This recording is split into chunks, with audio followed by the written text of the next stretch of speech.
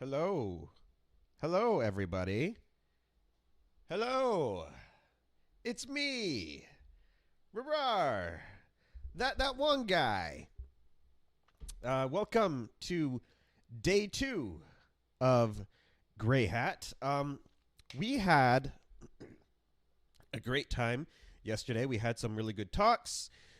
We had our first Spanish presentation about Monero, and I know for a fact that the Spanish community was very appreciative of that. Got a lot of great feedback on that. Oh, I'm left only again. I really thought I fixed this. Okay, they have a down. Hold on, just 1 second. Just 1 second. Down mix to mono. I know nobody wants to see this, but you know what? I'll go ahead and let you guys watch this thing for just a second. Hold on, see, look at the cool slideshow that we made. And I'll be right back with this fix. We have a little bit of time anyway.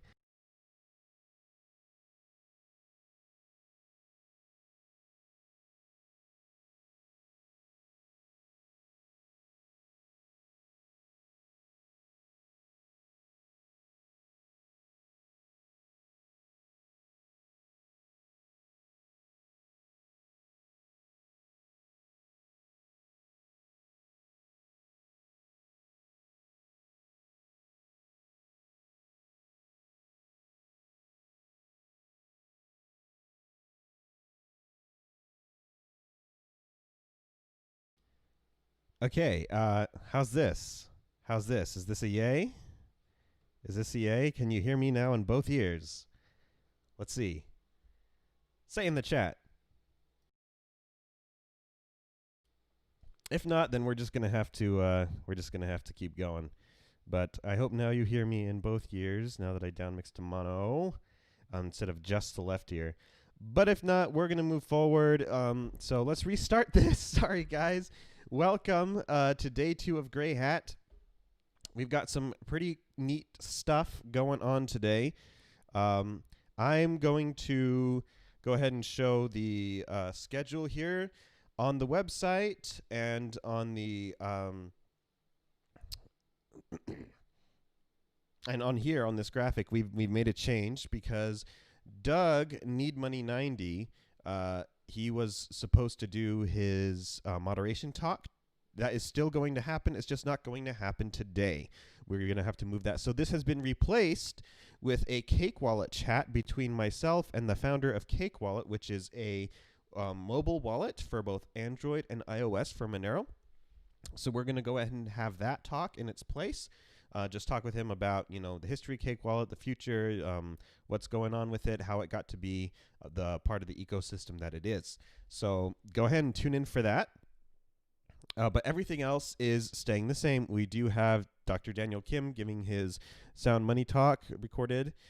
We have myself up after that talking to us about the value of privacy. Michael is going to be talking with us about contactless electronics.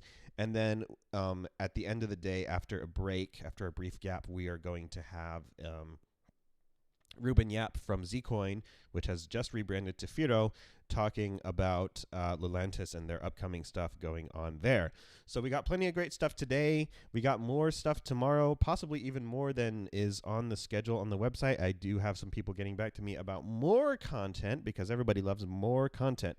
So we're going to go ahead and get started with Dr. Daniel Kim's thingamajigger. And yeah, without further ado, I'm just going to toss it on over there and hope you guys enjoy.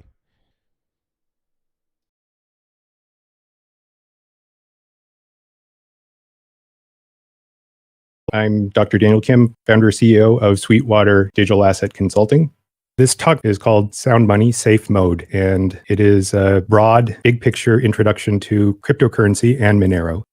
A little bit about myself. So academically, I'm trained as a particle physicist. I did my undergraduate and graduate work in experimental particle physics at Harvard. There I had a habit ingrained in me to always look at data. So there's going to be a lot of data shown in this talk. Most of my career was spent in the nonprofit sector. My first job out of grad school was with a symphony orchestra, where I ended up doing about 700 concerts professionally, first as a violinist and then later as a keyboardist. Concurrently with that, I jumped through the hoops to become board certified in radiation oncology physics. Then, as a medical school professor in medical physics, I help about a couple thousand patients with their fights against cancer by helping with the technical aspects of delivering high intensity radiation. It was as a med school professor that I did my perhaps most DEFCON, which was to invent a device that did packet sniffing on a medical network to reconstruct treatment data being delivered to cancer patients just before the time of treatment. I signed up for the executive MBA program at Yale because I thought that I wanted to show an interest in the way that the world works in a different way than in physics. Of course, in physics, you're studying how the world works at the smallest levels. But then to think broadly about real world human problems from a variety of perspectives, the MBA is good for that. While doing that, I made a switch to the for-profit sector. I joined a small hedge fund and I became director of research there.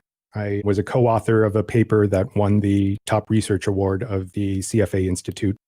That paper was about the effect of liquidity on asset prices. In my spare time, I was getting more and more interested into cryptocurrency, and then I made a decision that this was a genuine innovation, of which there are not that many that happen in one's lifetime. So I jumped to my own small business, which is what I do now as an independent consultant. Now I help bridge two very separate worlds as the founder and CEO of Sweetwater Digital Asset Consulting. There's the world that DEF CON represents, which is a non-commercial, open source, cypherpunk, grassroots cryptocurrency culture. And on the right side is the very parallel universe of traditional asset protection, trusts and family office, portfolio management, estate and tax planning. These two separate worlds know very little about each other in practice. They often make assumptions about each other that are based in fear. And so as one who has significant experience on both sides of this divide, I talk with OG crypto guys who want guidance in putting together a plan to shield their crypto from future creditors, whether they be random people who might sue them or a potentially vindictive future ex-spouse. And then from the other direction, I talk with traditional portfolio managers in the trust and estate world who are well acquainted with traditional assets, have heard about this cryptocurrency stuff, want to know if it's for real, and want to get in touch with a Sherpa who can help them sort through all the noise. In my nonprofit efforts these days, I am also a community volunteer for the Monero project. My talking here is on a voluntary basis. I'm doing this because I personally feel that this is an important project for humanity. I think it's important for people to speak out and make their voices heard on matters like this. I do not receive any support from the Monero project. I've never asked for support from the Monero project. I want to maintain my independence as my primary duty is to my consulting clients, to whom I owe the duty of doing the research and examination of the entire cryptocurrency space and making recommendations on what I think are the most compelling projects out there.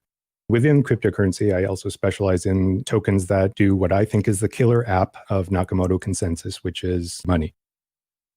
This talk is called Sound Money Safe Mode. First, I'm going to talk about the pandemic and the economic fallout. Second, the management of fiat scarcity leads to a strong suggestion that it might be a good time in history to be looking at independent sources of scarcity. Third, I'll talk about fungibility, what that means, and why it's important as the world moves increasingly towards a mass surveillance society. And then the fourth part is about getting involved. There's a shallow way to get involved, and there's a deeper way to get involved. The shallow way would be because it's a cryptocurrency, it behaves like an asset. And so I put on my hedge fund hat and I look at Monero and Bitcoin and also gold as parts of one's portfolio. But the deeper, more significant way is getting involved personally with your time and energy and expertise. I wanted to say thanks to a few people in the Monero community who I had consulted with while preparing this talk, Howard H.Y.C. Chu, Dr. Sarang Nether of the Monero Research Lab, and Dr. Francisco Cabañas of the Monero core team. Here in this plot, I'm showing US government data all the way back to 1980. So we're looking at 40 years of history here. The blue line is U6 unemployment. This is the fraction of people who are either looking for work or working part-time when they want to be working full-time, or are so discouraged with their state of trying to find a job that they've given up. This is contrasting with U3, which is only counting those people who are actively looking for work and can't find it. So U6 is a broader measure, and so it's widely considered to be more accurate. Unemployment in the year 2020 spiked up to the highest level ever in recorded history, at least of the U6 unemployment rate. It spiked up to about 23%. Fortunately, that's gone down a bit since then, but it's still definitely not a pretty number. So demand for services like travel, entertainment, all fell through the floor.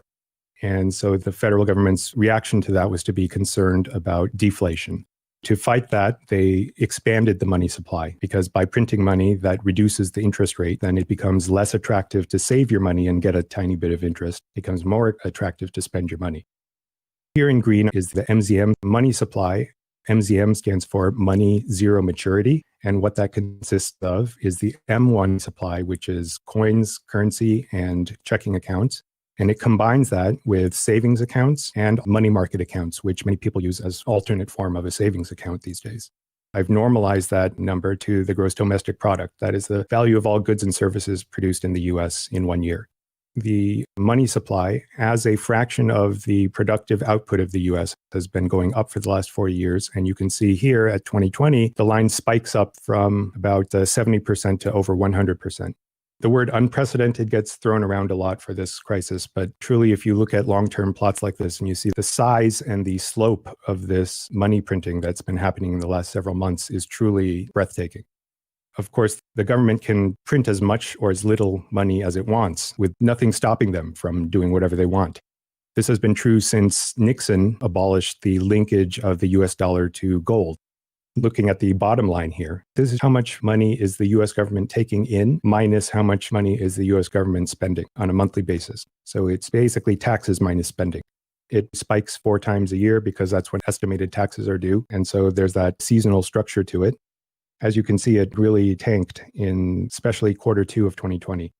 April 15, which is the normal deadline for taxes to be due, got pushed back to July 15 due to the pandemic. So there was no tax revenue coming in. Yet the government was continuing to spend money as it was before. The spending didn't stop, just the income stopped. And so this might reverse itself now that July 15 has come and gone with a correspondingly high spike in taxes. That is assuming that this July 15 was a bonanza from the point of view of the IRS with a whole lot of tax money coming in. We'll see if that was actually the case. If you integrate this over time, then you get the black line that's on top, which is the total federal debt normalized to GDP again. In the aftermath of the 2008-2009 financial crisis, the government was spending quite a bit more money than it was collecting. And as a result, when you time integrate that, you get the black line up here in the federal debt to GDP. And now we're at this point here. At the beginning of the year, the debt to GDP ratio is about 110%, and that is before the pandemic. In the G20, there are 8 countries that have been reporting statistics on the amount of money that's in circulation in their particular currency. Here, I've normalized the amount of money in every country to be equal to 1 on January of 2020. There's this hockey stick shape to this curve of how much money is circulating. In the United States, the M1 expansion has been to the tune of about $1.33 trillion, which amounts to an increase in the money supply of about $300 million per hour. Now, if you compare this to, for example, the market cap of Monero, that's something on the order of $1.5 billion. So the money supply of the US expanded by the size of Monero's market cap roughly 5 times every day for the last 6 months. Let's broaden our focus to not just the 8 countries in the G20 that have reported results recently, but let's look at all the G20 fiat currencies. And let's also expand the time frame in which we're looking back to 2009, the year in which Bitcoin came out. Every country's money is equal to 1 at the beginning of 2009. You can see that there is not one of the G20 currencies that has been flat or has actually decreased their money supply over time. It's all increased. As a former med school professor who worked in oncology, the exponential math of uncontrolled growth in cancerous tumors is something that I think about when I see a plot like this. Pre-pandemic, we're looking at a doubling time of about 8 years. If you think about how long does an average human survive, let's say 80 years, that is 10 doubling times, which means the amount of money expansion in an average human's lifetime is 2 to the 10th power, which is 1024. It's about 1,000 times increase in the money supply. And that is before the pandemic. After the pandemic, we're looking at a doubling time that's closer to 2 years. There's an interesting scholarly book called Monetary Regimes and Inflation, which did a study of 29 historical cases of hyperinflation. At least for Americans, none of us have ever had to live through that, but all accounts of what it is like to survive through something like that it's no fun at all. It wipes out people's savings. It promotes social unrest. It's just not pretty. This book came to the conclusion that in 25 out of 29 of these historical cases of hyperinflation, the trigger was that there was money creation that financed government deficits. These charts should be convincing evidence that the money creation, which is half of this equation, is indeed happening.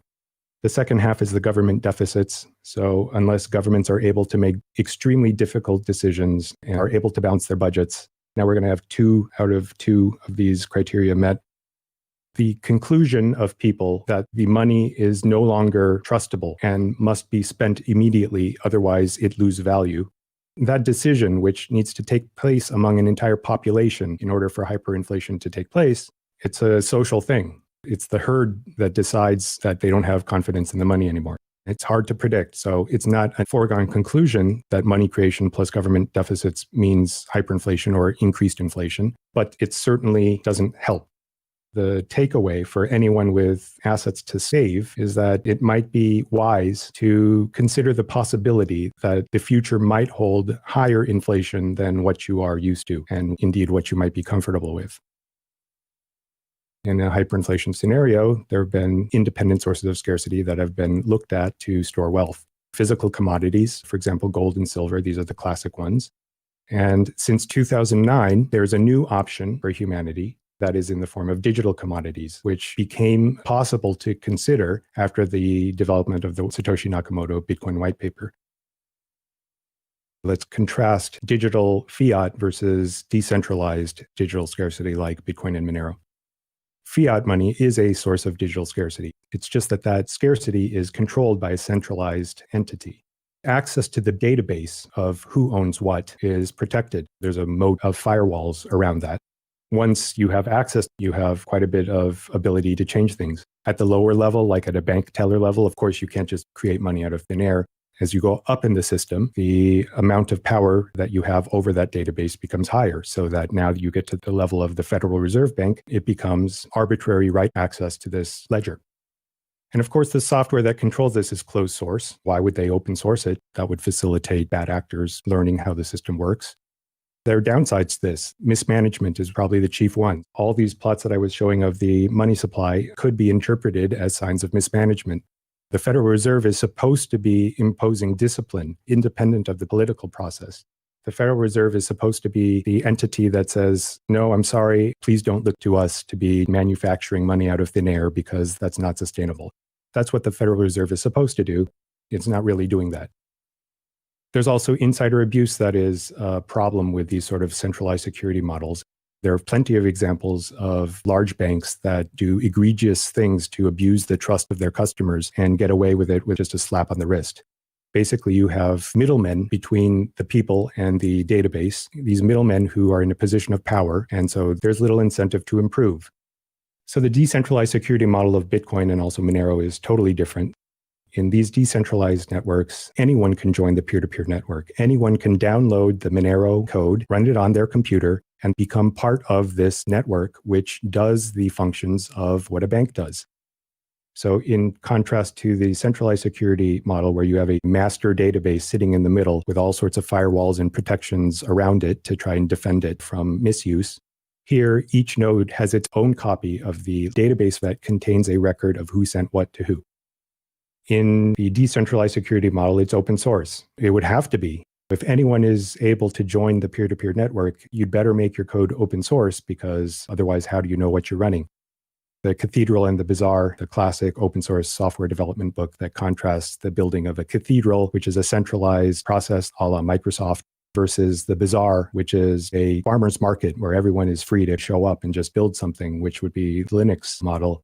These two situations, fiat versus decentralized money, it's really like Microsoft versus Linux. Of course, there are downsides to the use of FOSS in money. It's new, fewer people have heard of it. It's relatively inefficient because if there's no boss computer within this peer-to-peer network, then how are you going to decide what the true version is of the database that keeps track of who owns what? Currently, cryptocurrencies are able to be traded for fiat currencies, but this used to not be the case. Back in 2009, Bitcoin had $0 value. It was this interesting curiosity of a system that purported to make a new form of scarcity that acted like money. But back in 2009, nobody knew that that was actually the case. Nobody knew if this thing would actually work like it said it would work. And so I think it's a good idea if you're new to cryptocurrency, before you get caught up in the latest price movement of this and that currency and the horse race, I would suggest pretending that all of cryptocurrency has zero value. It'll end up being good for you in the long run because you'll have a more solid understanding of what's actually going on with this stuff that you're buying and selling. Now, there are three aspects that you need to get working to create a private form of money. First, you have to have some sense of what is the analogy of a bank account. Second is you need to have some analogy to what it is to write a check. And third, you need to have some sort of process for that check, once it's shown to be legitimate, to be processed through the system. So I'd like to turn the clock back and summarize how Bitcoin works. Bitcoin is based on the SECP 256K1 elliptic curve, and that's written out here. It's public knowledge what this elliptic curve is. There's nothing secret about it. It's a public standard. Y squared is congruent to x cubed plus 7 mod this very large prime number. X and Y usually you think of as being real numbers. Think of high school algebra and you want to plot this curve. You will make a curvy shape out of this. But in this case, we're restricting X and Y to be integers. And furthermore, these integers are modulus this prime number, which is basically clock arithmetic. This is saying that 1 o'clock, 13 o'clock, 25 o'clock are all the same because every 12, your counting goes back. So that's the case here, except instead of a clock with 12 numbers, you have a clock with 70-some digit prime number of numbers on its dial. You have this universe-sized sheet of grid paper with XY coordinates that are each integers. And some of the points on this gigantic sheet of grid paper are solutions to this particular elliptic curve. If one was to try to guess random combinations of X and Y to come up with a solution to this, it's basically impossible. So fortunately, part of the elliptic curve definition is to provide you with a solution called the base point.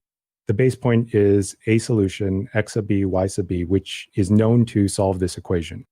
And furthermore, because of the mathematics of elliptic curves, if somebody gives you an integer n, it's possible to compute another solution, p sub n, which would be n times the base point. It's not just that you take the base point and you multiply both the x and y coordinates by the number n. It's more sophisticated than that. But the idea is if somebody tells you n, you can compute the nth point that is a solution to the elliptic curve.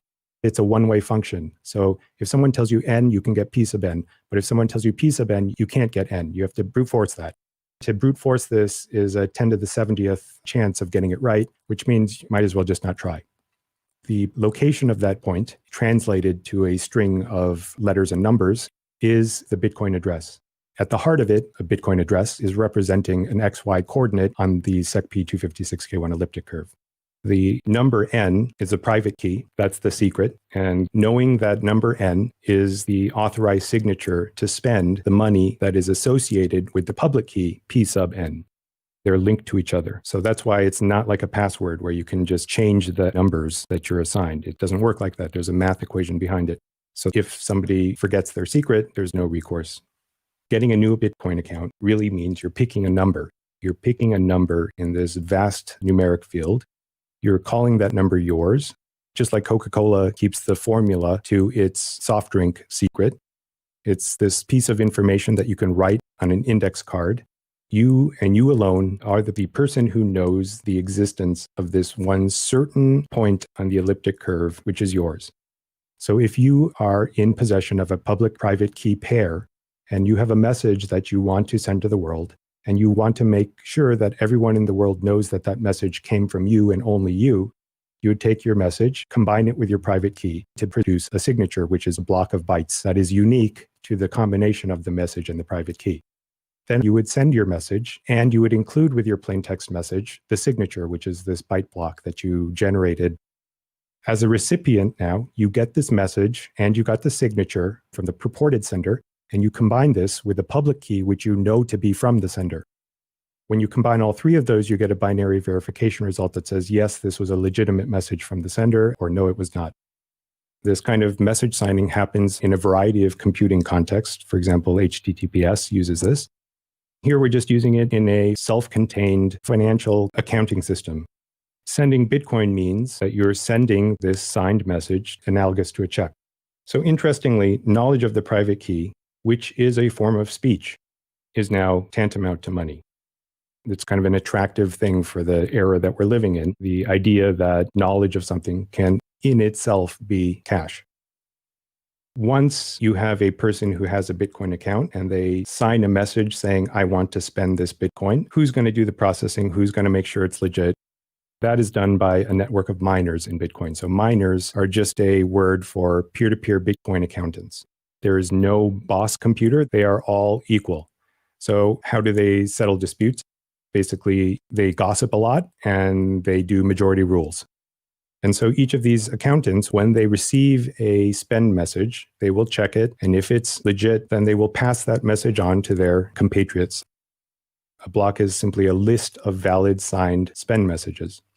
In each block, there is a small data field called the nonce that each miner is free to fill with whatever random bits they want. A block is not accepted by the network until the hash of the block is lower than a certain number called the difficulty. The difficulty number is dynamically adjusted so that the number of valid blocks that happened in a 10-minute interval is 1 on average. This is something that's hard to get your head around if this is the first time you're hearing it, because usually when you think about hash functions, you don't care about the value of what the hash is. You just care that the hash matches something else. For example, if you're checking the download of a file, you want to take a hash of what it is you downloaded and check that against the hash of what you think you downloaded and make sure that they match. Here in this case, we actually care if the hash starts with a 0 or a 1. In fact, we care about the first several digits of the hash, then we will require them to all be zeros.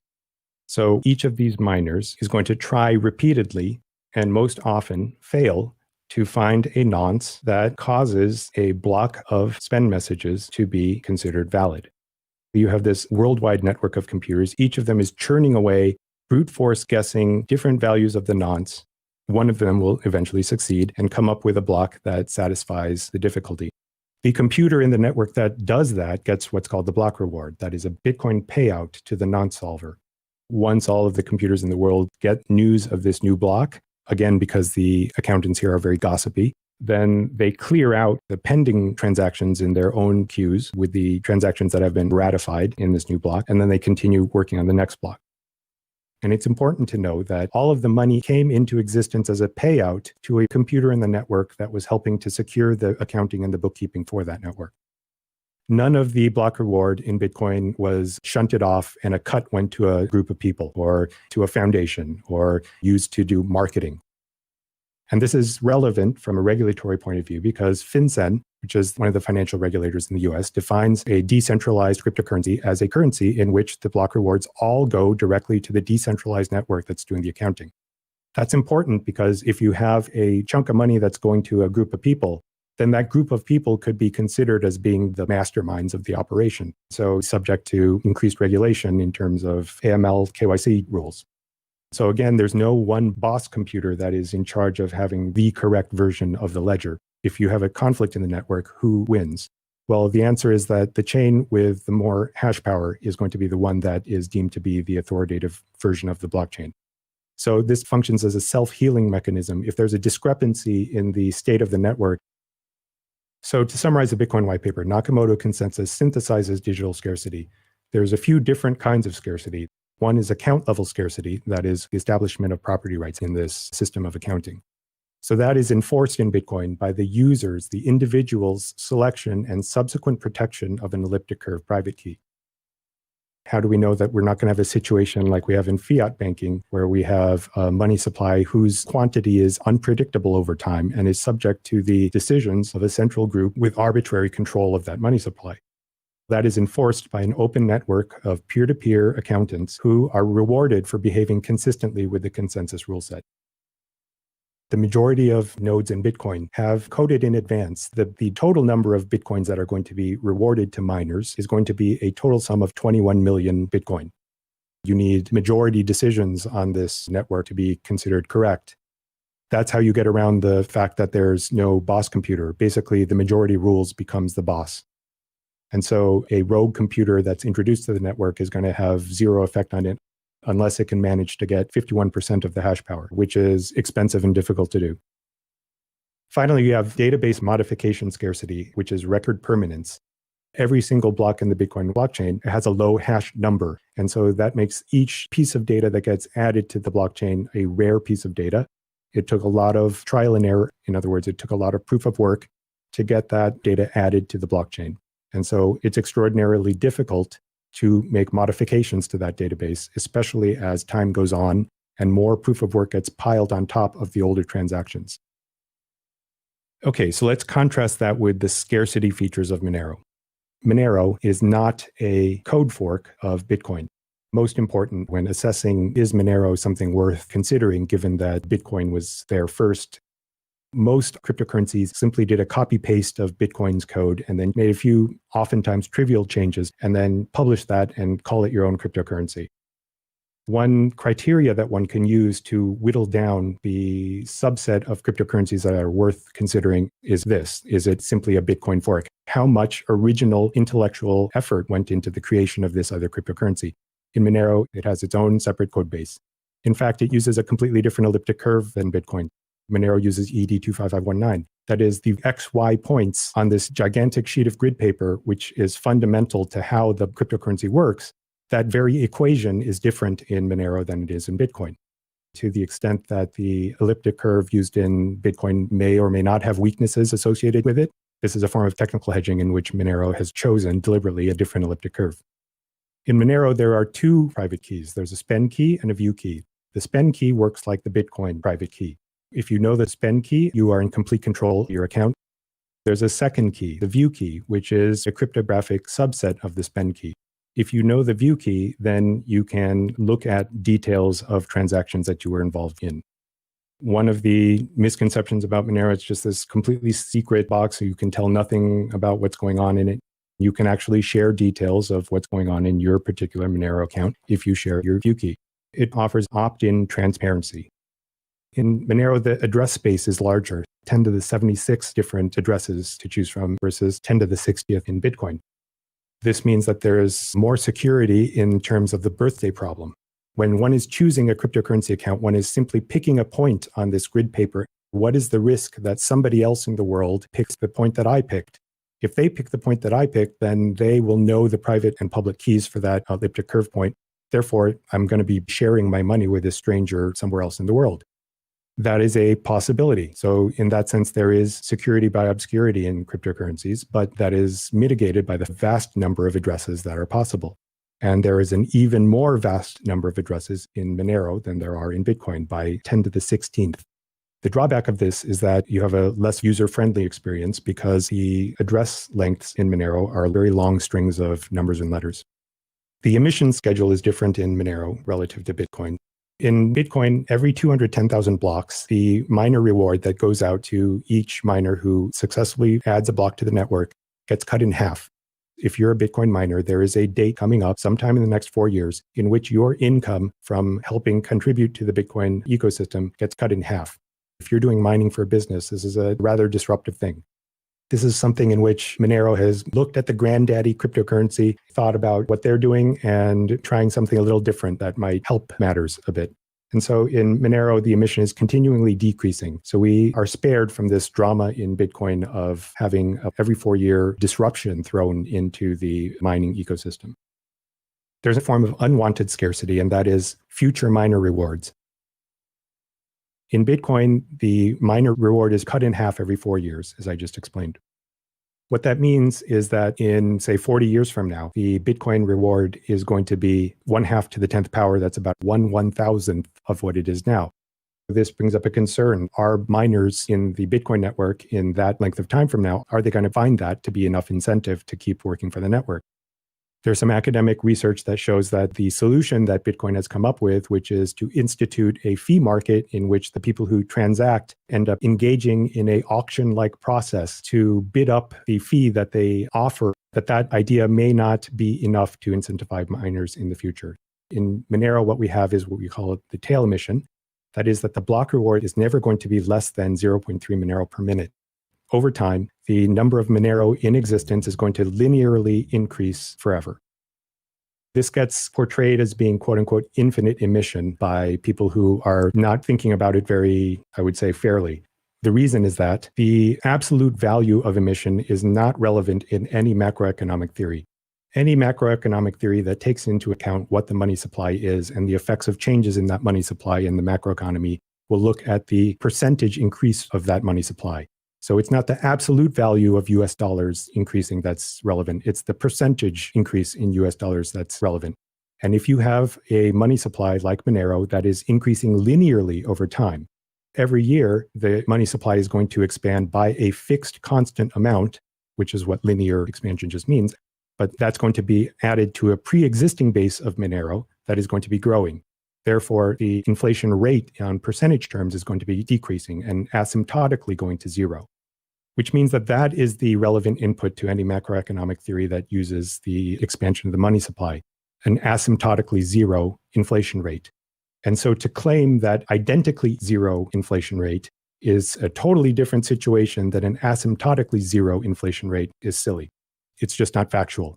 It is easy to understand that 21 million Bitcoin is the only amount that's ever going to be created, but it leads to a bit of a laziness of thinking in which one comes to this false conclusion that one must have a identically zero inflation rate in order to be macroeconomically negligible. What do we gain in Monero for having this tail emission? We know in Monero that miner incentives are going to be there in perpetuity. In Monero, we do not have a civil war over who is going to be paying for miner rewards in the future. Now, this sounds like it might be trivial and academic, but this whole position in Bitcoin that we are going to get the transactors of Bitcoin to engage in this fee market, the viability of that was debated within Bitcoin and was one of the factors leading to the divorce of Bitcoin versus Bitcoin Cash. We avoid all that in Monero by having this tail emission. Here are some charts that show what I'm talking about. I'm looking at a timescale of 2009 going out 15 years into the future to the year 2035. There have been about 18 million Bitcoin created, and there are going to be 3 million more created for the rest of time. In Monero, we also have a predefined schedule for what the coin emission is going to be over time. And so to the left of August 2020, you see what actually happened in terms of emission in the Monero blockchain up to now. And then in the future, you can see the tail emission in Monero shows up as a straight line that's slightly tilted up to the right. That's the tail emission, in which there's going to be a fixed number of Monero dedicated to be given out to miners every year in perpetuity. This differs from Bitcoin, in which they have a problem to deal with, which is how do they guarantee that the miners in the far future are going to be incentivized to keep using their electricity to keep supporting their network? This is year-over-year supply inflation. How much US dollars have there been versus how much US dollars have there been a year ago at the same date? We have a scary situation with the money supply of the US dollar. As a result of the pandemic, this has spiked up to about 30%. Hopefully it works out for the best, because if it doesn't, there's going to be a lot of suffering by humanity. But the situation is what it is. For those people looking for a source of scarcity that is gold or gold-like, this is what you're looking at. You have gold and you have new digital alternatives in the form of Bitcoin and Monero. The World Gold Council keeps track of its estimate of how much above ground gold there is in the world every year. And that has been increasing at a pretty constant rate of about 1.8% per year. If you use that as your litmus test, a working definition of sound money would be a source of scarcity that inflates by 1.8% per year or less. Bitcoin and Monero both are coming up on a new area of scarcity. The inflation rates of both Bitcoin and Monero are going to be lower than gold.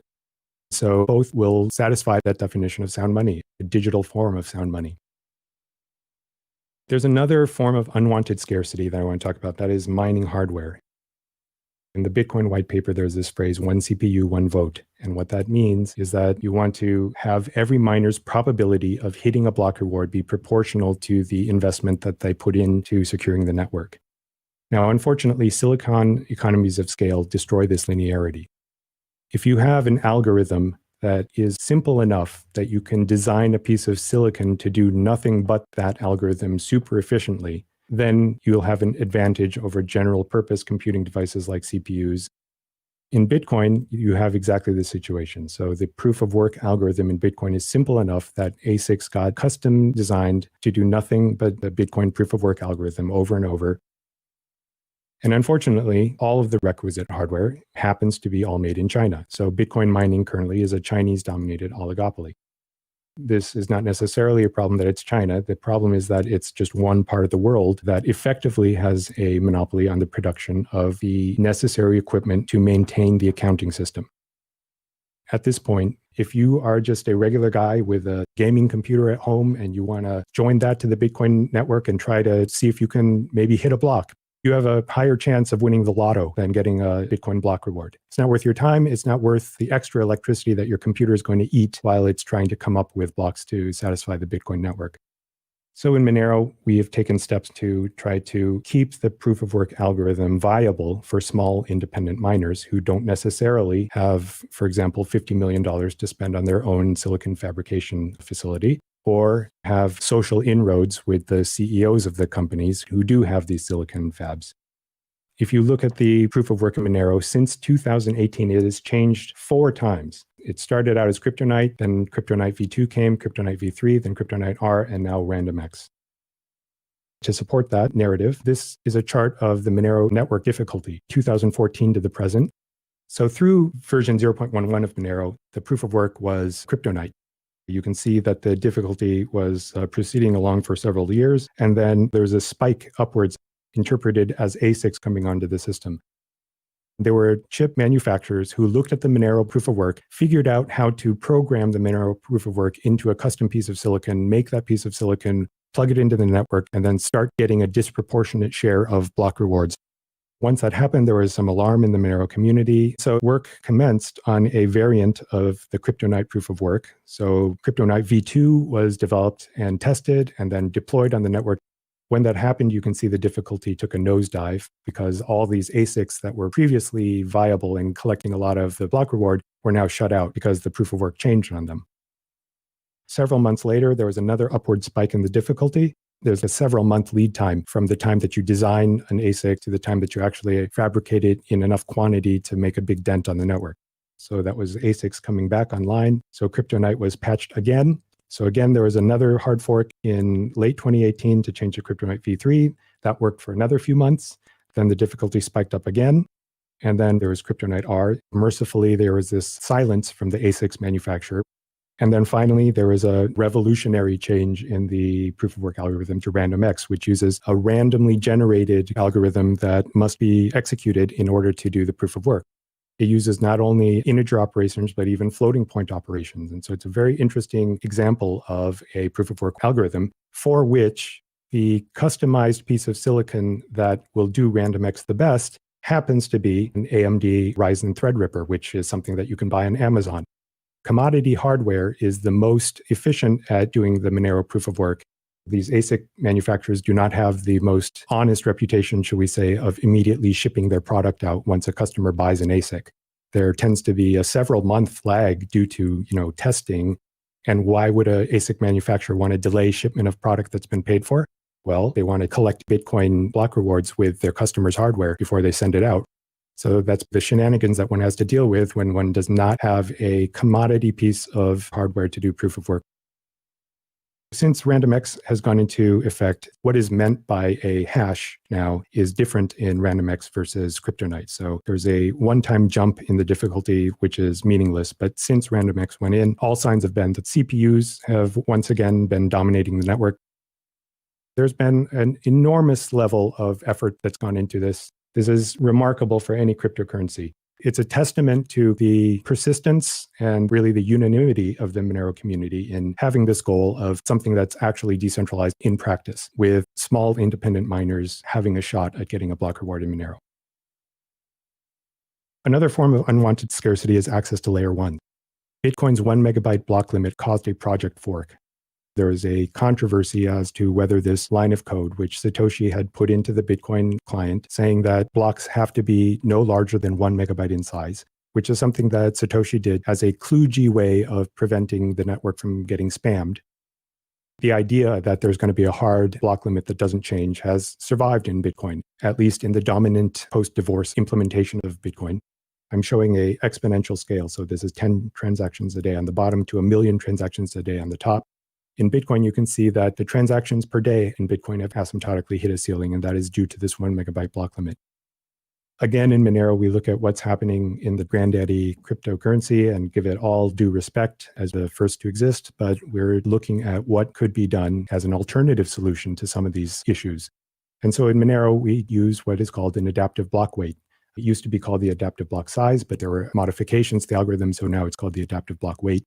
The basic idea is that there is no hard-coded limit on the size of a Monero block. There is a miner disincentive that kicks in when blocks get too big. So that disincentivizes miners from including a whole bunch of transactions into a block. There are user fees that also increase if the blocks get too big. The size can dynamically expand if there is organic growth in the demand for Monero transactions. From this past history of transactions per day, you can make a pretty good argument that the trend line of this transactions per day is on the way up. It's unlikely to be spam related. It's unlikely to spammers are just carefully spamming the network by just a little bit and then increasing the amount of spam that they send over time. This seems to be organic growth in the demand for Monero transactions. 2016 to this time today, that's a 10x increase in the transactions per day. It doesn't look like much on this chart, but that is quite significant. In 4 years at this pace, we're going to be looking at 100,000 transactions per day. And then in the year 2028, maybe in DEF CON, we'll be showing 1 million transactions a day. Who knows? At this point of the talk, I want to talk about fungibility and transparency. And this is where the two mission statements of these two cryptocurrency projects start to diverge quite strongly. Bitcoin is transparent. Etched forever for everyone to see is for every transaction, you can see the sender, the receiver, and the amount. For every address, you can see a complete live balance history. This is contrary to what you might have heard from the popular press if you're new to getting into the real details of cryptocurrency, because the news reports always make Bitcoin out to be this anonymous currency that nobody knows anything about. Nothing could be further from the truth. It's actually completely transparent. For high net worth clients that I work with in my consulting practice, this tends to be a showstopper once they know about it. Once they become aware of this fact that if you put $1 million into Bitcoin, as soon as they know your Bitcoin address, anyone in the world can go to their blockchain explorer, type in that address and see there's 100 Bitcoin in there that's worth a lot of money. No one with wealth wants to broadcast that to the world. It's just indiscreet and it's unsafe. So the fact that there's this transparency in Bitcoin puts innocent people at risk. Also businesses, because businesses have as part of their secret sauce as to how they are able to serve humanity, make a profit at the same time, is that they have a certain pattern of suppliers they get their inputs from. So oftentimes the prices of those products might not be public knowledge. There are lots of trade secrets that businesses have, and there's no shame in that. For some reason, for some people, any sort of desire for privacy gets portrayed as being something nefarious. Businesses routinely need privacy in order to survive as businesses, in order for their intellectual property, their trade secrets, to not be copied by competitors. Another problem in Bitcoin that goes beyond privacy is fungibility. Every coin in the Bitcoin network is traceable back to the miner. So it's as if you have a $10 bill, and on the back of the $10 bill, there's a neat chart that shows your bank account numbers and the account numbers of everyone before you who had that $10 bill, going all the way back to the US Mint that fabricated the $10 bill. It's even worse than that, because if it were actually on a physical piece of paper, then the holder of the piece of paper would be the only one who could see it. In Bitcoin, everyone in the world can see that transaction list for every piece of currency that's in the entire system. That invites voyeurism. If you know a Bitcoin address, it's natural to go to a Bitcoin Explorer and type in the address and see how much money's there and see how many transactions they do. I think it's a pernicious social effect of this feature of the protocol. It's normalized being nosy. There's also guilt by association, and this is far more serious. There are many companies in existence whose job it is to try and associate names and faces with every address in Bitcoin. They're trying to dox everyone on the Bitcoin network. And what do they do with that information? They basically come up with the equivalent of a social credit score. Because every Bitcoin in existence can be traced, they can make a graph showing people transacting money with each other.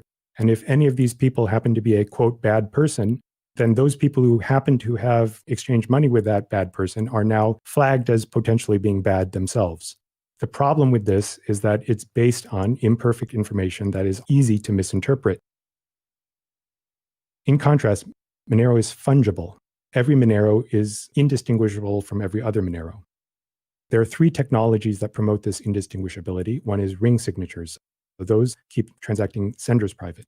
Stealth addresses keep transacting receivers private, and ring CT keeps transaction amount sent private.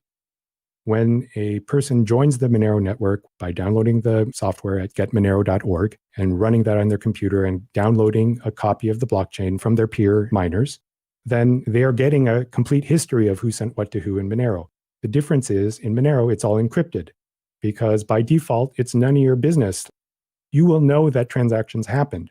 You will know when they happened, and you will know that they happened, but you won't see the details of what happened.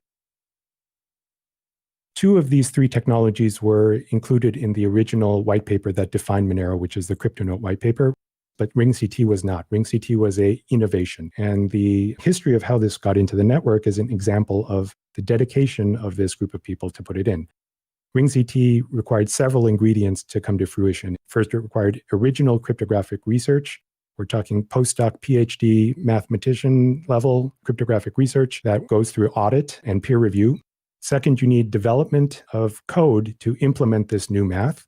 The math is not trivial. And then to write code that faithfully implements that new math is also not trivial. Just in case there were problems in the code that got written, it got subject to external audit. So basically, the Monero community was solicited for donations to pay for external auditors to examine the code of RingCT and make sure that there were no subtle errors of memory overwrites or such. And that got approved. Then finally, it doesn't matter if code gets written if nobody actually runs it. So the community of Monero node owners needed to get on board and download this and update their computers once the new code came out, because this was a hard fork. So all these ingredients had to happen for RingCT to go in. On the top, I'm showing daily average bytes per transaction on both the Bitcoin network and the Monero network. Bitcoin is in black, and it's been pretty constant over time. That's part of their community ethos over at Bitcoin, is that they want a stable protocol. They don't want to rock the boat. In Monero, we are used to acknowledging that there's going to be new research, new innovations that make fungibility even better. And we go through the time and the trouble and the effort to actually make that happen. In the birth days of Monero, you see that the transaction size in bytes was very small because those were mostly Coinbase transactions going out to empty blocks. But then people started using it. And then in the early days of Monero, the system used denominated outputs. You can think of there being like a 1 Monero gold chunk that is encased in plastic, and it's engraved with the owner's key information on it. Once a person spends that 1 Monero output, then it transmits and it becomes the property of somebody else on the Monero network.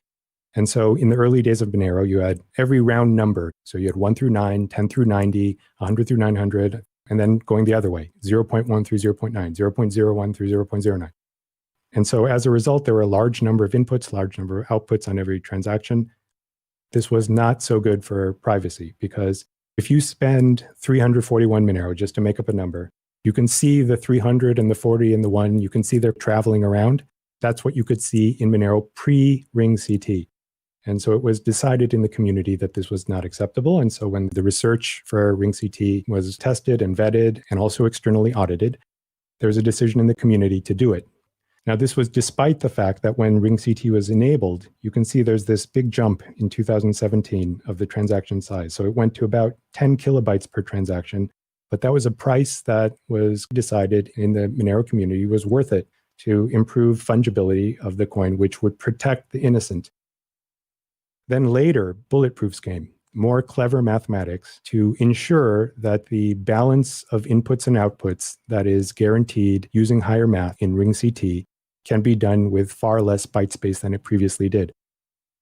There's a research process, an audit process, a coding process, and a vetting process for all this for bulletproofs as well. But when that went live on the network, that was in late 2018, you can see that the transaction size dropped by basically an order of magnitude. And then you can see here on the transaction fee side, the fees also drop by an order of magnitude. You could argue that the Monero transaction sizes are still quite a bit larger than Bitcoin's, but there's a new news item in the Monero research pipeline.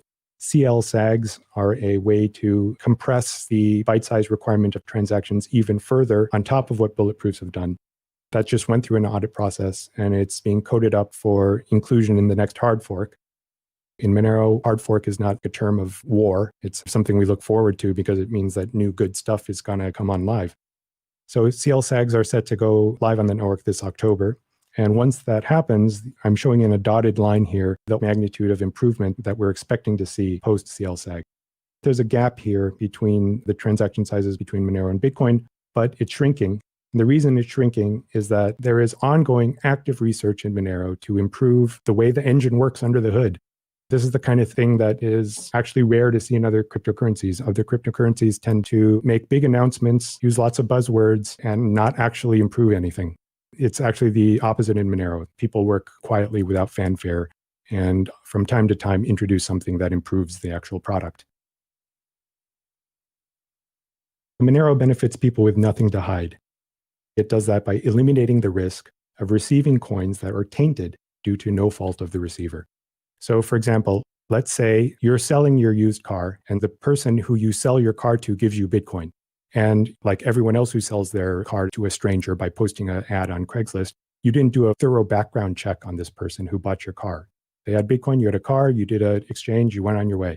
Unbeknownst to you, the way that they got their Bitcoin was that they were, for example, selling drugs on the dark web. And that's how they came up with that Bitcoin, which now you own because you sold your car to this person. And now because the companies that are doing blockchain analysis know that, now they are looking at you thinking this person just got $10,000 worth of Bitcoin from a known drug dealer. Maybe this person is supplying drug paraphernalia to that dealer. Now this person tries to put their tainted Bitcoin into a crypto exchange to get USD out of it. Once they send their tainted Bitcoin to their exchange, it gets frozen. And now the customer has to go through all sorts of extra hoops to prove their innocence. And they're trying to prove their innocence to somebody who really doesn't care to know the truth. They just want to cover liability on their side. They just want to make sure that they don't get in trouble. The easiest thing to do is just to quarantine that money, not give it back to the customer, and wait for the authorities to give them permission to give it back. And none of this had anything to do with the innocent person involved. This is why the transparency of Bitcoin is a problem even for innocent people who have nothing to hide.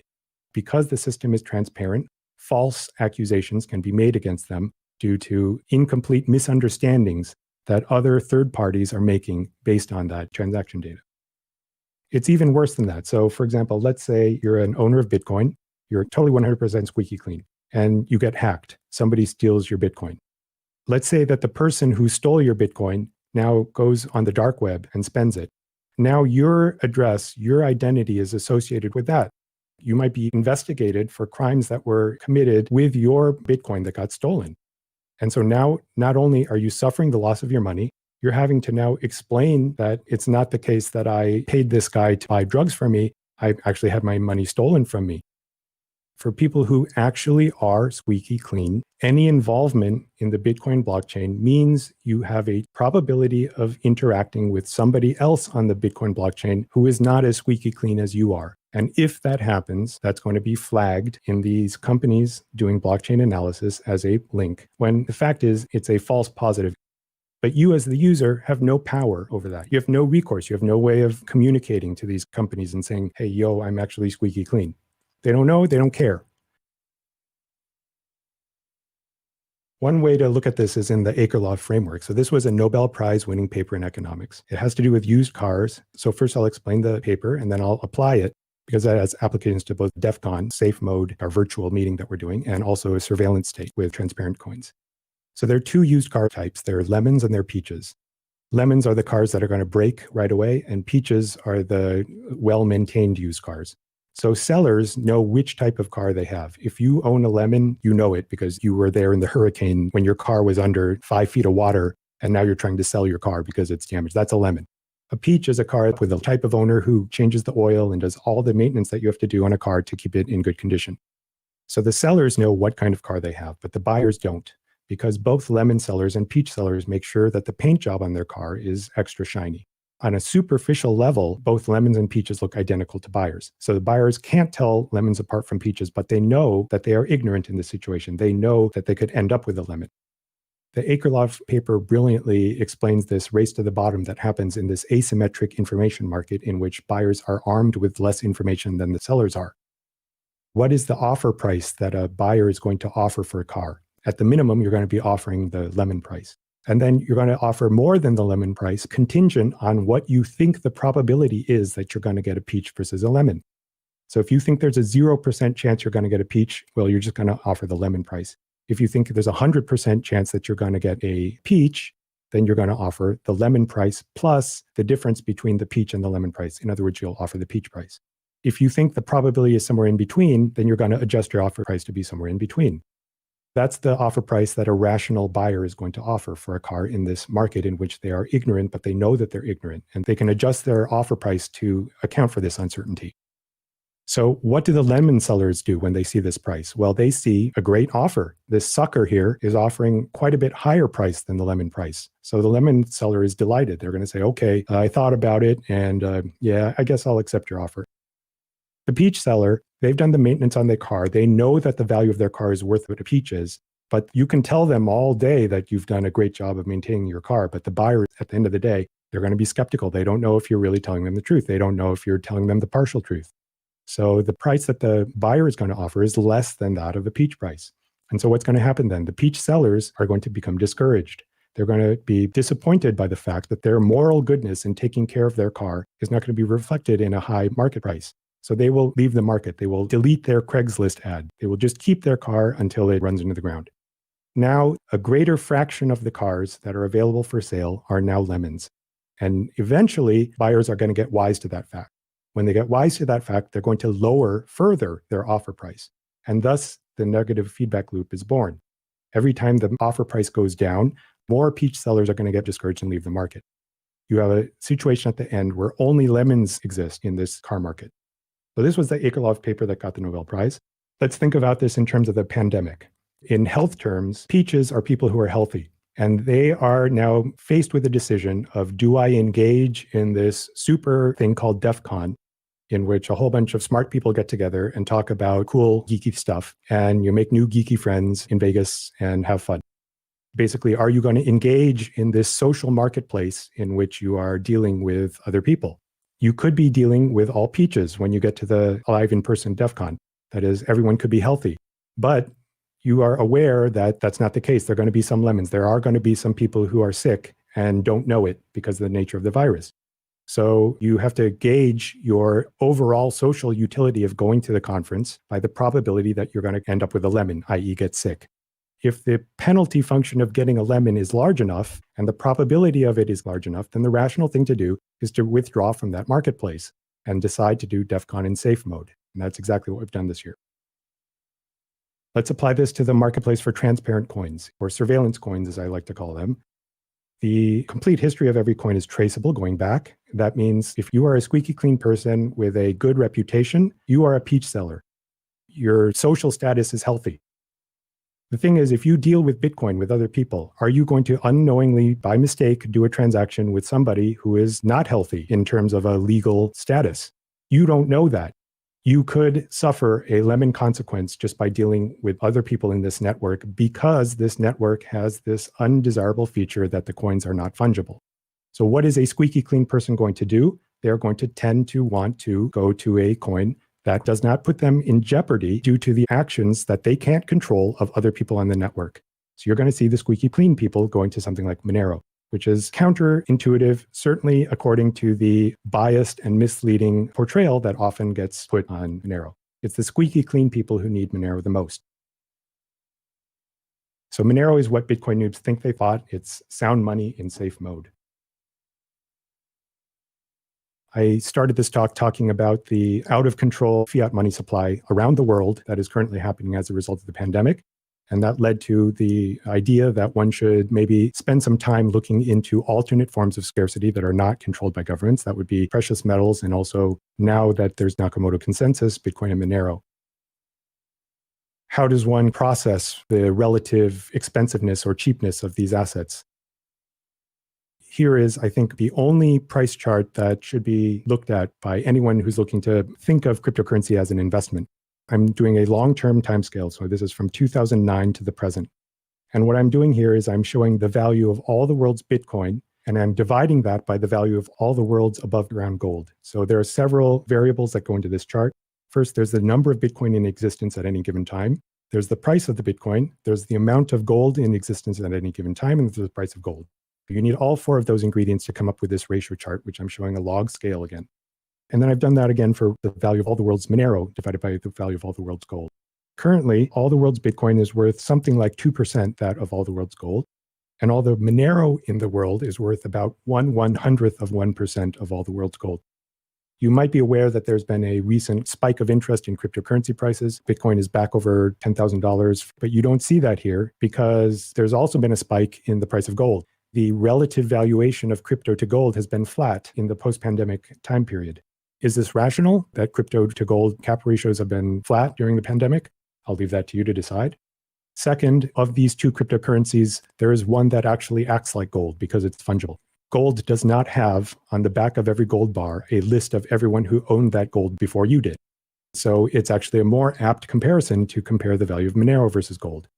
So is it rational that the valuation of Monero is 1/10,000th of that of gold, whereas the valuation of Bitcoin is 1/50th that of gold? One thing I also wanted to show was a chart that counters this very stale narrative that there's infinite inflation in Monero. Let's say you have an investor who decides that they want to buy one millionth of one of these alternative forms of scarcity. To protect themselves against inflation, they are not going to buy one millionth of today's supply. They are going to buy one millionth of the supply in 100 years' time.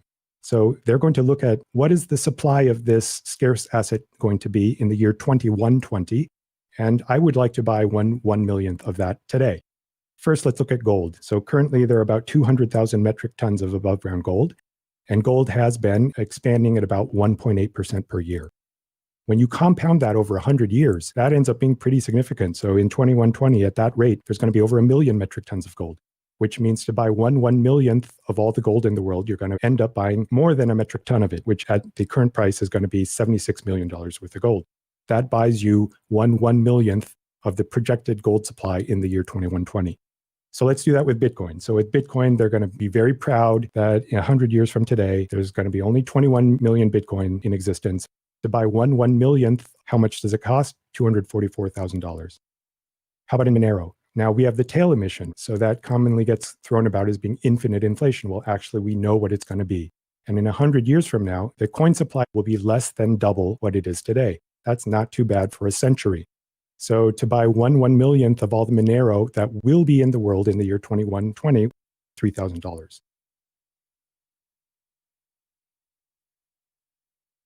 If you want to learn more about Monero, there's monerovillage.org for the rest of the festivities happening this week. Also, the official website is getmonero.org. That's important to know. It's getmonero.org, not other variants. Or if you want to get in touch with me over email, it's Daniel@Sweetwater Consulting. Thanks for your attention.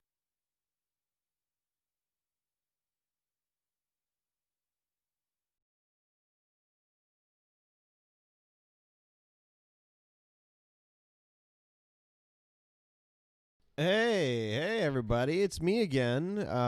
Thank you so much, Daniel Kim, for providing this recording. He did make some edits for Grayhat, and we are very thrilled that he was able to do this work to get this out here for us with the updated things and stuff. Excellent talk. Always fantastic. Really, it's if there's somebody brand new to Monero. Oh, I'm super quiet. Okay, hopefully that's a little bit better. If there is somebody that's brand new to Monero, and they are an intermediate level at life, I would suggest starting with this kind of video specifically for them, because it kind of goes over absolutely everything, gives them a really good understanding. Share this with friends. Really, really powerful stuff. Thank you so much, Dr. Daniel Kim, for that. So we are going to take a bit of a break. Our next person that's going to be up is me. Let me put the schedule back up again, that little slideshow thingy, and then we can see, okay, yeah, here's the schedule. I'm coming up in about an hour. After that, we've got the Cake Wallet chat. That's going to be happening with Vic. After that, we're going to be having the Contactless Electronics from Michael, our resident Monero hardware, open hardware guy. And then we have Ruben from Zcoin, now known as Firo, who's going to be talking with us about their Lelantis protocol. So stick around. Thanks so much for joining us here on the second day of Grayhat. there is other villages, there is other things happening at Grayhat this year. So please visit their website, grayhat.co. It's down there at the bottom of your screen. They've also got a Discord. They've got plenty of other villages like, Biohacking Village and Red Team Village and many, many, many more. And they've all got their own content that they're doing. So please go check them out if you're interested in any of the other stuff that's going on with them. And we will be back with me a little bit later.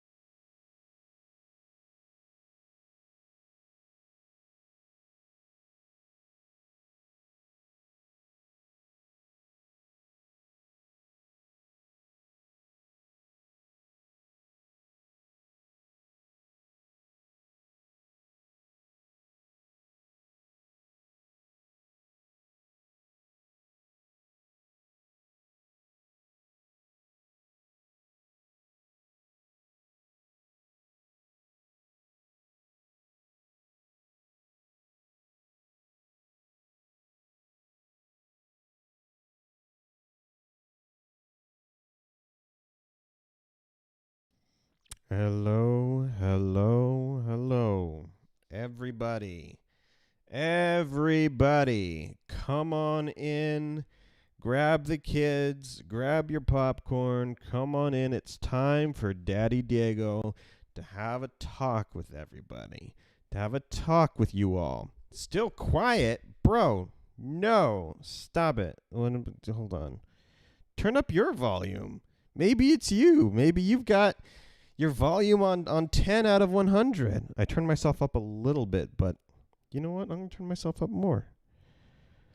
Maybe 1/3 the volume of Dr. Kim. Okay, how's this? I turned myself up even further, and I'm actually afraid I may start clipping here pretty soon. Desktop audio, blah, blah, blah, blah. Properties. Jinga, jinga, jinga, jinga, jinga. You are clipping, but at least I can hear you better. No, okay, clipping is bad.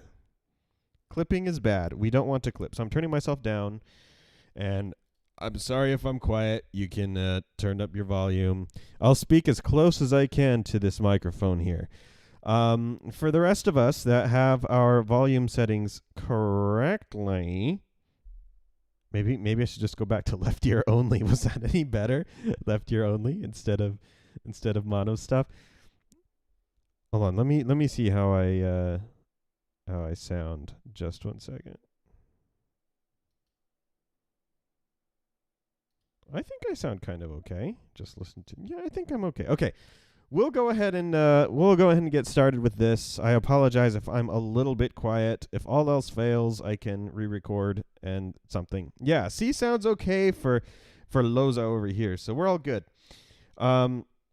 Let's go ahead and switch to my presentation. Oops. Starting at the real talk. Just 1 minute. That's the last slide. We're not going to start talking real until the very end. Okay. Now we can go back to the presentation. All right. Hello, everybody. My name is Diego Salazar. You probably have seen me around because I have been hosting this event. People know me as Rarar in the Monero community. I work for the core team. I'm kind of their boots on the ground guy, meaning that if they need something done, they let me know and I get it done for them. And I'm here to talk with you guys about privacy. As you all know, this is the Monero Village. Speaking of, you can go to monerovillage.org to see our schedule. We also have a Discord channel on the Grayhat Discord, Monero Village. You can come check us out there. But Monero is a coin that values privacy and fungibility, and we do our best to, in our technology, implement that privacy and fungibility. So in the talk I had yesterday, where I kind of did a brief overview of blockchain and Monero as a whole, I discussed the fact that, Monero is kind of a worldviews game, where if somebody understands why privacy is important in our day and age, then when we start talking to them about Monero, it just makes a lot of sense. They're like, oh, okay, it's self-evident why Monero would be important. But if you have somebody that doesn't believe that privacy is that important, they're like, well, if you got nothing to hide, you got nothing to fear. If you got one of those types, then Monero is not self-evident. You kind of have to talk with them about some of the other things that Monero is good for, because when you tell them like, oh yeah, Monero protects your privacy, they're like, well, so I don't have anything to hide. I don't, privacy's for criminals. So I thought it would be prudent to go ahead and have a talk about why privacy is important, what privacy means in our day and age, how it can meaningfully be achieved. For those of you that already believe this kind of thing, this may be a retread of what you already know, but it's always good to go back and look at the fundamentals. So, first things first, we're going to go ahead and start with a definition. All good talks, for some reason, start with a definition so they can expand on that. And, I'm no different. Who am I to go against what is the standard foundation? So, privacy. Oxford Dictionary defines it as the state or condition of being free from being observed or disturbed by other people. So this is interesting because there is both kind of, it covers direct contact and indirect contact. So if you are being disturbed by somebody comes over and is like, hey, Diego, and starts poking me. I'm being physically disturbed by that person. There is direct contact. But it doesn't stop there. Privacy is also this indirect contact. It has this indirect contact component where even if somebody is not in contact with me directly or disturbing me, they're just observing me, they're being around me, right? Then this also is an invasion of privacy.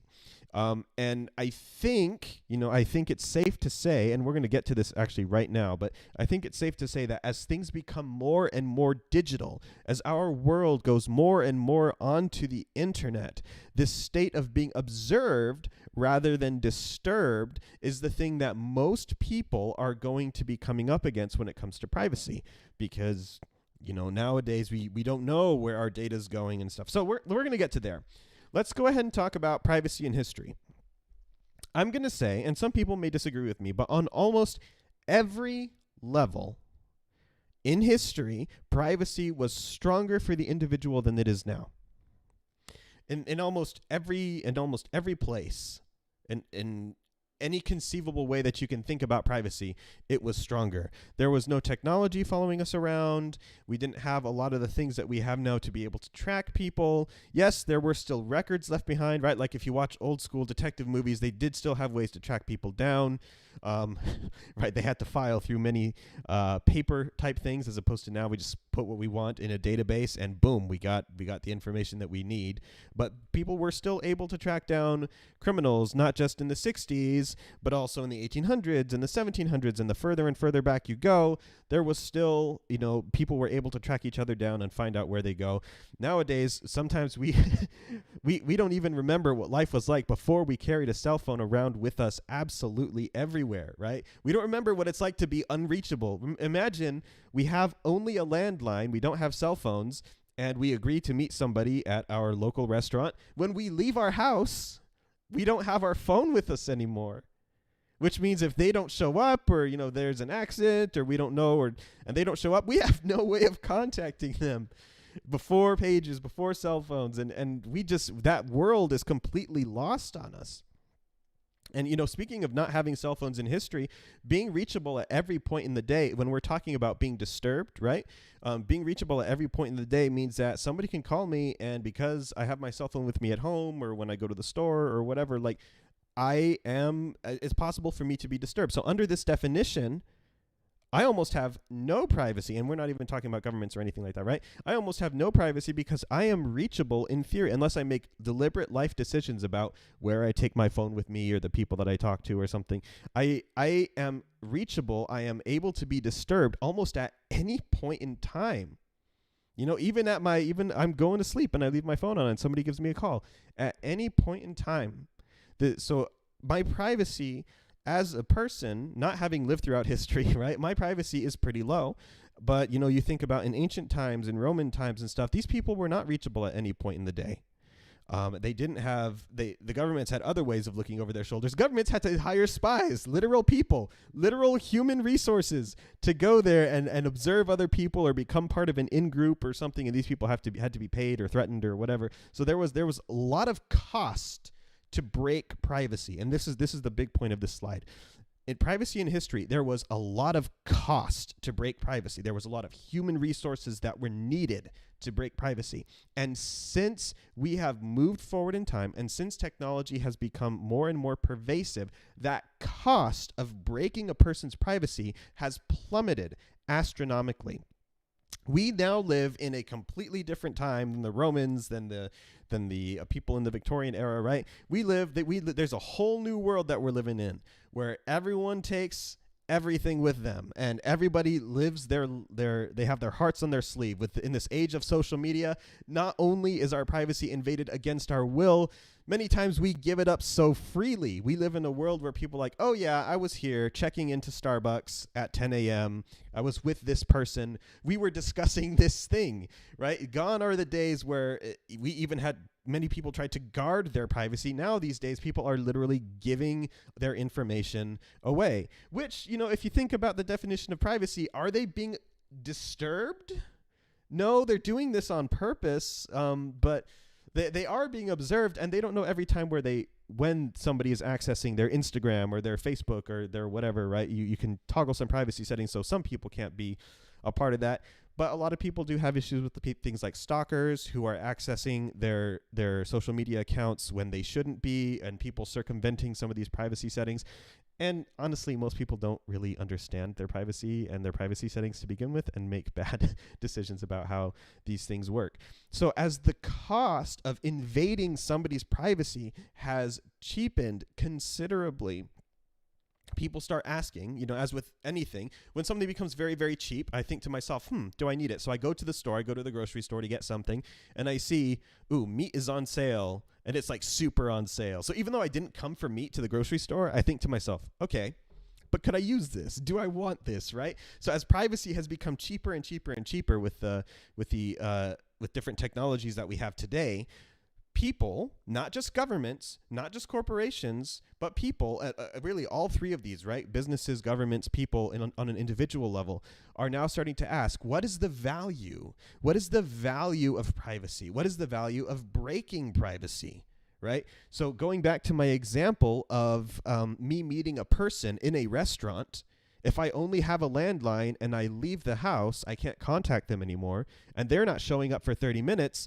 and I don't know where they are, how long do I wait at the restaurant? You know what? Maybe keeping my cell phone with me is worth the invasion of privacy, not just on a software level, like people can track me, the government can track me, and Google can track me wherever I go, but anyone else being able to reach me at any point in time. Maybe I don't want to think about work, but one of my work colleagues calls me while I'm waiting. Maybe that is worth it to me. That invasion of privacy is worth it to me, so I can be sure, okay, he's 15 minutes late, I'm going to call him. Why are you not at the restaurant? Oh, he got in a car accident. Maybe I need to go help. Or, oh, he's just running late. I don't need to worry. What is my privacy actually worth? And this is different for everybody, right? Some people, they go to Facebook, they look at Facebook and they say, no, there is no way this invasion of privacy is worth it for me. And other people, they're like, you know what? This is the only platform where I can stay in contact with people from my high school or with my parents who live across the world in another country or in another state or what have you. So these people, they kind of do a pro-con analysis and they say, okay, I'm losing a lot of privacy here. Even if I don't post a lot about my life, I think it's fairly common knowledge that Facebook is fairly invasive when it comes to their practices and keeping their users' privacy. But people are kind of weighing this and go, but, it's actually worth it to me to keep in contact with these people. So this is something that it is not a unilateral overarching answer. And I think this is very important because when people usually give talks like this, they say, this is the way it should be. This is the value system that we as humans should subscribe to. And they kind of put this big blanket over everybody that says we should all live under this. And I don't think that's correct. I know that may be weird to hear from a privacy enthusiast who has my own ideals in the way that I do things, but I don't think this is a correct way to look at things. I think information about how privacy is being invaded and how people's data is being used in a digital sense should be freely accessible, easy to understand. Things like terms of service shouldn't be able to be only changed on a whim by one party, like when Facebook can just update their terms of service and you have to accept them, or you just get a little email that you ignore.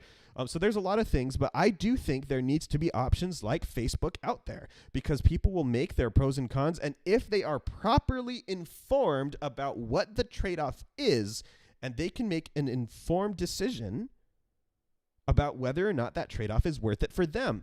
Just because I'm a privacy enthusiast and I don't use Facebook and I don't think that people should be on there doesn't mean that I should be throwing my value systems on everybody else and forcing them to comply to where I am. So backing off from that little side trail, we now live in this day and age, cell phones, computers, and face tech, right? Cell phones are not just they can track you and people can call you, but whoever your carrier is can more or less triangulate your position at any point in time, just depending on the different towers that you ping in the areas that you are, right? Our computers, if you're running Windows, there's all sorts of tracking software on there that's like, what are you searching for? What are you looking for? What programs do you use? For how long? How do you use them? Why do you use them? And for the most part, they're doing this because they're trying to feed us ads, and we're going to get there in just a second. But the newest player on the field, right, the one that's been all over the news is we're like, okay, China's implementing this, or these people are implementing this. Are we going to have to worry about this? Face recognition technology. face recognition technology where wherever I go now, somebody can like, oh, Diego was here, even if I leave my cell phone at home, right? Because they can recognize my face. But more than face recognition technology, now we're having things like deep fakes, right? These images that aren't really me, but somebody can use AI to generate a Diego-esque image and put me in any sort of compromising positions. And maybe I get blackmailed with them, or maybe it's used as evidence as to why I did something that I didn't actually do. This is also an invasion of my privacy. So we live in a brand new world where privacy has become very cheap to invade. The value, especially for certain corporations and government systems, is very high to invade this privacy. So we really just have to assume that they're going to do it, and they're going to do whatever they can get away with, because the value is too high and the cost is so low. It's a no-brainer. It's a no-brainer for them, And I, in a sense, I can't blame them for this. We all, as people, do the same thing. When there is something that we value personally very highly, and it comes to us at extremely cheap cost, all of us would jump on this. And it just so happens that for governments and corporations and individuals, like in the form of stalkers, this is very valuable for them. And there's no reason for them not to do it since it's so cheap. Okay. But, before we progress any further, why do we care? And this is really where I'm going to address really why I'm going to kind of talk about my worldview here. I'm going to really talk about why I think privacy is important. At its core, it is addressing the question that people often ask. I don't have anything to hide. What does it matter? Right? I don't have anything that I should be scared of. I don't do anything bad. So why should I be concerned if somebody's observing me? I should only be concerned if somebody's observing me if I'm breaking the law, or if I'm doing something bad, or if I'm a miserable person, or if I have things I'd rather not get out. Okay, first of all, everybody has something that they'd rather not get out there, right? But I myself, Diego Salazar, am, and you can choose to believe me or not, but I am a fairly squeaky clean person. I do things mostly by the book. I pay my taxes, right? I am not when the public thinks of Monero and the hardened criminal hacker guy, I'm not that guy, right? I'm a fairly squeaky clean guy. And yet, I value my privacy. Why is that? And we can go anywhere from the deeply ideological and government, like, well, because the more power we give the government, they never give it back, and then it progresses to this point of totalitarianism, blah, blah, blah, blah, blah. And people have their different ideas about the politics of these kinds of situations. But it also goes down to the small individual level. Did you know it is possible, if somebody knows my home address, it is possible for somebody to order drugs on the darknet, get them delivered to my house, and give an anonymous tip to the police, like, ooh, I think this person is buying drugs. Now, this person comes to my house, the police, the FBI, whoever, right? They come to my house and they see drugs have indeed been delivered to my house. Now, I had zero involvement with any of this. The only thing that I did was have my address known to a party that wants to hurt me.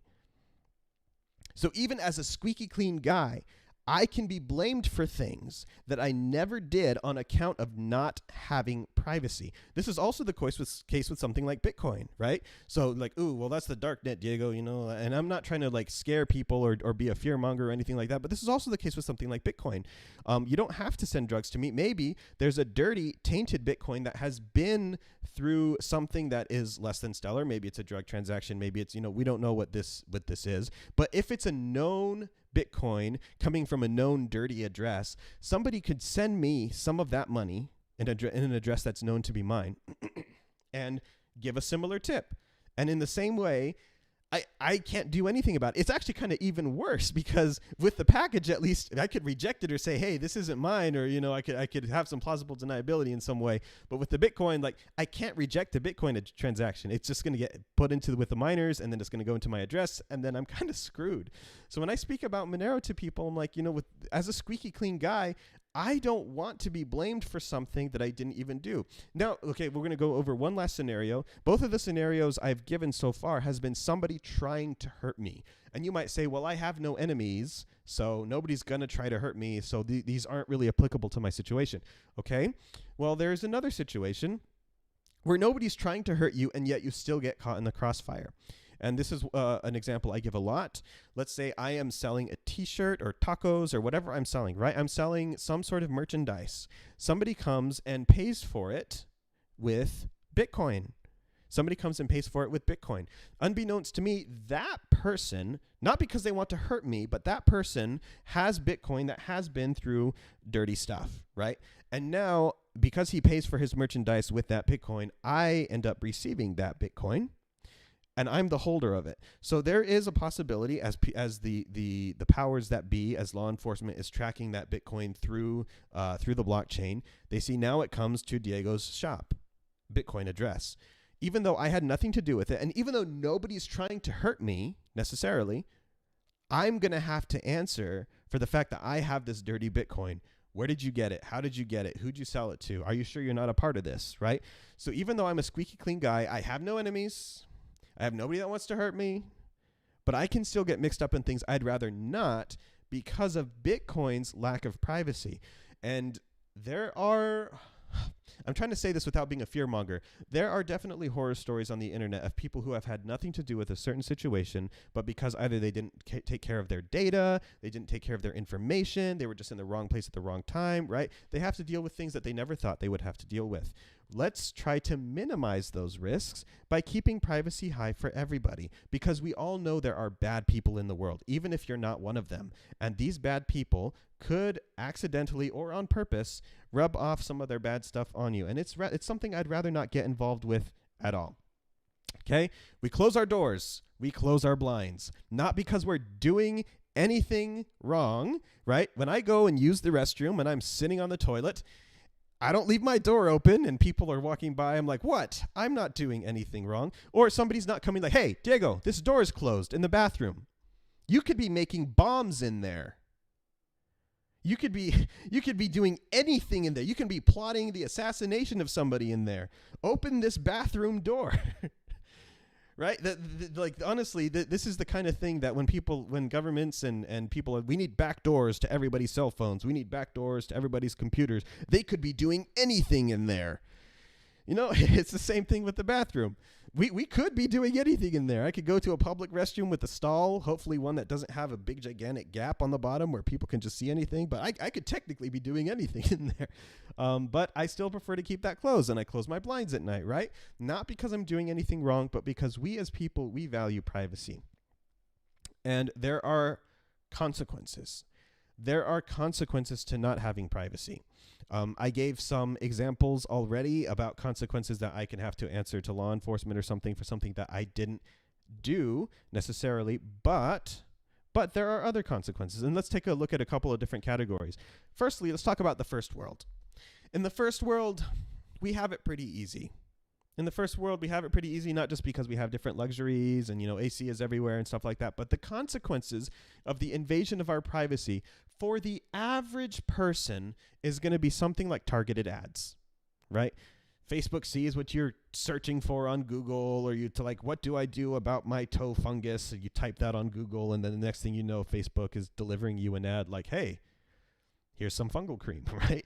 So targeted ads, this happens because they have invaded my privacy. The search engine that I put it on shared it with everybody that I was looking for toe fungus stuff. And now, everybody's like, ooh, let's try to sell our products. So these targeted ads, for the most part, are the worst that we, as an average first world person, have to deal with when it comes to an invasion of privacy. But that's not necessarily all that it is, right? We do see stories of people who have given their information, their social security numbers, their identification numbers, to the wrong business who was very incompetent with it. Not that they're malicious, but incompetent. And these things leak everywhere. And now all of a sudden you're having things as big as identity theft. This is less common, but it is still more pervasive than I think a lot of people realize. Trusting the wrong people with your data, or, using it or holding on to it incorrectly. When your privacy is invaded in this way, all of a sudden there's $20,000 of credit card debt that you didn't rack up because somebody opened a card in your name, right? So the consequences for the most part are pretty tame, but they still can get somewhat serious for the average person when privacy is invaded. But when we start looking at other places, we are all aware that in this world there are regimes and government systems that are definitely more totalitarian than others. And in these types of places, we see people lose their money for the loss of privacy, right? When you say you've been associating with these people, you've been associating with the people that have the wrong think, with the people that are doing things the way we don't think they should do them, or believe things that we don't think they should believe, you could lose your money. They'll come and they'll take away all your stuff. They'll raid your place. They'll take your hard drives and all of your things, looking for evidence, maybe on trumped up charges, right? Because of lack of privacy about who you're associating with or who you're donating to or what you're involved with, you could lose your money. You can lose your possessions. It gets worse. You could lose your freedom under some circumstances because of the things you believe or do in certain places. You could be thrown in jail and you can lose your freedom and you can't get out. That's pretty sucky. But then, it goes one step further. In the worst cases, some people lose their lives. Some people lose their lives for thinking or believing or associating with the wrong things. And this lack of privacy, their lack of ability to keep it to themselves, means that they really have very little way of avoiding this. There are consequences for having lack of privacy that are much more dire than we are used to in the first world. And if you are listening in from one of these other places, then you are, at this point, you're nodding along right now because you've seen this in the news. Maybe not the official news, but you've seen this in different news, or maybe you know some people yourself. It gets pretty scary. And just because we're not there yet, once again, I'm not trying to fearmonger, just because we're not there yet doesn't mean that one day in the future we might not be. And as we have seen with certain elements of cancel culture, right, something that I did or believed or said 30 years ago may come back to haunt me in the future when that kind of thing is no longer acceptable. And I can go on and on about cancel culture itself. I just decided to not really talk about that. I'm running short on time here. And we're going to talk for a second about threat models, okay? And remember I said a privacy approach should not be blanket for everybody. It should not cover everybody. Everyone kind of needs to do their own research. Everyone needs to decide what's right for them. This is a process called threat modeling, where threat modeling more or less consists of two things. What am I trying to preserve in terms of your privacy? Who are my adversaries in regards to that? And that adversary thing is also a two-parter, but let's go ahead and talk about, the first part first. What am I trying to protect? What am I trying to protect? There are certain things that I would recommend everybody protect. I think that's common to the human experience. I live in America. We have social security numbers. You can, open up a credit card with a person's social security number. So one of the things I recommend everybody protect is a social security number, no matter who you are, if you live in America. But there are some things that different people might value more than others. Some people might want to protect certain preferences that they have, or certain alignments, political or otherwise, that they have. They might want to keep those kind of on the down low for the sake of their familial relationships, for the sake of their business relationships, for the sake of any number of things, right? What are the things that you personally are trying to protect? And you know this best of all. You know what the consequences are if these things get out. Not everybody else does. So you need to sit down and know what it is that you're trying to protect. And then you need to know who are your adversaries. If I'm trying to keep something from my family, but they're not actively trying to uncover this information, then I may need to take much fewer steps so it doesn't accidentally leak than I would otherwise if people were deliberately trying to poke into my past to try to see certain things or try to see my political affiliation or what have you, right? Who are my adversaries? And the second part of this adversarial portion is, what are their resources? What are they capable of doing? What stuff do they have access to that is going to be picking at these privacy portions to see what it is that I'm trying to keep hidden? And my mother, who is not particularly technologically super literate, I would say has much fewer resources at her disposal, than somebody like the FBI, who might say, "Oh, Diego works for a cryptocurrency that's used on the dark net. We might want to check him out," right? What they're going to be able to uncover about me, although largely still squeaky clean. You're welcome, FBI. I'm a pretty boring person. What they're going to be able to uncover about me is going to be much, much more than what my mother is going to be able to uncover about me on the internet. So this is, everybody has to make a threat model for themselves. What are you trying to keep safe? Who are your adversaries, and what are their resources? So what can we do? What are some practical advice? It's like, okay, Diego, you've talked about why privacy is important, what privacy was like in history, that things are now worse than ever for privacy. None of this is practical advice. Even after I do threat modeling and I know what I want to protect, how do I protect it? Just because I know what I want to protect doesn't mean I know how. Okay. And the cool thing is that because of free open source software, at least from a digital perspective, a lot of things are easier than ever to protect if you get it right. Okay. A lot of these tools did not exist as technology was rising. It did not yet exist. But, it was offset by the fact that a lot of governments didn't know how valuable this information was, so they weren't necessarily collecting it as strictly as they are now. So nowadays, people are collecting things a lot more strictly, but we have a lot more tools at our disposal. I'm not saying by saying it's easier than ever, I'm not saying it's easy. I'm just saying it's easier than it ever has been before, but it's still a pretty high bar. A lot of people think, okay, I use this thing and it's a one and done, right? Let's say I use the Tor browser and all of a sudden I'm safe. I use Monero and all of a sudden I'm completely private, 100%. Nothing could be further from the truth. There is no silver bullet. There is no magical privacy thing that's going to make you 100% private. As I said yesterday in my other talk, metadata kills, right? So even if my internet browser history is safe because I use Tor, not browser history, but my internet usage is safe because I use the Tor browser. If I pay for something in Bitcoin, which is a transparent coin, then they can still track me down to this or this or this. So really what it comes down to is having a privacy tool belt, right? A number of things that you have to use together and in tandem. And it gets scary because many times all it takes is one mistake. With privacy, once it's leaked, you can't get it back. If you don't know my name and I never tell you my name, then you don't know my name. But as soon as I tell you, hey, my name is Diego, I can't ever take that back. I can't ever say like, oh, you actually don't know my name. You're like, I do. You told it to me.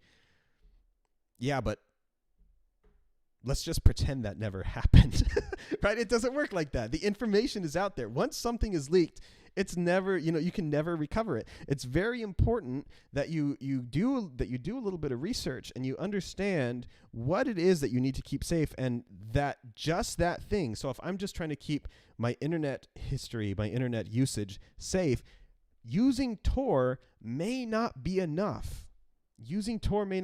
Because if I send to the Bitcoin address, let's say let's not stop using the darknet. Let's say I'm sending a donation to a specific charity, and they have their Bitcoin address posted on their website, and I send some Bitcoin to them because I want to support this charity.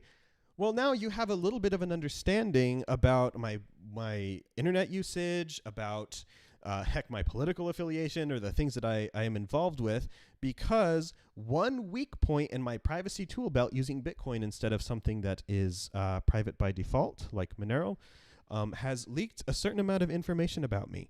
And this is information that once it's out there, I can never take it back, right? And so to kind of prove and drive home this metadata point, let's say I do a call from a very high bridge, the Golden Gate Bridge, to a suicide hotline, right?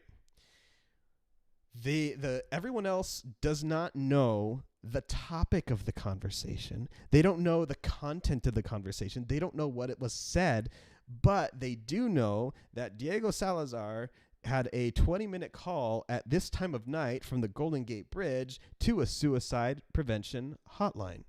All of this metadata, even though you don't know the content of the conversation, right? You don't know what exactly was said. All of this metadata combines together, and you have a pretty clear picture of what's going on. So I'm not going to be able to cover a ton of different things here. What I am trying to say is it's very complicated. Privacy is tough, and it's worth doing the research. There's plenty of articles out there. There's plenty of communities out there.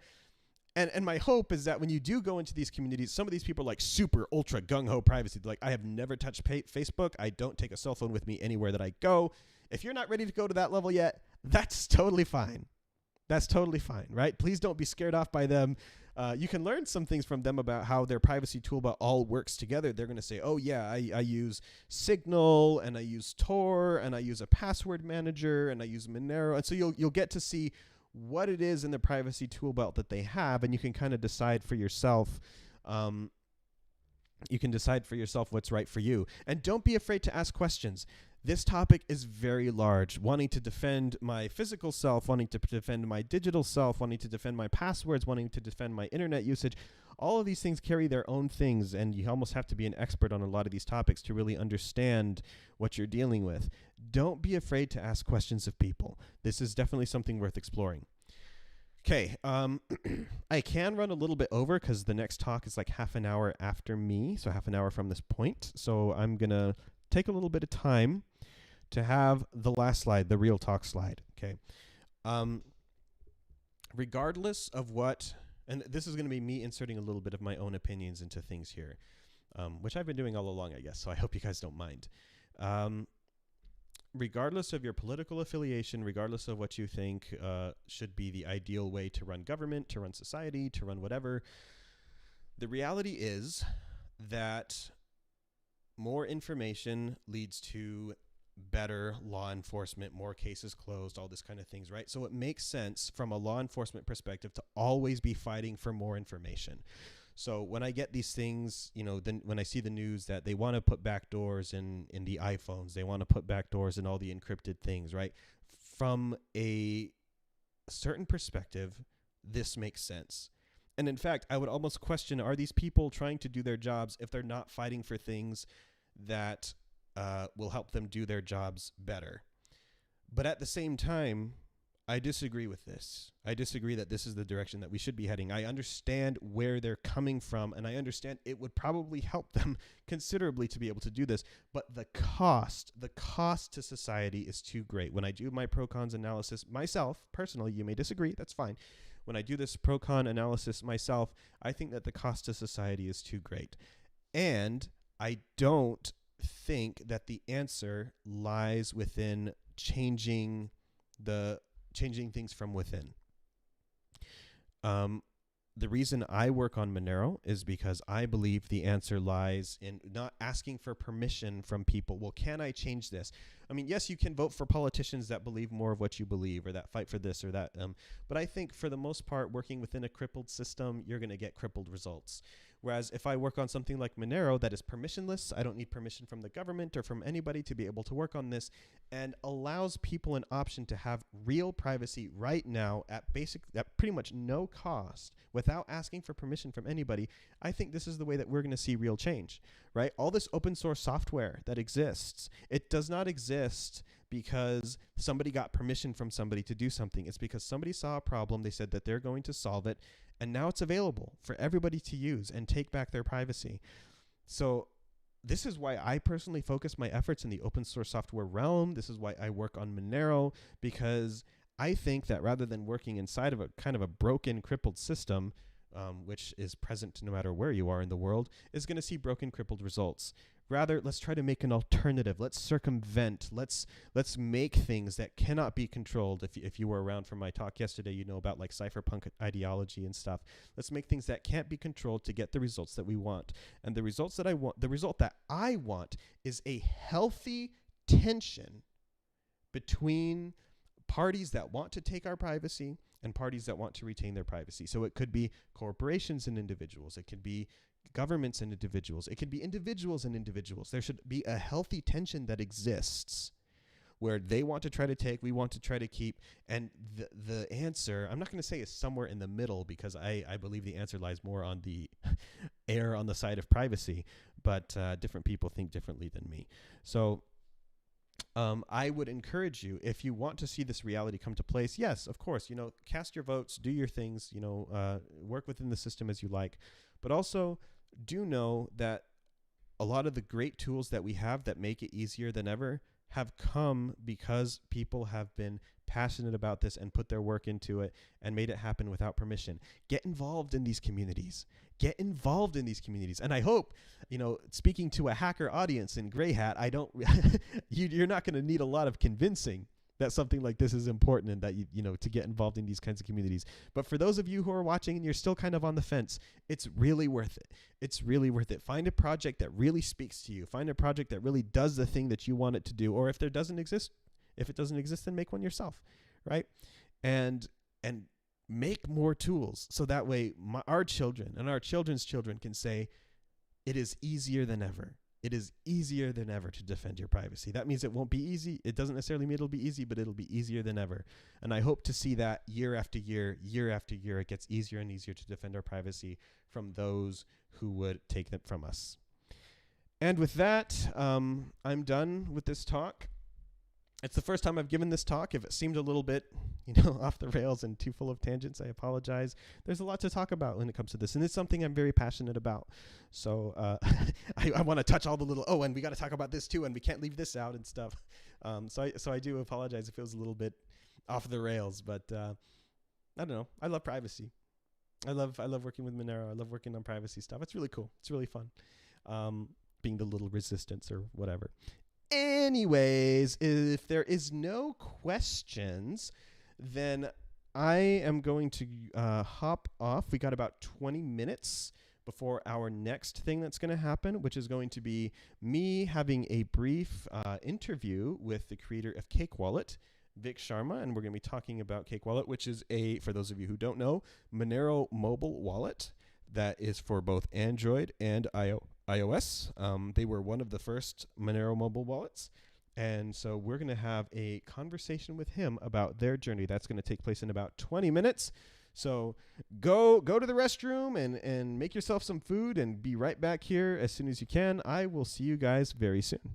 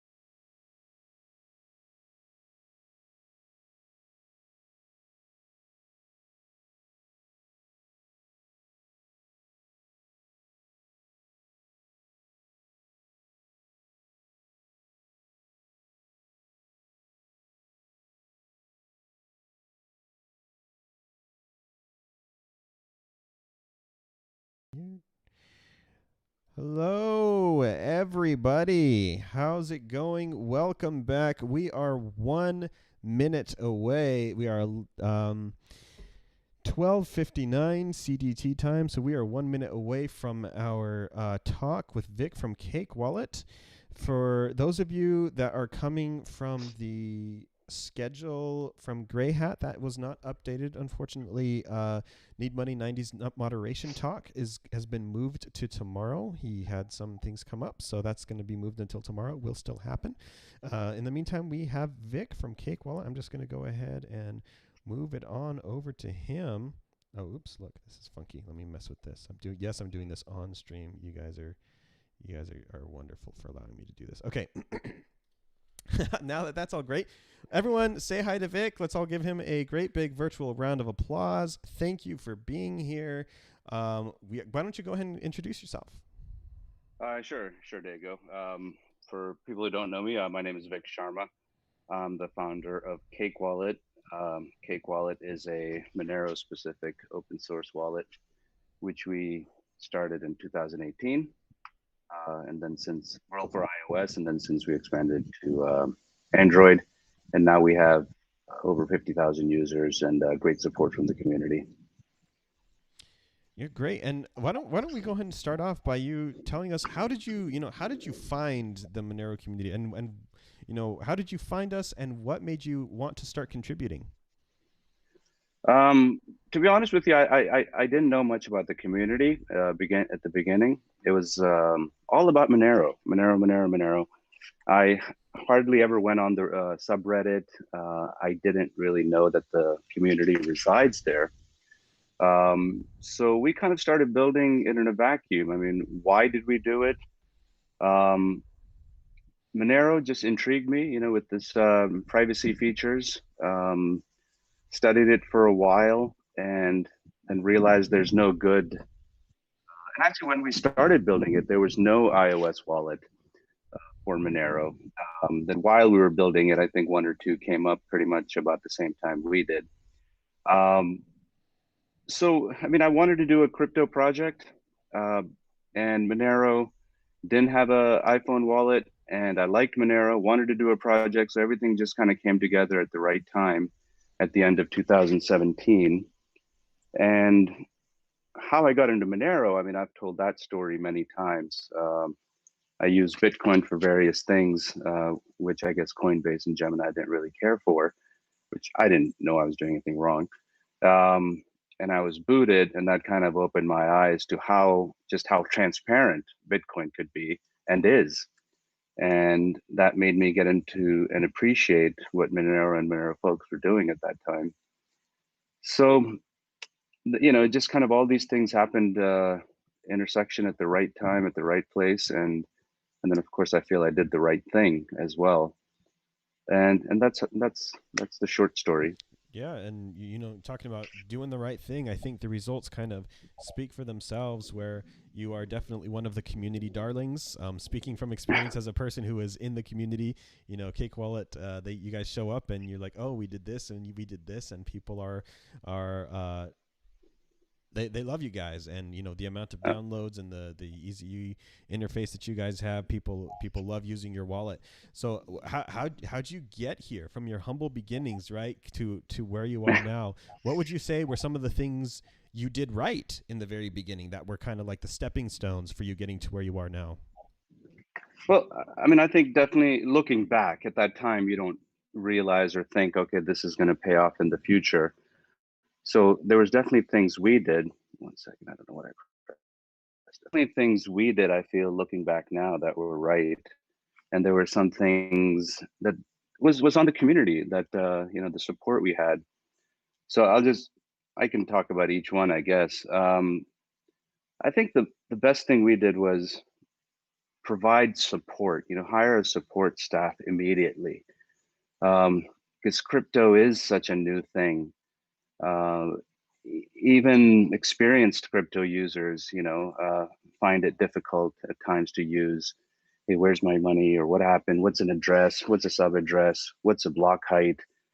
This is not working. This is not syncing. I mean, there's so many things that can fail in such a true blockchain wallet, as I like to coin, Cake wallet to be. The node could fail. So many things can happen. So, right off the bat, I wanted to show our customers that this is a living project. This is a living product, a living app.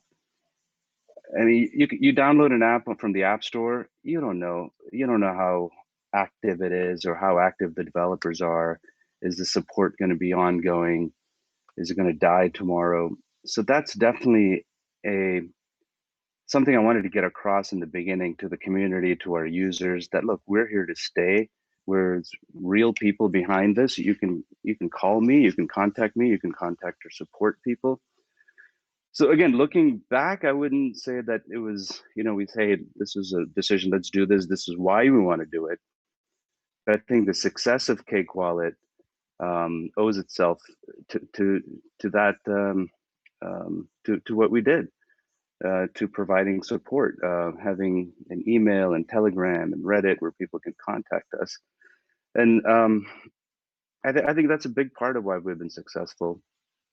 And I think another thing we did right was definitely work. I mean, we didn't work with the community while we were building the first version of the wallet, but after we launched, I think a great thing we did was work with the community, and the community was very receptive, very patient, very forgiving. I mean, I look back now to the first version we launched. It hardly worked. It worked good enough. I mean, if you were pretty techy, you could use it and make it work, I guess. So the community, responded. They definitely saw value in it, and gave us the support from everything, from development. The core devs were always there for us whenever we had any questions, whenever we needed some information or didn't understand something. They were definitely there to support us. The users in the community was there to support us, provide feedback on user experience, features, what have you. So I think all these things combined were the right things we did. And of course, bringing on the right people. I mean, my dev team is just amazing. And I think the right thing we did with them was just give them space to learn. I mean, 2017, you couldn't just pick up go to any job site and find devs who are blockchain knowledgeable. So I think just bringing people on and just letting them learn and teach themselves specifically about what we want to do. So I think all those things combined, I think we did the right thing. Yeah, I remember one of my early conversations with you, actually, Vic, where we were talking about this, and I had asked you, how you came about to make Cake Wallet and how you made it happen. And one of the things that you said that really struck me, it really spoke to your humility as well as your wisdom, is that you said, I wanted to make this, so I got some developers and I told them, go learn. Right. Exactly. And so like they spent the next couple of months just learning about Monero, and it really contrasts with a lot of what we see today, where you have people who don't know what they're talking about, developers who are not good in the space, or not the crypto space, but anywhere, right? And they just go, okay, let's start building, let's do these things. But you're just like, okay, let's learn first so we can make the best thing out of that. That was really cool. That really struck me.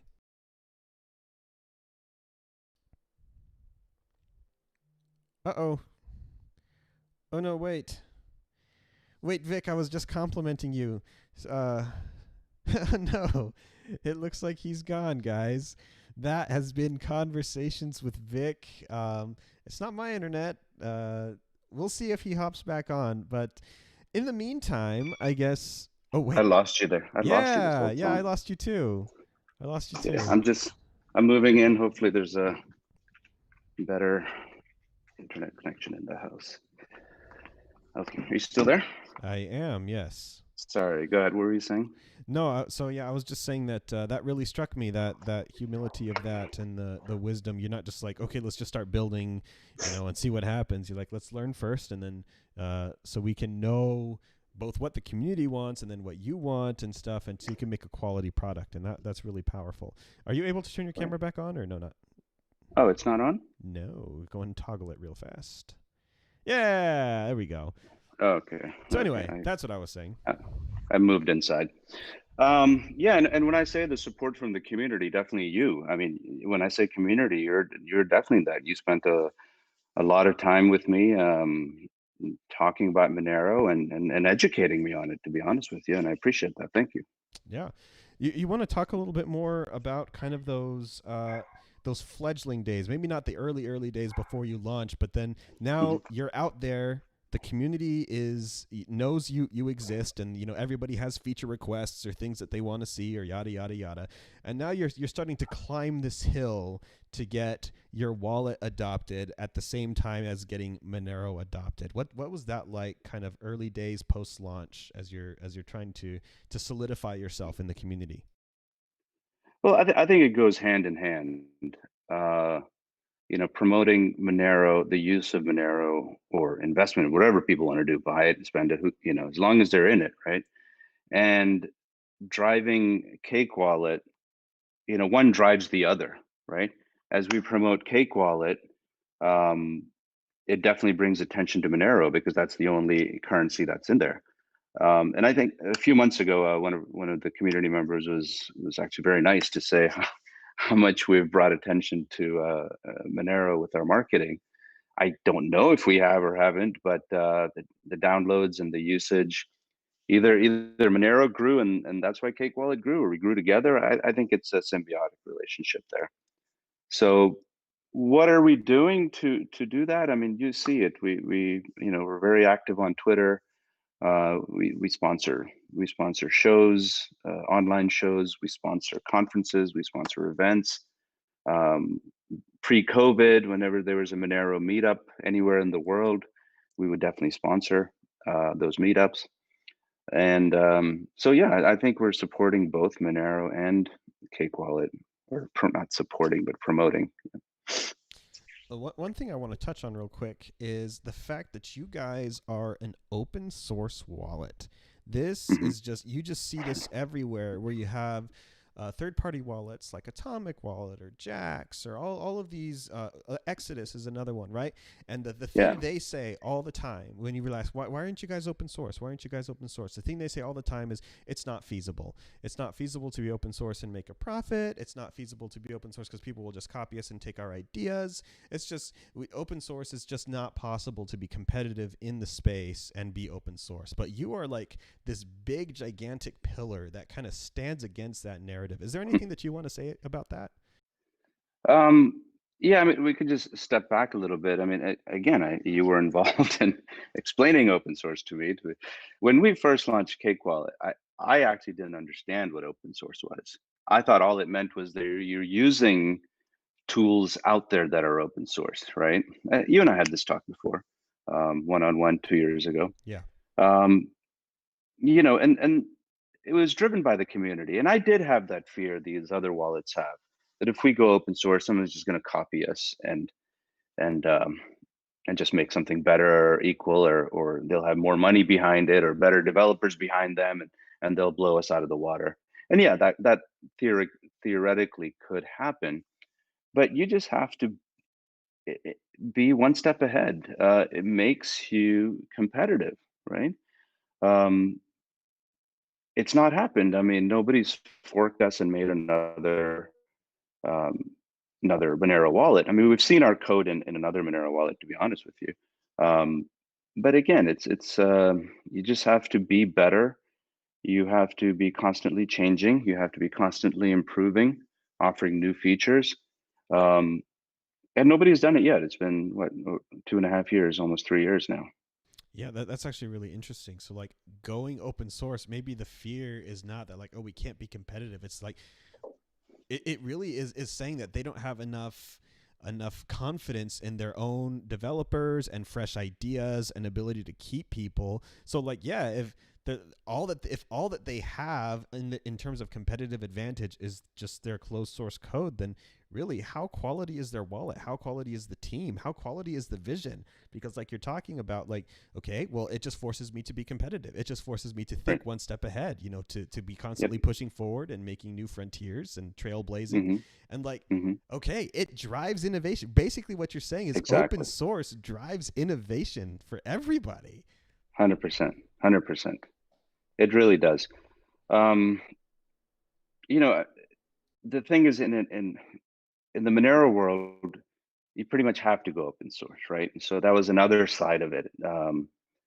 In a transparent ledger type coin like Bitcoin, yeah, maybe you can go closed source because the crypto itself lets you track and audit whatever is happening, right? But in Monero, if it's closed source and Monero, it's difficult to track, then you're kind of screwed. It's kind of difficult to bring in users and say, hey, look, anything can happen. And you won't know what happened with your money if something does happen. Exactly. Hey, come on, use this app. Anything can happen.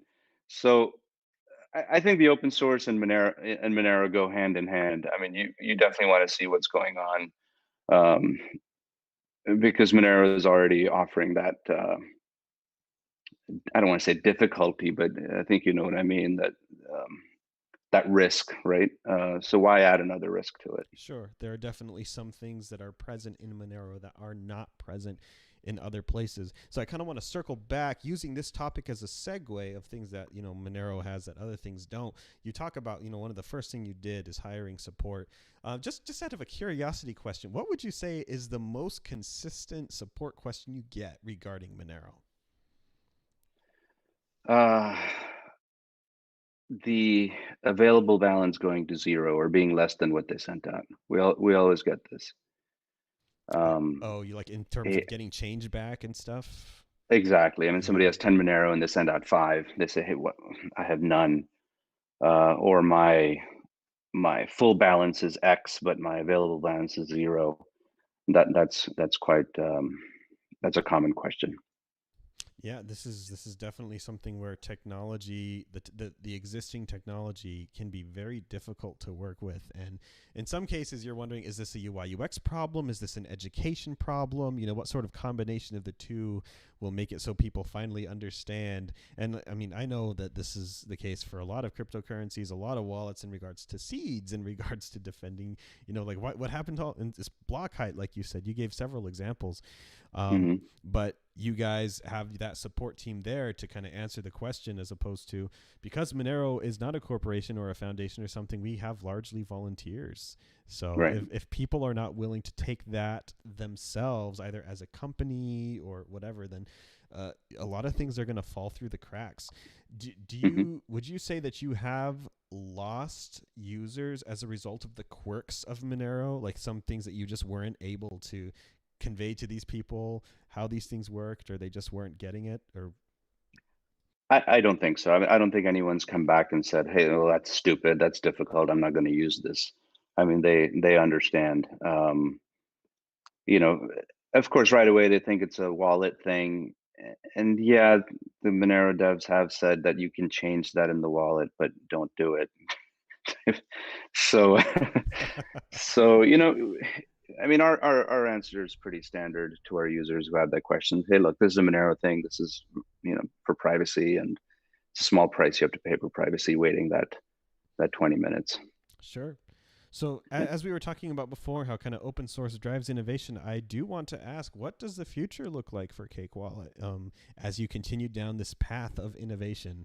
Are there anything that you can tell us that you have in store? Yeah, I mean, I've been pretty open about our roadmap and what we're doing. So over the next few days, you'll see a massive upgrade, basically in terms of UI.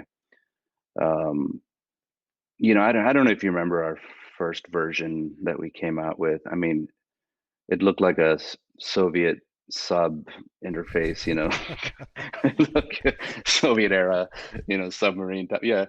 So, and we, every iteration we made it simpler and easier, simpler and easier. So I think this next version that's coming out, I mean, we'll submit it Sunday or Monday, and it hopefully should be live sometime at the end of next week.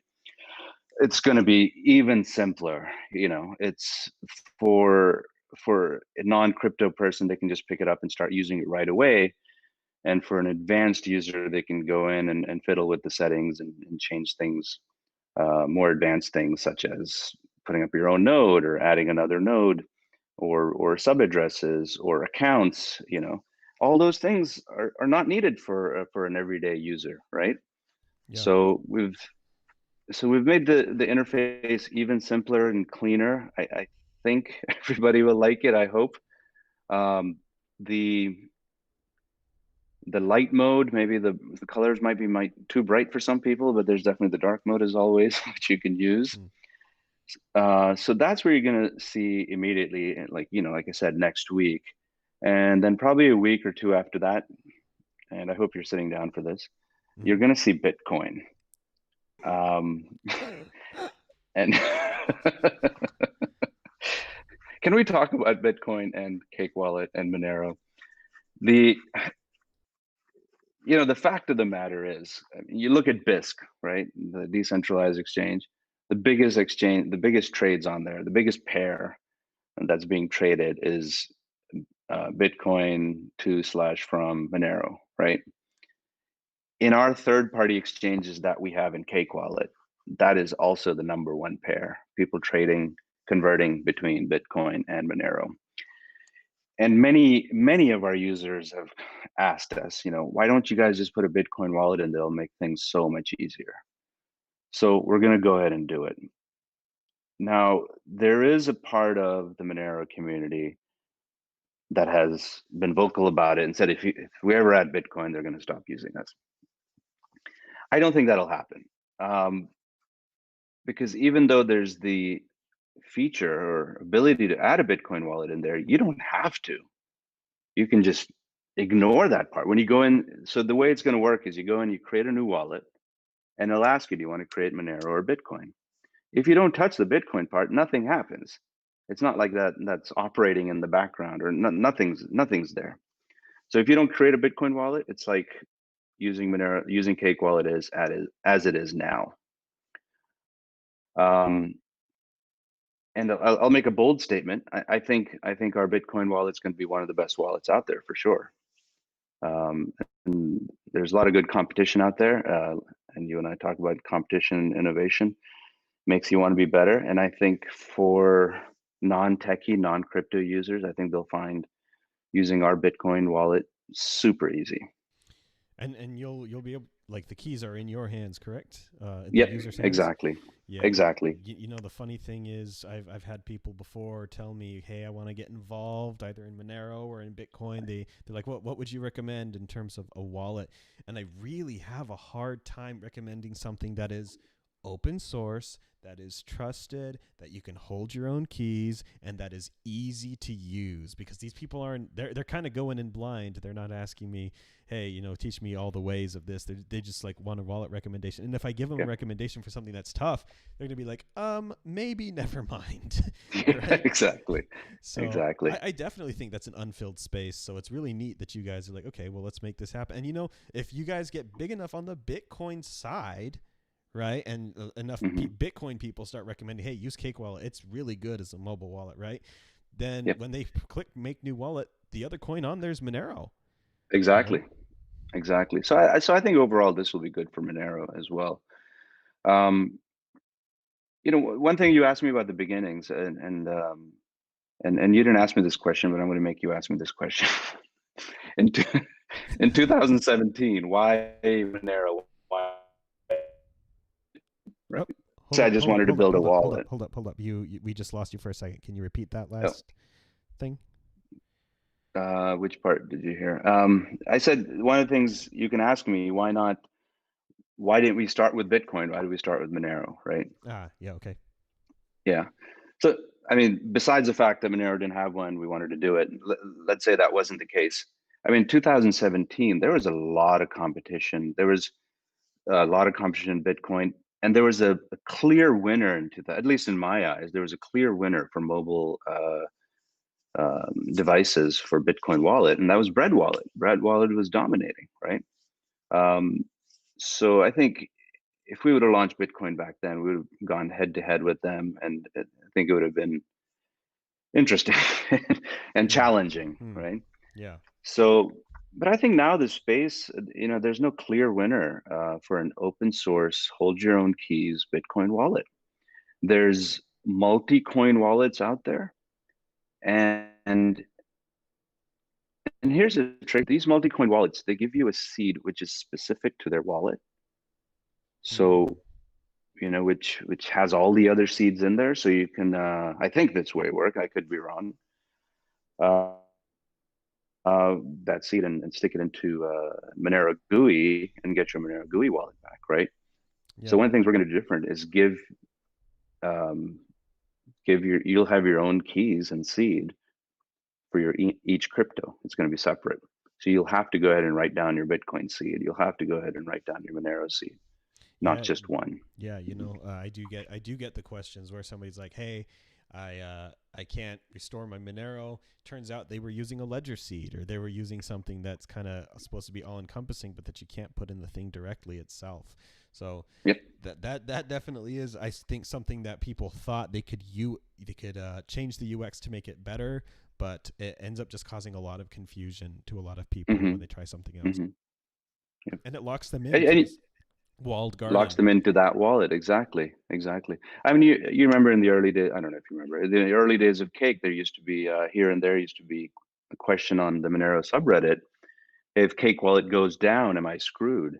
If they go out of business or disappear, am I screwed? And the answer was no. You have your seed. You can put it into the GUI. You can put it into Monerujo, or or competitor / friend, frenemy. Yeah. Not a good guy. I'm kidding. So I think that's important. I think, to give people that true blockchain experience, give people the true internet, going for not the AOL experience, right? Right. Going 20 years back on you. So I think that's important for us. And that really speaks to your guys' confidence. It's like, hey, you can take the seed and go to another wallet if you're not satisfied. We're not locking you into the way this works, right? You can do whatever you want. Like, it's like, but you'll be back, or you'll be here, because we're the good stuff, right? When you're ready for the good stuff, come to Cake. And that's happened. There's some, not often, but I probably think of someone's like, it's not syncing. I've tried restoring. I've tried syncing. I don't know.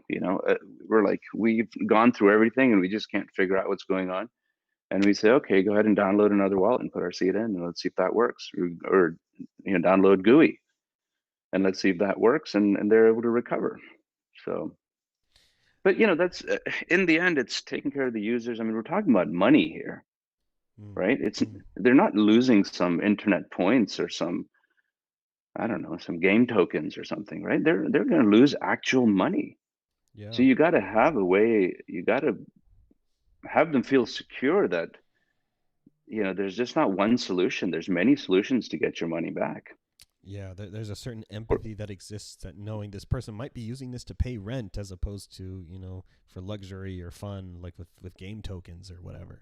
Yep, exactly. So the roadmap, did you want me to talk more about that? Oh, yeah, please do. Yep. So after we add Bitcoin in there, I mean, one of the things, and I've talked about this before, is, we'd like to be the Cash App of Monero.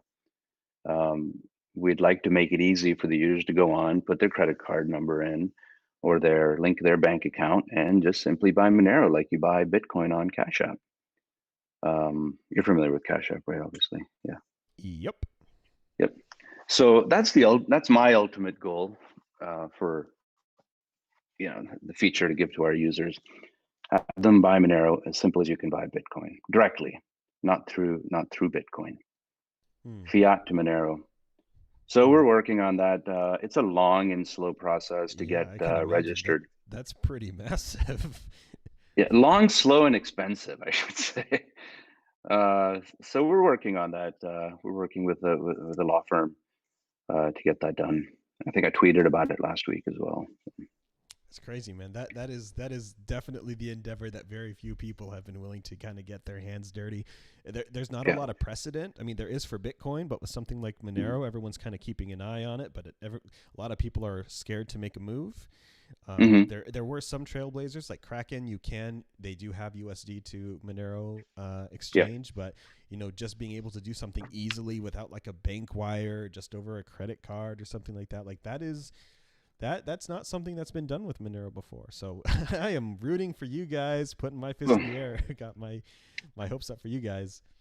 Yeah, let's see. I mean, I hope so. I mean, the Kraken, and again, those are custodial wallets, right? We're going to try to do it and even Cash App is a custodial wallet, right? Yeah. We're going to try. I don't know if we'll succeed. I mean, we're looking at the legalities and things like chargeback and what have you. And if the banks, will accept this model, is we're going to try to do it in a non-custodial way. You buy it and you get it. It's yours. If you don't have your seed, you're screwed. So it's risky. I mean, again, the biggest risk, and anyone will tell you when you're selling something for bank transfer or credit card or debit card, is the chargebacks. So we're working on that front. Yeah, because hopefully we find a solution. But I think, yeah, and they report to their bank this card was stolen or something. I mean, that's the risk. So I think that getting regulated in each state is just the work and money. You just have to do it, right? It's tedious, it's boring, and time consuming. But the real challenge is not that. The real challenge is making sure you get paid and get paid securely. So let's see. I mean, we're definitely working on it. I'll tell you that, and I hope we succeed. I think it'll be good for Monero. It'll be good for privacy and overall. Yeah, that'd be crazy. Imagine just getting a fungible digital currency that can be sent anywhere with a debit card. Dude, blows my mind. Okay. Switching train tracks just a bit here. I want to talk about something a little fun. Your guys' name, Cake Wallet. How did this happen? Why is this a thing? Give us the inside scoop on Cake Wallet. It's funny. I thought everybody would where it came from. And then even Fluffy Pony at that first Monero party we had in New York in 2019, 18? 18, the first one in 2018, yeah. When he spoke, he actually talked about that. And I thought at that time, I thought everybody got it until he spoke about it. I'm like, I guess people don't get it. It's kind of silly. I mean, Bread Wallet was for Bitcoin. It was well known. When you thought of Bitcoin, you thought of Bread Wallet. And Litecoin had Loaf Wallet. And I think XRP or Ethereum, one of them had a Toast Wallet. So to keep the baking theme going, we went with Cake Wallet. Okay, that's good. And have you been pretty happy with that moving forward? You guys like the way that's been carrying you guys? You're saying that like it shouldn't. No. I think it's very fun. I think it's very fun. I think it's a cute name. It's makes everyone comfortable. It's who doesn't like cake? Right, and that's the thing. It's very approachable, right? A cake is very approachable. Everyone's like, "Ooh, cake, okay."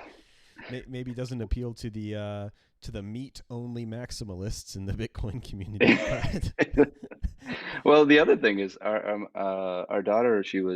When we launched it, she was when we started building it, she was 17, and she's like, "Don't do cake. Do you know what cake means for people my age?"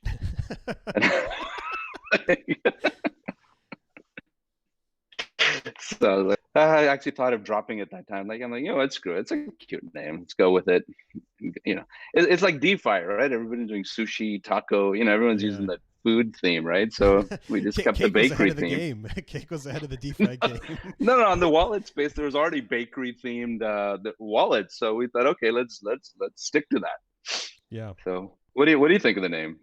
No. I like it. Like I said, it's very whimsical and approachable. Like when you tell somebody, download Jack's wallet, Exodus wallet, right? There's a certain barrier there where I was like, okay, well, go to the Play Store and download Cake Wallet, right? The people in fact, people are like, oh, Cake Wallet, huh? Okay, I'll give that a go. It gives you that comfort, right? Yeah. There's a comfort level to that name. Cake is exactly. A comfort food. Yeah, exactly. So I like the name. I think it's good. I mean, you can tell me this. I mean, it's pretty synonymous with Monero now, I feel. Yeah, no, I agree. Yeah. I went to the Satoshi Roundtable in Mexico. Thanks to Floppy Pony for inviting me. And I said, "Oh, I'm with Cake Wallet." They're like, "Oh, you're Monero, that drug coin." You're like, "Yes, that's me." I'm like, "Yeah." And somebody on Twitter posted yesterday, like, you're supporting child porn and this and that, and I said anything can be used for anything. I mean, it's ridiculous. Sure, the regular song and dance that we go through with that kind of thing. No, it's just it's so I don't know, refreshing, I guess is the word, to see, because especially in the cryptocurrency space, you have all of these tryhards, doing their best to out-cool each other, right? Forgetting that this is all, first of all, this is all kind of an experiment. Second of all, like, this is new technology. We're exploring new frontiers. It's in a way, it's kind of meant to be fun. It's a serious thing, but like, people take themselves so seriously about it, right? And it's true. So you guys just like, oh yeah, Cake Wallet, we're here, we're chill, we're cool. It almost solidifies Monero as not just a technology, because when we think of the internet, we don't think uber cool. It's just a part of our everyday lives. We barely think about it, right? It's like, oh, I'm going to hop on the internet to talk with Vic, who's across the country from me, but I don't give it a second thought. And I'm not putting on sunglasses like, ooh, I use the internet, right? So whenever we've got like these Bitcoin people or these cryptocurrency people putting on their sunglasses like, ooh, I'm part of crypto, in a way it makes it very exclusive. It's like, unless you're part of this tech club, you're not going to be a part of this crypto thing. Whereas if you have something, lightweight and chill and relaxed, it's like, it's, cake's for everybody. Cake is for everybody. Yeah. And the Monero community, more than anyone I've seen, is very much like that. Everybody's welcome. There's something you can do for Monero, even if you're not a coder, even if you don't have money, even if you don't, there's something you can do. You can write a blog. You can, and it's welcomed with open arms, and that's great. So, it's there's another point I was going to make, and now I forgot. I'll think of it. Oh, privacy coin. Just that term, by the way, scares people. Yeah. I don't know if you saw me on what's his name? Going parabolic. The guy on Twitter. His handle is Going Parabolic. Jason, I think. I don't think I saw that one. No. Oh, okay. And he said he's going to have Vic Sharma on to demystify, and I appreciate it. He's a great guy. He's a Bitcoin maximalist. He's honest. He's very aggressive. He's wonderful. But the whole thing was, let's demystify privacy coins. And I got on his show and I said, all it is it's the opposite of Bitcoin. It's not transparent. It's just hidden. Doesn't mean you have to use it for drugs. Exactly. Right. And he actually said, he goes, that makes total sense. So privacy coins themselves right now in some circles have a bad name or a mysterious name, so I think we can all do our part in clarifying that and demystifying it. Sure. Yeah. Making it more normal for use. I mean, it's the world's going in a funky place. The analogy we usually bring up is that of cash. Like, cash is not mystified for the average person, but now the world is going into a place where entire countries are trying to phase out cash. Right. So it maybe sometime in the future when we're like, oh, it's like cash, that will also carry negative implications. Anyway, I don't know. I'm just thinking out loud at this point. Yeah, I mean, I always say the KYC AML requirements on crypto are akin to you writing down the serial number of every dollar you spend, and keeping track of who you spent it to, and asking them what are they going to use it for once they get it.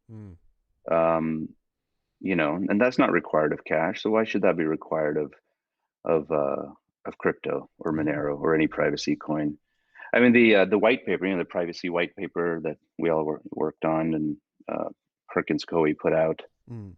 That's one of the things it says is a regulated exchange, once they've done the KYC of the customer that is going to use that privacy coin, that's good enough. That's what banks are doing. That's what they're doing for Bitcoin right now. That's fine. Sure. Why? So Yeah. know your customer. Yeah. Kind of thing. KYCCCC. Yeah, Yeah. exactly. Exactly. So yeah.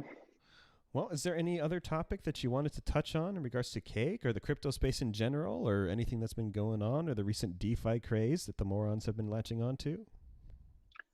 I don't know. DeFi failed, I guess. You didn't get nobody got the returns that they thought they're going to return. They lost a lot of gas money, Ethereum.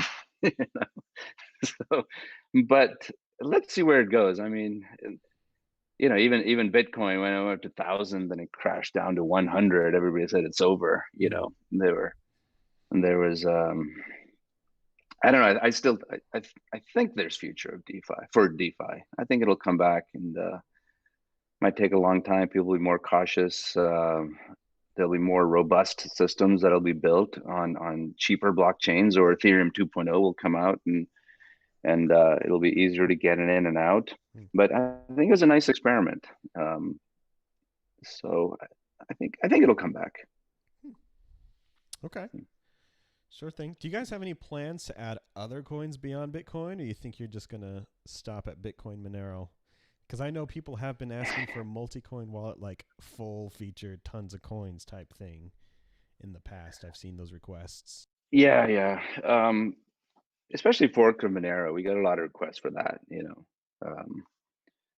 Those forks are always asking us to add them. Think it'd be easy, but I think we have to be quality, right? We're self-funded. We didn't go out and raise 20 million, hire a bunch of developers, and this is self-funded by me and my wife. So we want to do a few things, and we want to do them right. I don't see the need of other cryptocurrencies, to be honest with you, in terms of payment and commerce, as far as those two things go. Monero can do it all. And if you want a pure transparent ledger, fine, go ahead and use Bitcoin if you want to do that. I don't see the need. I don't see the need of adding another coin. Sure. So you're kind of defining Cake Wallet as kind of a payments type of thing. Because, why would you have an Ethereum wallet? Ethereum's big claim to fame is smart contracts, not necessarily payments, right? So if you're going to have Ethereum, then you got to put in the ability to work in smart contracts there somehow and stuff. And it's like, you know what? If Cake Wallet is defined as a payments app, then if you need transparency for whatever reason, use Bitcoin. If you need privacy, use Monero. And that's kind of all bases covered. Yeah, right now the whole smart contracts thing. What is smart contract really being used for in the real world? Nothing. DeFi came out. Sorry. Nothing, but don't tell them. Yeah, nothing. Exactly. And DeFi was the first real world use case for smart contracts, and if that, I could see us adding that in the future if it develops and there's something, if it somehow will add something for our users to Monero or Bitcoin.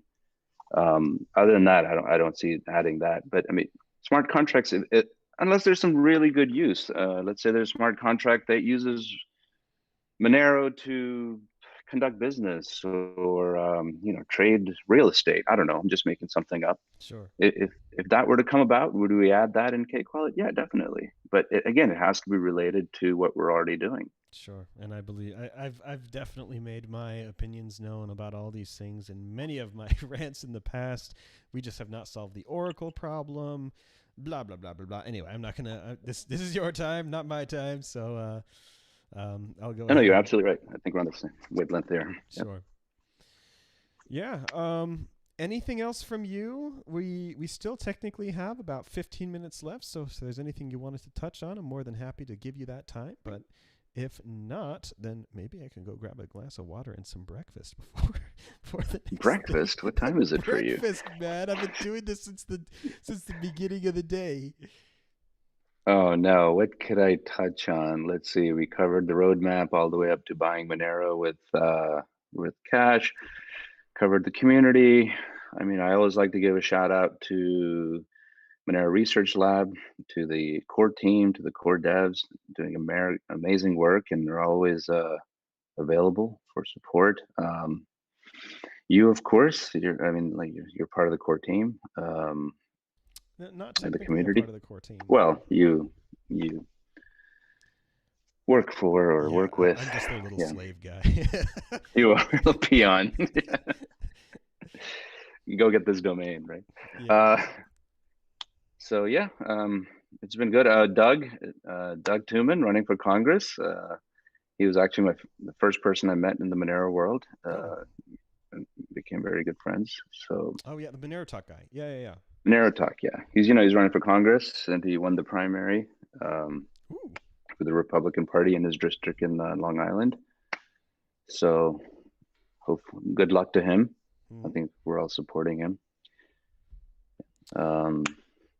That's about it. Cool deal. Well, thank you so much for coming on and talking with us about Cake Wallet. It was a great pleasure. I always love spending time with you and hanging out. You got great insights into things and good perspectives, and I really appreciate that. Thanks for having me on. Okay, everybody. We are going to have a 15-minute break. Vic, you could just hold on just 1 second. I'll get to you in just a second. But we can have a quick 15-minute break where after that, we are going to have Michael's recorded presentation. He's also on the other side of the world, and so he's probably sleeping right now. But we're going to have Michael's recorded presentation on contactless electronics.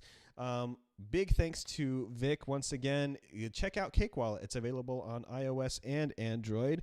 You keep your keys. They don't charge you any money. It's actually kind of ridiculous how they're kind of still up and going. But it's everything that the community wants in the wallet. So go ahead and give it a check. Check it out. Cakewallet.io, I think, is their website. Yeah, we will be back. We'll be back in 15 minutes for Contactless Electronics by Michael.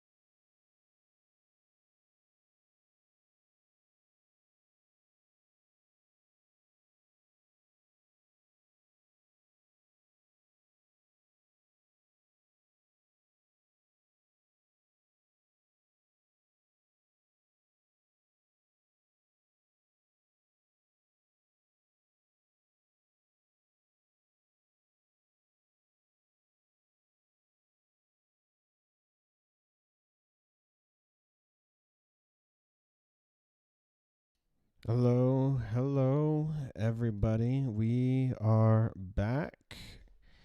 Um, it's now time. If you saw the schedule, we're going to be doing Michael's recorded talk on contactless electronics. He's going to be speaking with us about that. And then after that, our last talk of the day is going to be from Ruben from Zcoin, which is now known as Firo. And he's going to be talking with us about Lelantis and Zcoin a little bit. So stick around for those two talks. The recorded Michael talk is right now. And then after that finishes, we've got an hour break before Ruben's talk. So all that in mind, let's go ahead and get started without further ado. Just as a reminder, there is other villages, there is other things to do at Grayhat, so you can go to grayhat.co. They also have a Discord server where all of the villages are hanging out. They've all got their own little channels, including Monero. Monero also has its own little channel over there. Come say hi. All of these talks will be available on the Monero community channel where you're watching this as soon as it's over. We'll go ahead and probably cut out all of the waiting periods or give timestamps about where to go to each of the things. And we've got more content tomorrow also. The schedule says that we have, if you go to monerovillage.org, you'll see the schedule. But there's actually probably going to be more talks than that. As I said, Need Money 90 was moved to then, and we've got to get that updated. But we also may have Samurai Wallet who will come and give a presentation about Samurai live. That would be pretty neat, don't you think? So check back tomorrow morning or check back sometime later to see the hopefully updated schedule. For now, we'll go ahead and get started on Michael's presentation. So hope you guys enjoy it.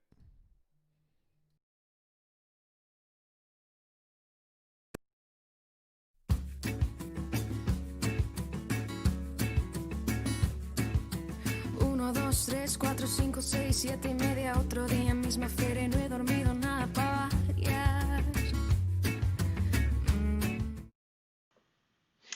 Hello, folks. Here is Michael Schlof van Benewitz. That's yours truly, and welcome to Grayhat 2020, Grayhat Security Conference, where we have, as you see there below, village talks. This is the Monero village presenting contactless data today. If you take a look at our agenda, then you'll see that we're going to be talking about some electronics produced, include radio interfaces, NFC, RFID, badges, and other electronic devices. Okay, so I have an agenda written here that we can follow to stay on track. And this is it. I've written this down on paper, an old-fashioned. We may get to a few more topics aside from circuit review at the bottom. We'll see once we get there. So this presentation is called Contactless Electronics. My name is Michael Schlof van Benewitz, and this is the Monero Village at Grayhat 2020. So that's enough of an introduction. We'll be reviewing the topic of contactless data using a number of devices, which we have here, for example, badges. So we can start with a disclaimer because this is all very experimental technology, and we can't really speak for the work done by others. There's plenty of credit card services and providers who have embedded contactless chips in their credit cards. We have no idea what they're doing, or if it's positive or a benefit or not of benefit. So we're going to be focusing on experimental technology during this presentation. It's not an interactive presentation. We do not recommend that you follow along. In fact, we don't recommend using any of the methods that you may see here because they are experimental, okay? In a workshop environment, we can observe and ensure that there is a recovery path in case students make mistakes. And this is not a workshop. This is not an interactive presentation. So it's more of it provides a light entertainment value. This is not a workshop. It's not interactive, and it's not so informational as it may seem. So that is the disclaimer. To begin the presentation, I'd just like to start by doing maybe a backup of data as found on a factory installed badge device. There's plenty of devices you can back data up on, but I have this one on hand. So I'll open it up, factory produced. So here's the device, and we'll just back up the data on here first. So this is how it looks, and let's move in for a closer look. So this is a badge device which has an antenna embedded on the back under this leather backing, and then it connects the antenna by pushing one of these three buttons. So it has three data slots. And in order to get data in and out of it, you need a reader device. So that's what I'm setting up now. And on my reader device, which is a telephone,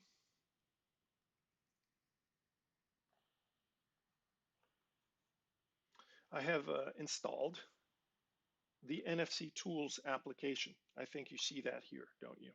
So NFC Tools is very useful, but you can use any application you want for a generic contactless data exchange, of course. I'm going to use this one. So this is, I see now this is in German. I apologize. This lesen here, this means read, and schreiben is write. Whoops. So right, we're not going to write data just yet. I'm going to read the data off of this badge. So I'm going to push on the first data location to connect the antenna. I'm going to hold it about that distant, that far apart. Let's see if it beeps. So I leaned over so that you could hear it beep. I'm not sure if you heard that. That basically said that data was read off of the badge by the phone. And here is the data. And at the very bottom, data sets, that means the data set. It tells you what is on the badge. So there are obviously no secrets because this came directly from Monero Devices, the factory and manufacturer. And what you see basically is it's really hard to read, isn't it? It's just simply too bright. Let me see if I can make this a bit easier to read. So configure the video, and let's go down just a couple notches. Let's see if that helps. That does help, doesn't it? All right, so here, there's a few clues that I pressed on the star button rather than the moon or the sun button. And because as you can see in the data slot, well, okay, that's Latin. Sorry about German, Latin, all of these different languages. Stella is the Latin translation for star. So if I did this for the next location, the moon, I will read the data off there, pressing the moon. And about that far, as you can tell, it's contactless. There we go. And what does it say then? So it's a different set of data, and we have here Luna, which is the Latinization of moon. So if I wanted to back up the data which I had stored on the moon location, then I've read it here, and what I need to do then is copy, in fact, copy the tag. So I'm going to go here, use the star again.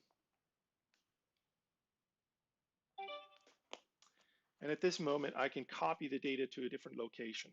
That's one of the methods.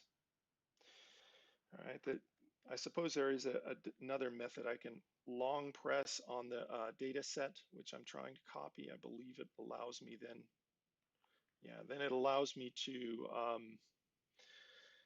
copy it to the clipboard. So these are all methods that I could use to back up the data that I'm trying to back up from a contactless device. All right, so that is the beginning of the demonstration, which we can now progress to and go to circuit review after that. We can use two different devices for a demonstration. I have a orange one here. They come in different colors, and there's a black one there. It's kind of hard to see on the background, in fact. The demonstration I like to do involves two devices.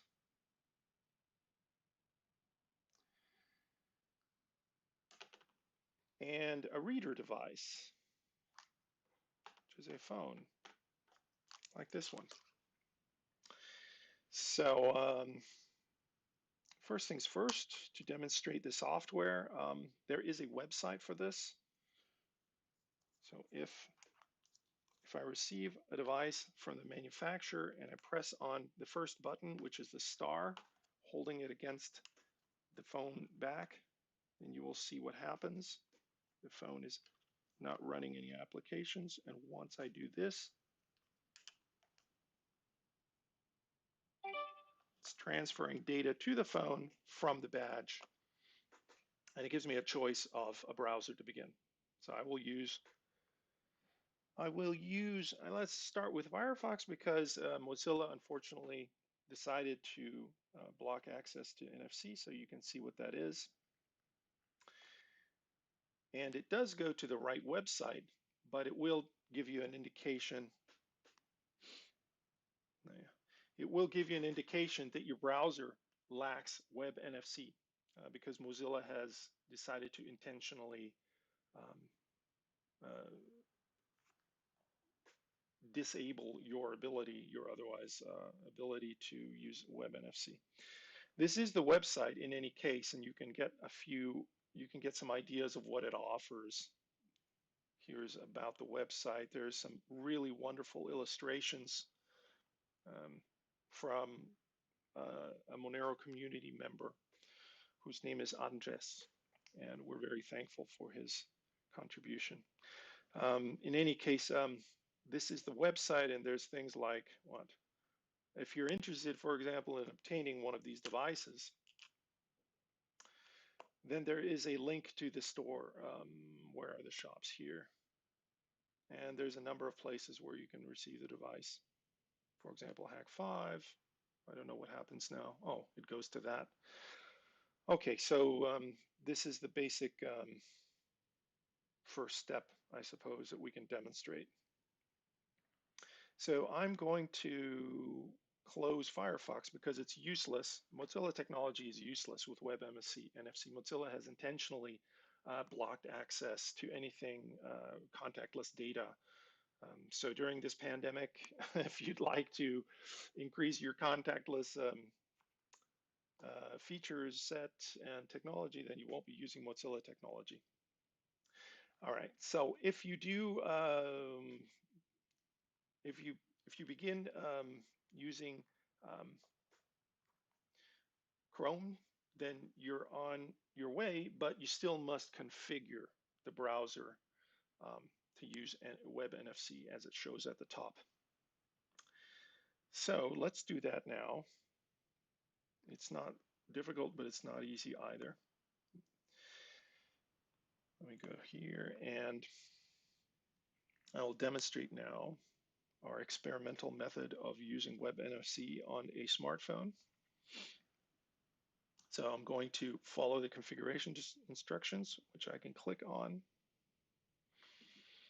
Basically gives us some help, some understanding of what needs to happen here. So it's not a link. I'll just have to cut and paste here.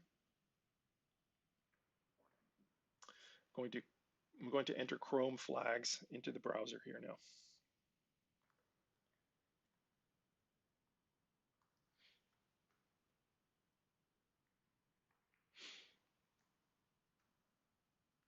So I'm going to paste that URL, which I had before, Chrome flags. And we're doing all this to prepare the phone and the browser for web NFC use in Chrome. This only works in Chrome. I believe Apple doesn't have this feature either. Mozilla doesn't have it either.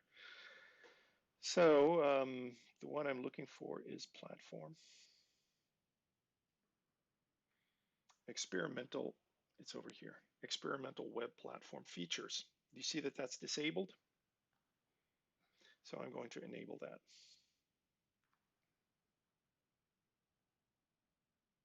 It's now enabled.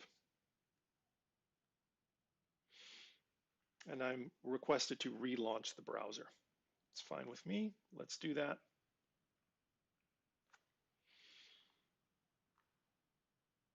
Now we're in Chrome once again. It's relaunched. So what we can do is go back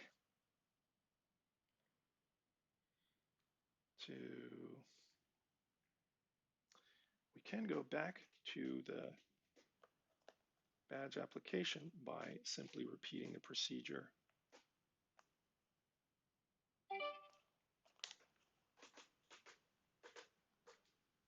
This time we'll choose Chrome. All right, so here we are again. You can see that at the top, the warning is no longer there because the phone browser, the Chrome, is now able to access contactless data using web NFC. All right, so here's just a kind of a list of things which is a typical workflow. And we've already completed number one,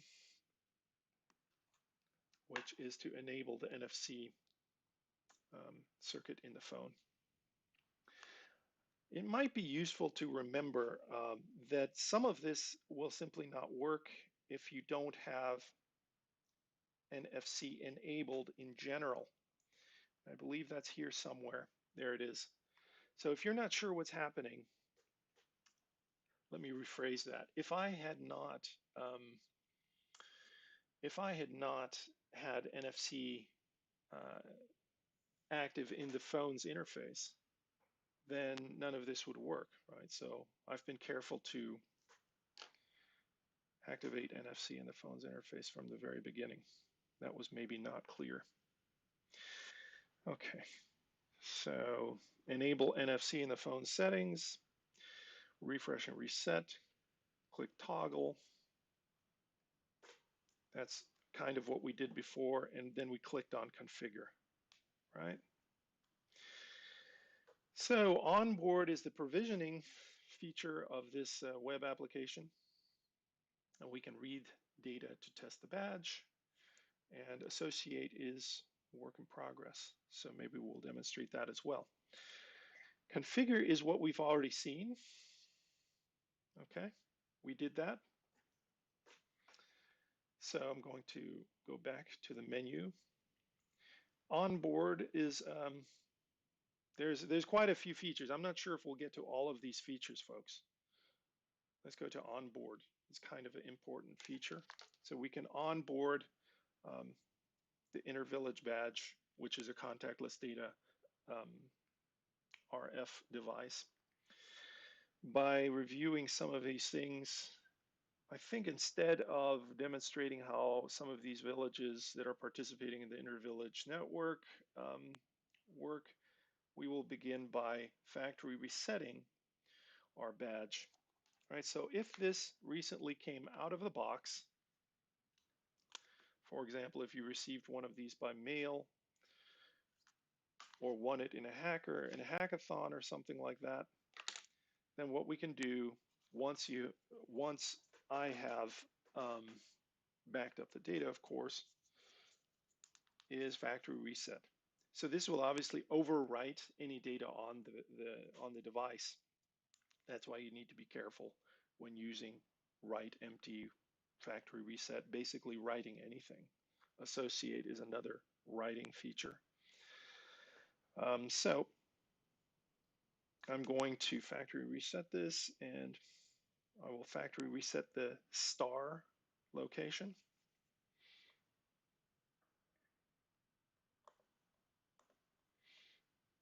Just going to make this a bit less bright once again.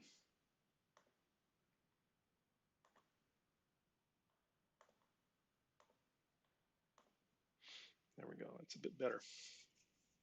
So a select factory reset, it's now asking me, okay, the first thing it's going to ask me to allow the phone, or rather the browser, to use Web NFC. And for obvious reasons, I will click allow. It's now writing data to any device within its range. So it says there, place badge against the phone's back and hold the star pressed. This will overwrite a storage area of your badge with a new profile corresponding to factory default values. So I've been very careful. I have backed up the data, so I can now overwrite the first location. So I'm going to click on here on the star. And what happens then? Factory reset with random FUD succeeded. So I've now factory reset this data location of this experimental device, an intervillage badge. And that's basically a demonstration of the factory reset feature.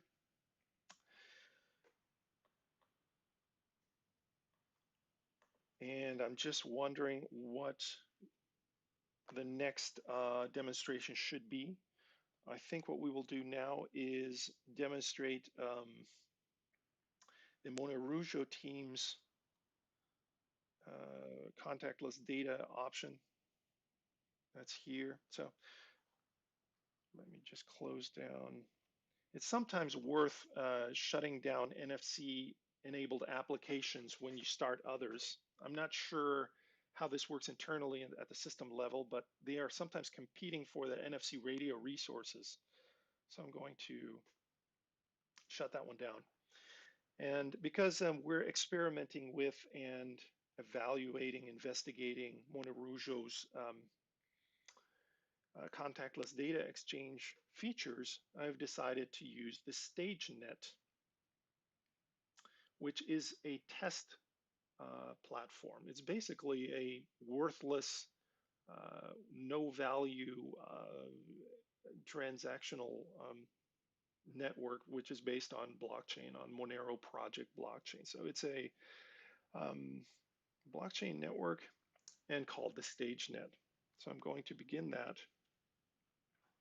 And it very clearly says StageNet there, which is relieving to me because it means it's worthless. If I lose anything, there's no problem.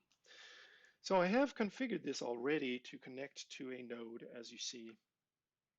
And this means that, that I can begin with wallets, which I have configured as well ahead of time. And the whole idea is we have two different devices. And what I'm going to try to do, this is a bit ambitious, but if it works, that would be nice. What I'm going to try to do is create a transaction from one device to the next using Monero. So let's see if that is easy or difficult. First thing I need to do is log into what do I do first? So I think what I want to do, I will log into this one first. I need to enter the password.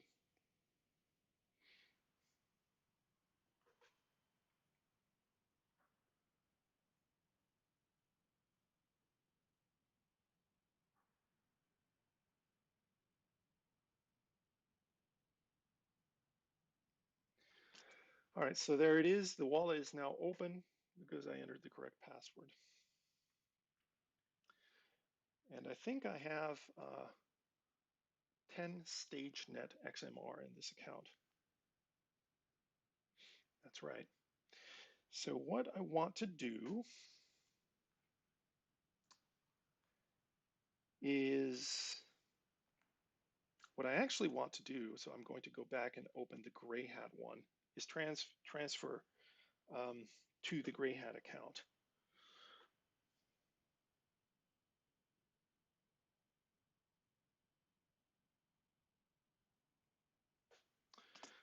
So let's go back there. Now you can see that the wallet that I have open is a Grayhat wallet. I have StageNet units there, 10 units worth. I'm going to receive funds in this wallet.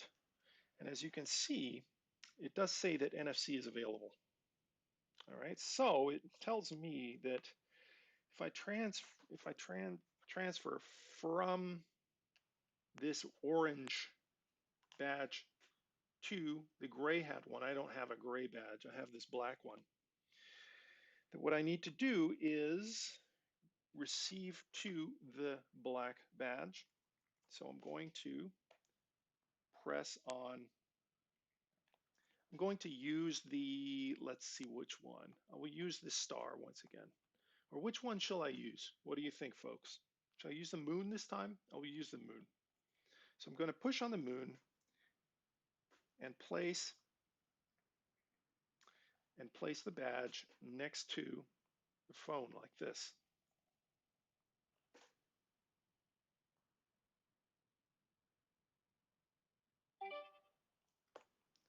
All right. So sorry that, let me do it again and try to be more quick this time because it does give you a message.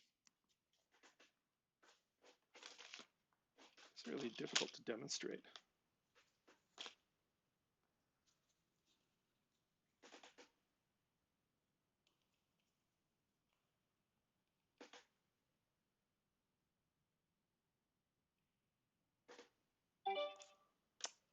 All right, do you see that? Oops, tag does not support NDEF. Don't know why that happened. I'm going to try again with the, so this time it worked. You can see it's writing the tag.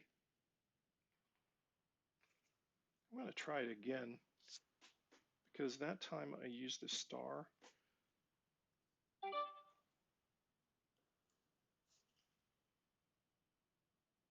This is kind of hit and miss. You can see that it's very experimental. So now we are receiving StageNet units to the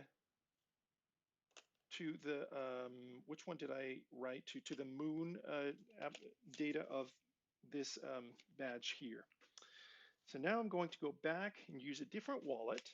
This simulates a different person. So maybe another person who has a wallet called Wally1 will send his data. These are not really funds because it's StageNet. It's not worth anything.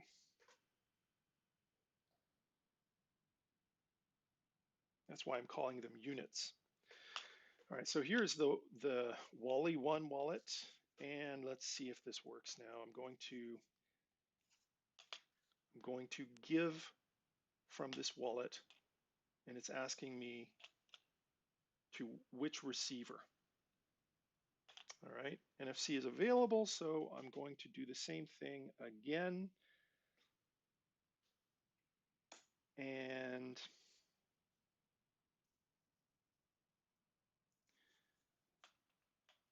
so now we'll push on the moon and against here. I don't understand the tag.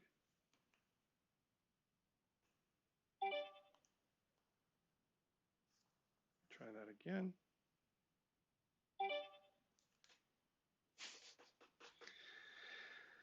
So I am now doing it as if it was an optical QR code. I've seen this work before.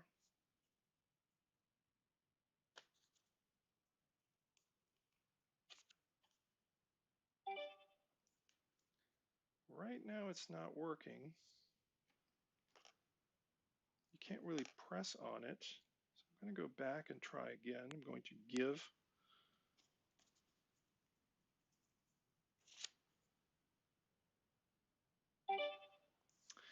Yeah, okay, so this demonstration is not working now, and I'm not sure why. We could test to see what data was written. to this badge. I mean, it's possible that I'm making a mistake here, and the way to troubleshoot that is to once again use this NFC Tools application. All right, so we have NFC Tools again. I'm going to read data off of the star. All right, so that's telling me something. It says here at the bottom that the tag is empty. So when Monero wrote to it, it wrote empty data, unfortunately. Not sure why it did that. Yeah, so that's the reason that the demonstration failed. Let's try again.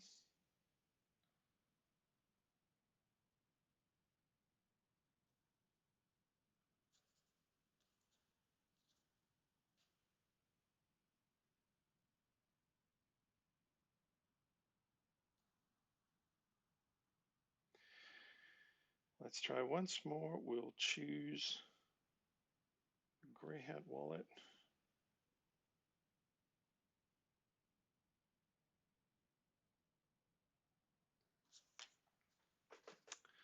So we will choose a Grayhat wallet once more. As you can see at the top, this is the Grayhat wallet. We're going to choose to receive from another wallet.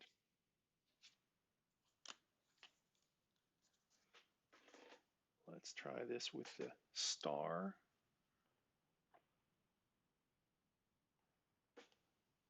It's really difficult to press.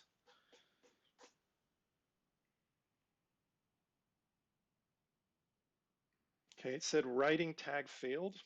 So maybe I need to hold it longer.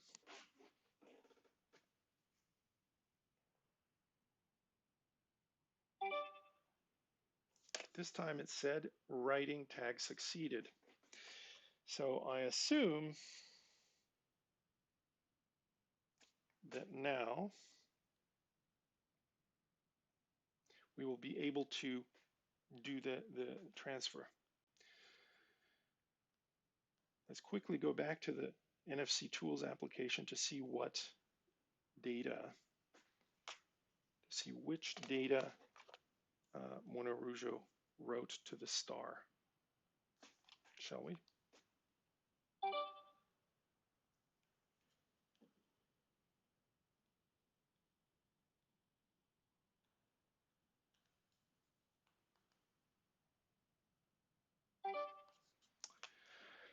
All right, so that does look better. This time Monero completed the writing. As you can see, this is a StageNet public address. So what that tells me is that probably it will work this time.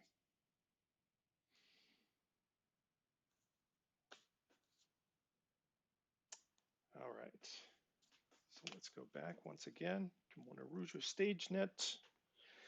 We now want to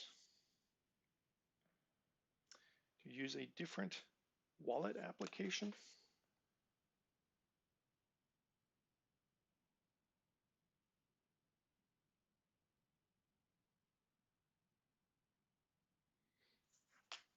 So from this wallet one, we're going to give.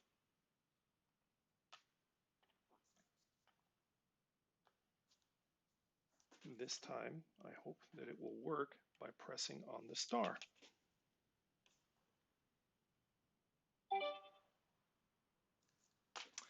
All right, so it did work this time. It filled in the receiver address, as you can see here.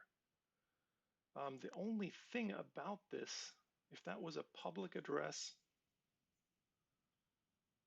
yeah, this should work. All right, so let's now complete the demonstration by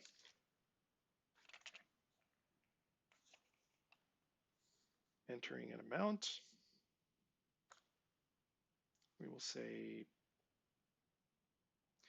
0.025, a very small amount.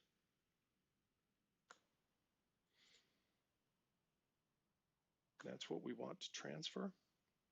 Confirm.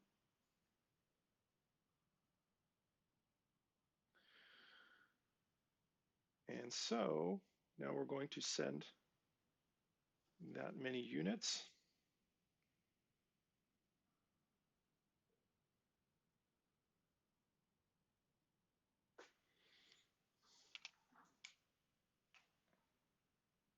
Successfully sent.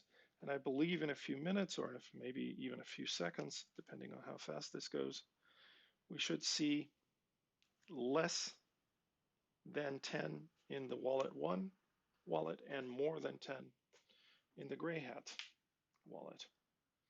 What do you think will happen?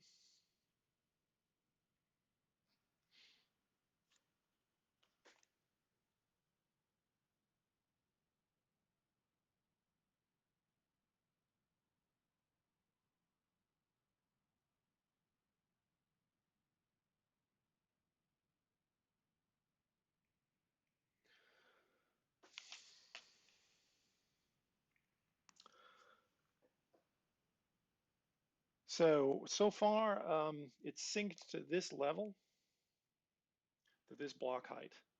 And the reason we have to wait is because the transaction that we created will be propagated along the blockchain and mined, and the block will be added um, to a subsequent block, in which case it will sync and we will see the new value here. So that's, I don't know if we can rescan or something.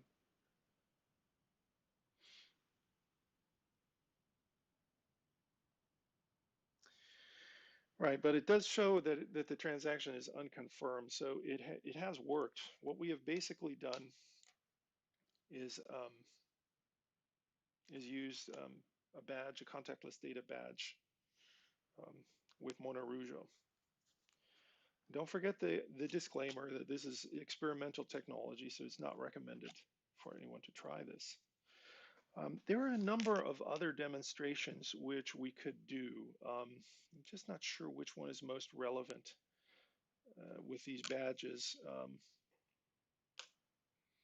We've already done a backup. We've done a transaction using the stage net. If you want to play a game, that's possible as well.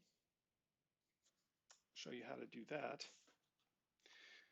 Our friends at another village have, well, it's called Four Suits, but I think their name is not Four Suits. What is the name of their village? Anyway, they contributed a game to the Inter-Village network, and you begin it by pressing on the moon. Okay, so we'll do that now. Take the phone here, press on the moon. And it shows that I emptied that tag, which is not what we want.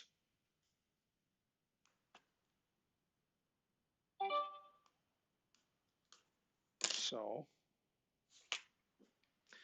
I think the game works with any browser, so I'm just going to try Firefox in this case.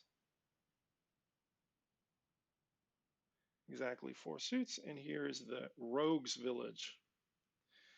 That's the name of this village. So you can play this. It's a very interesting game. I've forgotten how to play, and I'm not going to spend the time now playing the game because you understand how that demonstration works. Basically, it's a game that uses the badge at steps along the way. It's quite a nice game, but you'll have to do it by yourself. Not all parts of this game require the badge. Okay, some parts require the badge and others don't. If you want to complete the game, you need the badge. All right, so that's demonstration of the game. We could do some other thing like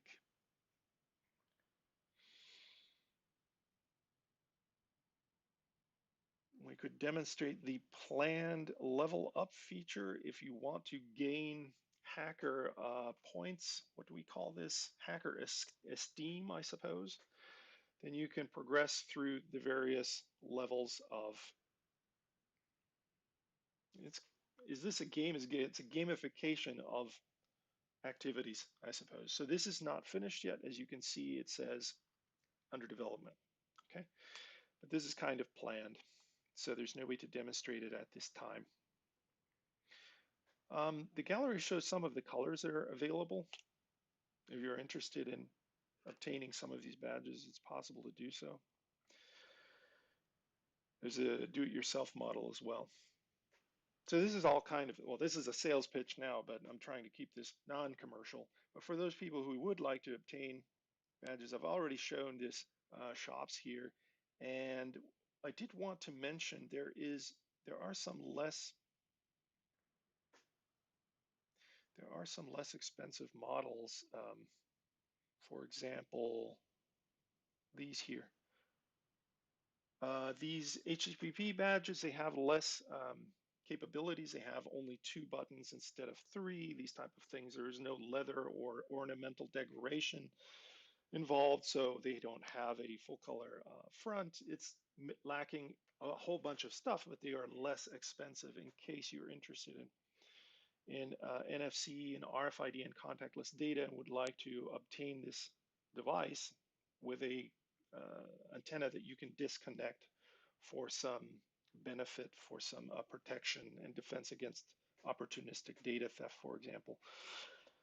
Maybe that's the model for you. In any case, back to where did we come from here? We came from the website, and there's I'm not even sure what other things. There's some status. There's a file server because we have some full color manuals and a monochrome manual as well, which is what you receive in the do-it-yourself model. Yeah, so we're still working on this web application, but about half of the features are implemented already. There's a FAQ, questions. All right, so enough of the web application. We've demonstrated that thoroughly. Another thing that I can show is a circuit level demonstration of what these chips look like and how the badges are made, how electronics are made which offer contactless features. Let's get this a bit brighter first.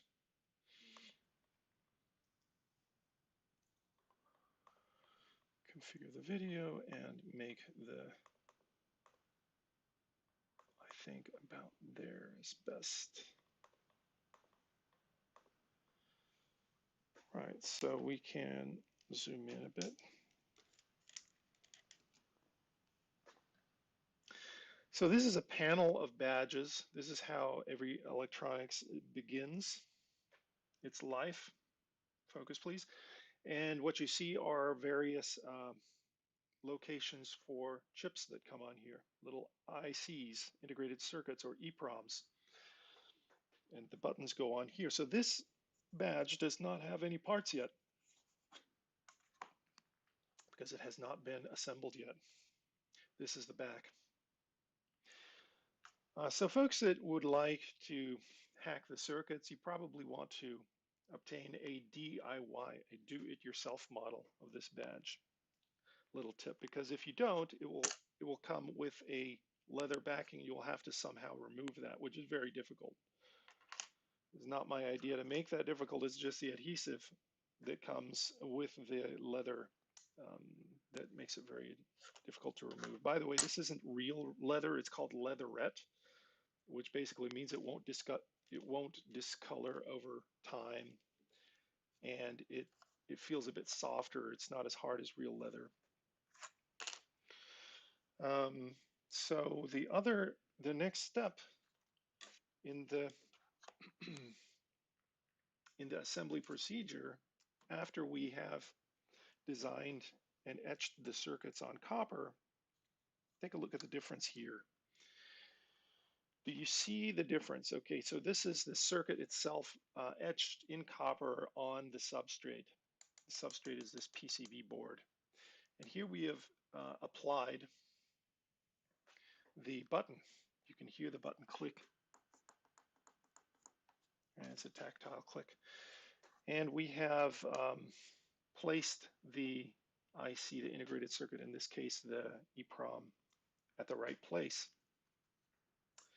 So there you can see the placement of an EEPROM where the part has not been placed yet. And here you see where the same location where the chip has been placed.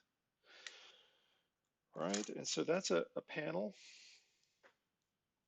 What we do then is we apply the leatherette backing. These are laser cut with a CO2 150 watt laser. And as you can imagine, once the piece is removed, it can be, due to its adhesive backing, it can be placed on the back of the badge. In the same way, instead of this bare board, we can design a PET, that's a plastic overlay, is what this is called.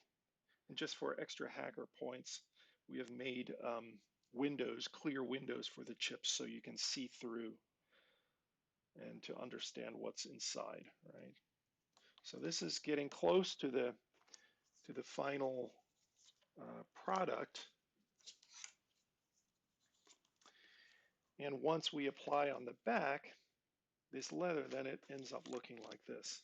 It's kind of difficult to see the black color, but here's the red one. And obviously, at the end of this procedure, we fit it in a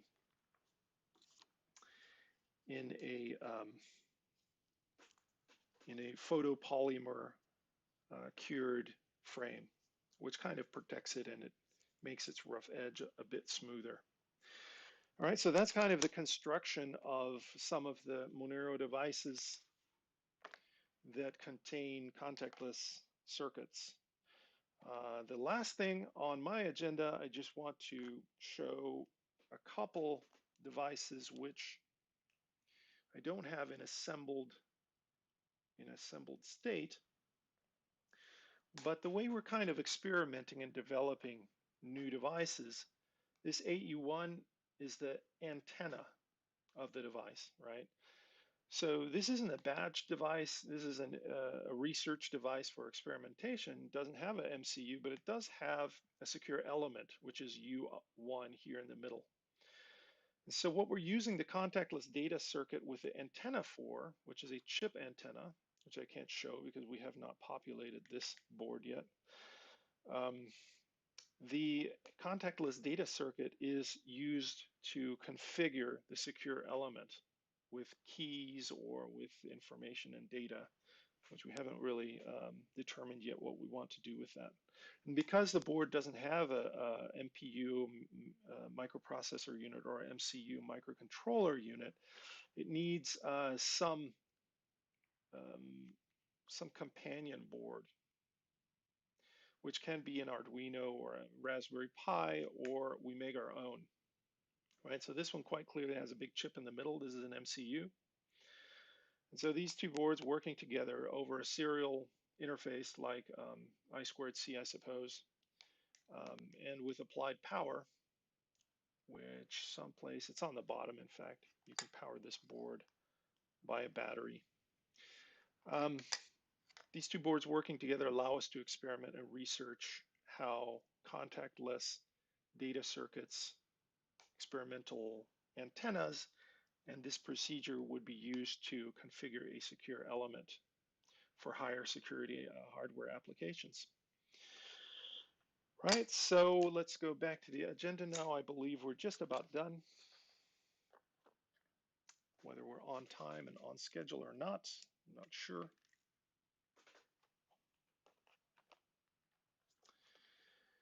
What we have done in this hour, we started with an introduction of the technology that we're talking about, which is a contactless data interface and how we use those. The disclaimer, we mentioned that this is all experimental technology, and for this reason, it's not recommended to follow these steps. It is not an interactive presentation, and this isn't a workshop. Right, so I demonstrated how I back up data on my devices. And I did some more advanced demonstrations, including using my Monero, my Monerujo application with 2 wallets, which I created, transferring worthless StageNet units from one wallet to the other using a contactless data approach and an NFC badge. At the very end, we had a circuit review. It was basically hands-on. We didn't take a look at the EDA, the electronic design automation tools used in designing, but we did look at the physical composition of a very simple NFC device at the circuit level. All right, so what we normally would do now is invite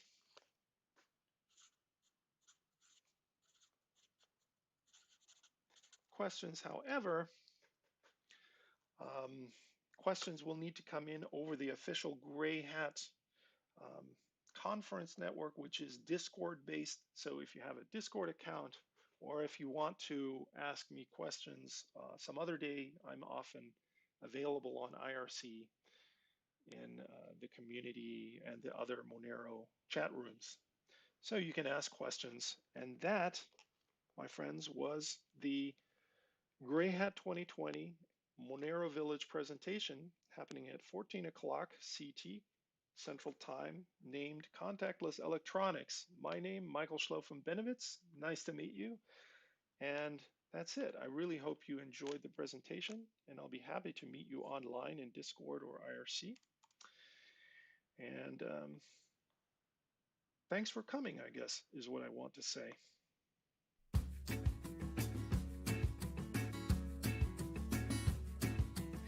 1, 2, 3, 4, 5, 6, 7 y media, otro día, misma feria, no he dormido nada para variar.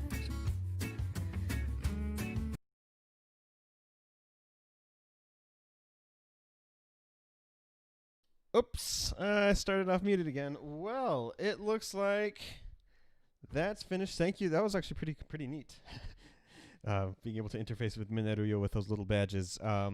As you probably saw, you can pick those up at a couple of different places. We have an area at monerovillage.org that specifically is for those hardware badges if you were interested in finding one to get for yourself. Pretty neat little stuff. Open hardware is always fascinating to me. It's a step beyond open software, so it's definitely something I like to see movement on. And Michael is just the guy to do it. He tinkers and messes with these things all day long, and he's good at what he does. So please go check out that page, monerovillage.org. Oh, you know what? Let me just give you the exact thing. monerovillage.org/hardware-badge. And you can go ahead and see those things. It's on the monerovillage.org website. For now, we are going to take about an hour break. We're going to come back in about an hour, and we're going to hear from our last talk of the day, Ruben. Ruben Yap. He's going to be speaking with us about Zcoin, which has just rebranded to Firo. And they're going to be talking with us about their new Lulantis protocol and some discussion about Zcoin and what it's been up to and how it's trying to work on privacy in the cryptocurrency space also. So I will see you guys there to introduce Ruben, and that will be our last talk for the day. Once again, go to monerovillage.org to see our tentative schedule for tomorrow. All of those talks are confirmed, but we may still have some extra stuff for you as well, which I hope to get back to you guys soon about. Catch you guys later. Bye.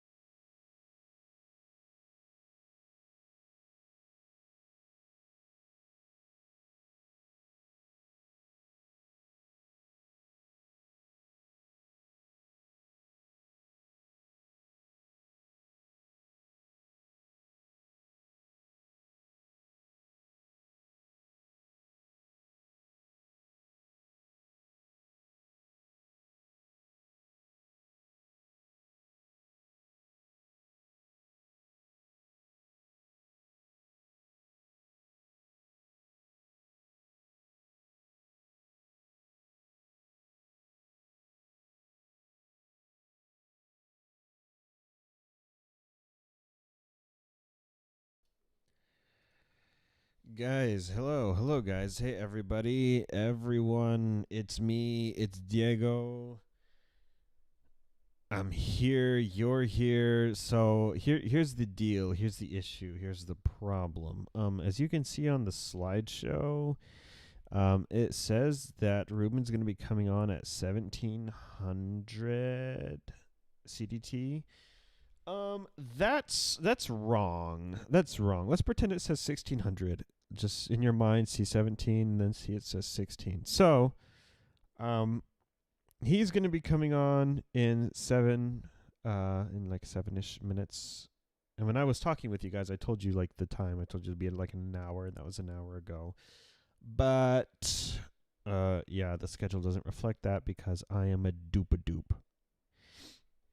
Ancient Sion, thank you for your question. Where are we in terms of the schedule? We're in the last talk that's going to take place right now. We're going to do it right now. Oh, man, it's been a day already. So in just a few minutes, we'll have Ruben here to talk with us about Zcoin. Woo! All right. See you guys here pretty soon.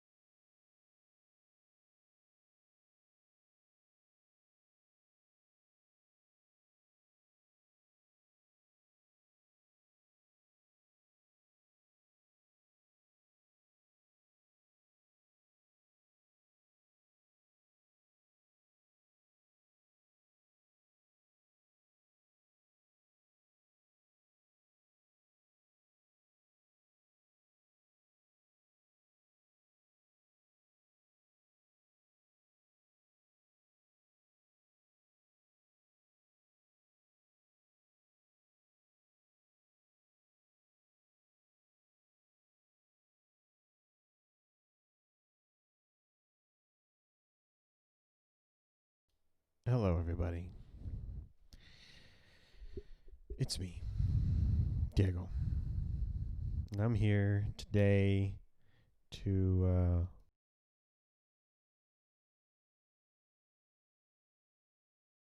Sorry, no, I was giving Ruben some instructions. Anyway, I'm here to present to you Ruben Yap. He is going to be presenting to you about Zcoin, which has recently been rebranded to Firo, and like they're going to talk about Lelantis. And this is our final presentation for the day.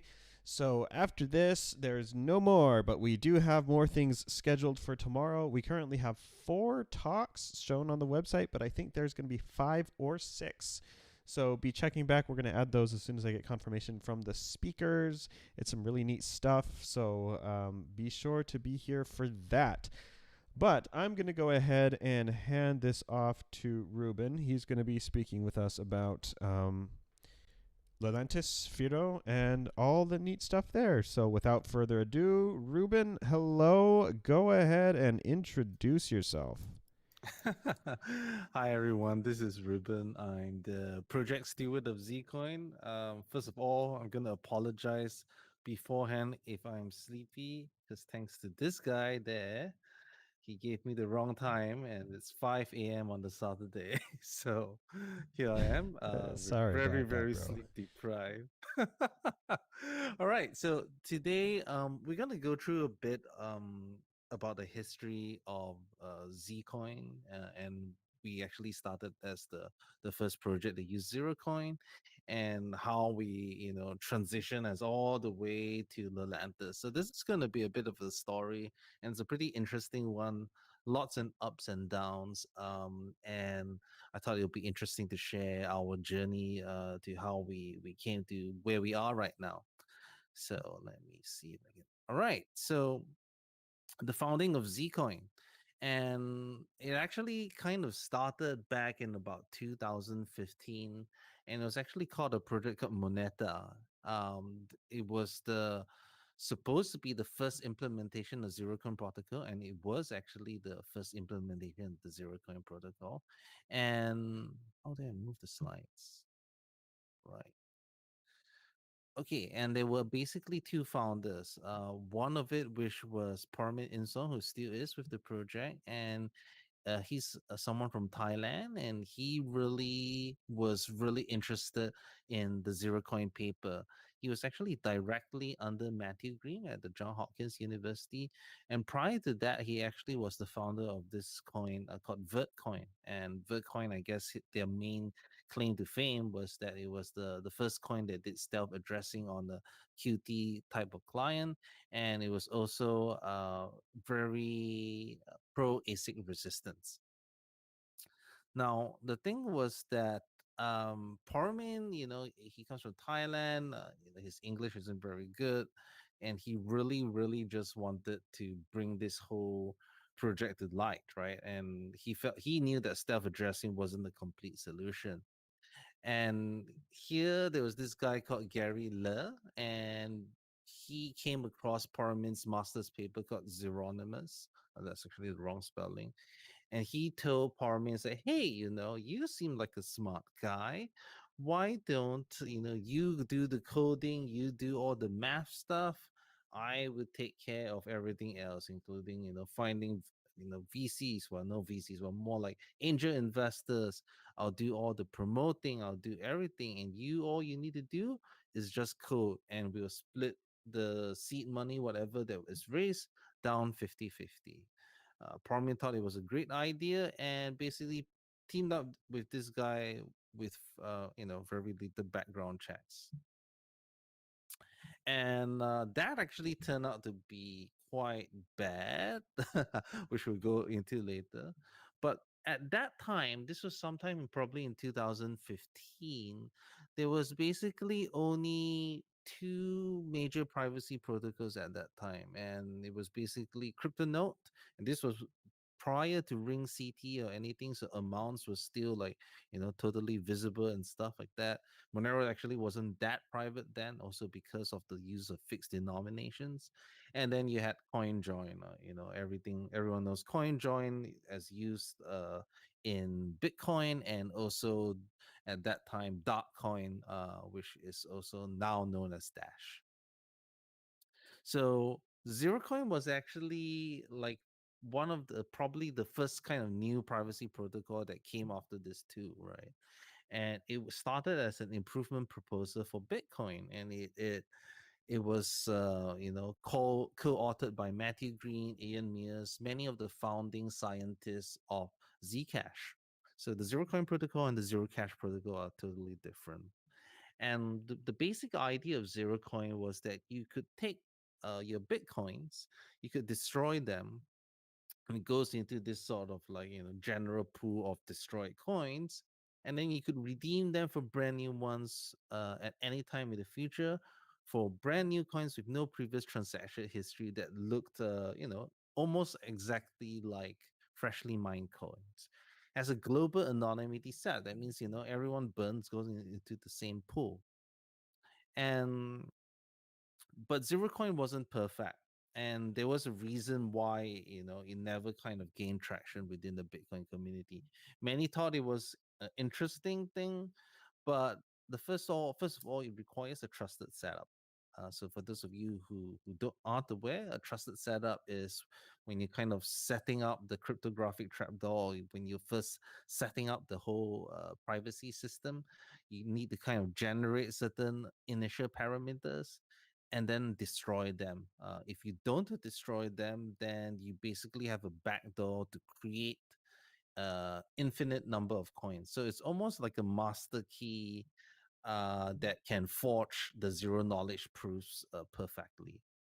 The other problem with the zero coin was that it had a very large verification time. That means it took a long time for nodes to verify that this particular redemption was correct.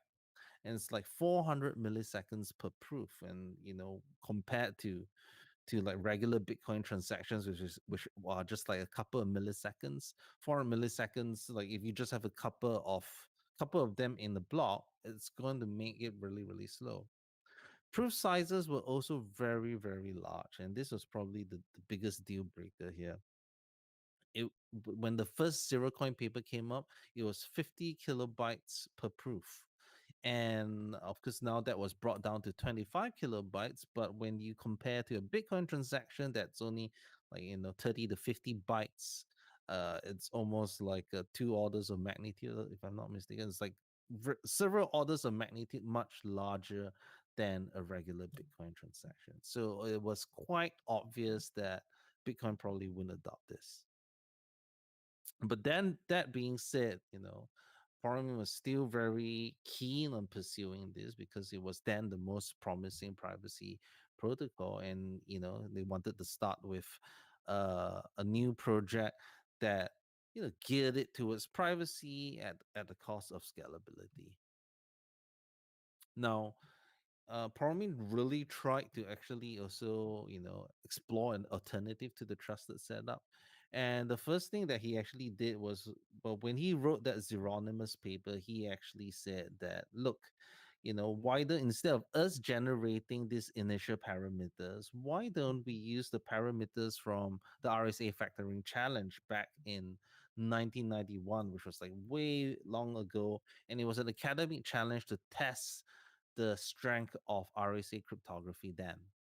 And the good thing about it is that, first of all, when they created that challenge, there was no kind of no one would have known that it was going to be used in a new cryptocurrency. So there's very little incentive to backdoor, because if they had backdoored it, it would have defeated the purpose of the challenge.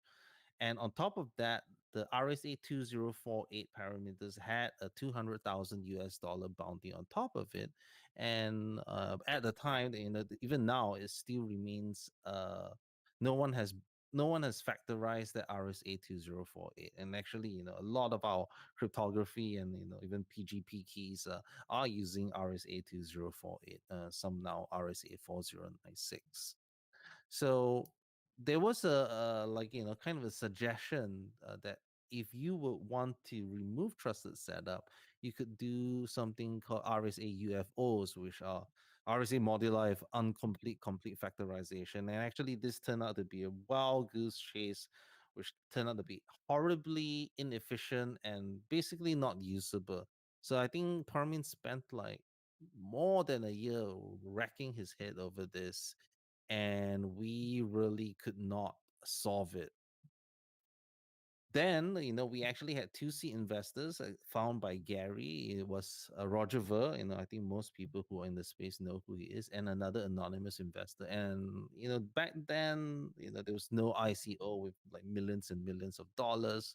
I think in total, the amount raised was 100,000 US dollars, and that was enough for basically Paramin to continue coding for the year, and well, Gary to do his stuff. So um, right. So what happened was from Moneta, Gary then proposed the project to be named Zcoin after the Zero Coin protocol. And this was actually quite controversial because by that time, the Zcash project was also announced, and they used the Zero Cash protocol. So there is some logic to being called Zcoin and Zero Coin and Zcash and Zero Cash. But many of the Zcash guys actually thought that the rename was purposely done to cause confusion, even though Zcoin kind of launched slightly before Zcash, but they felt that the rename was a confusion. And to this day, many people confuse Zcoin, Zcash, sometimes by accident, sometimes unintentionally. And I think the worst thing is that if they don't mistake us, they think we're a fork of Zcash. So was a very kind of a really important point, and probably not a good thing to be confused with. We launched at the end of September 2016, and we actually received quite good traction. Like many crypto OGs supported us, and the project was actually gaining a lot of attention among very cool people. But as I mentioned earlier, um, there was actually a fallout between Gary and Parmin. And what happened was Gary, who held the founders' wallets, refused to release Parmin's share of the seed funding, which was basically about 50,000 worth, and claimed that Parmin was just a mere contractor. And Paramin and Gary basically made an offer to Paramin and said that, hey, why don't instead of giving you your 50% share as promise, I will release it over 1 year steadily. And what happened then was Paramin said that, well, okay, I know this isn't what we agreed and this isn't really fair, but fine. If you can show me that you actually still hold whatever money that you said that you raised, then I would continue to work. But Gary was unable to produce the proof. He had probably spent the money. I don't know what had happened. And this was kind of slightly before this. I came in as a community manager. I was then a lawyer, looking been through a lot in the crypto space, and was looking to be a part of a project to learn what it's like behind the scenes. And interestingly, I actually helped the project kind of get through this period. And but unfortunately, because Gary basically ran away with all the money, and we were unable to hire any additional developers due to the funding.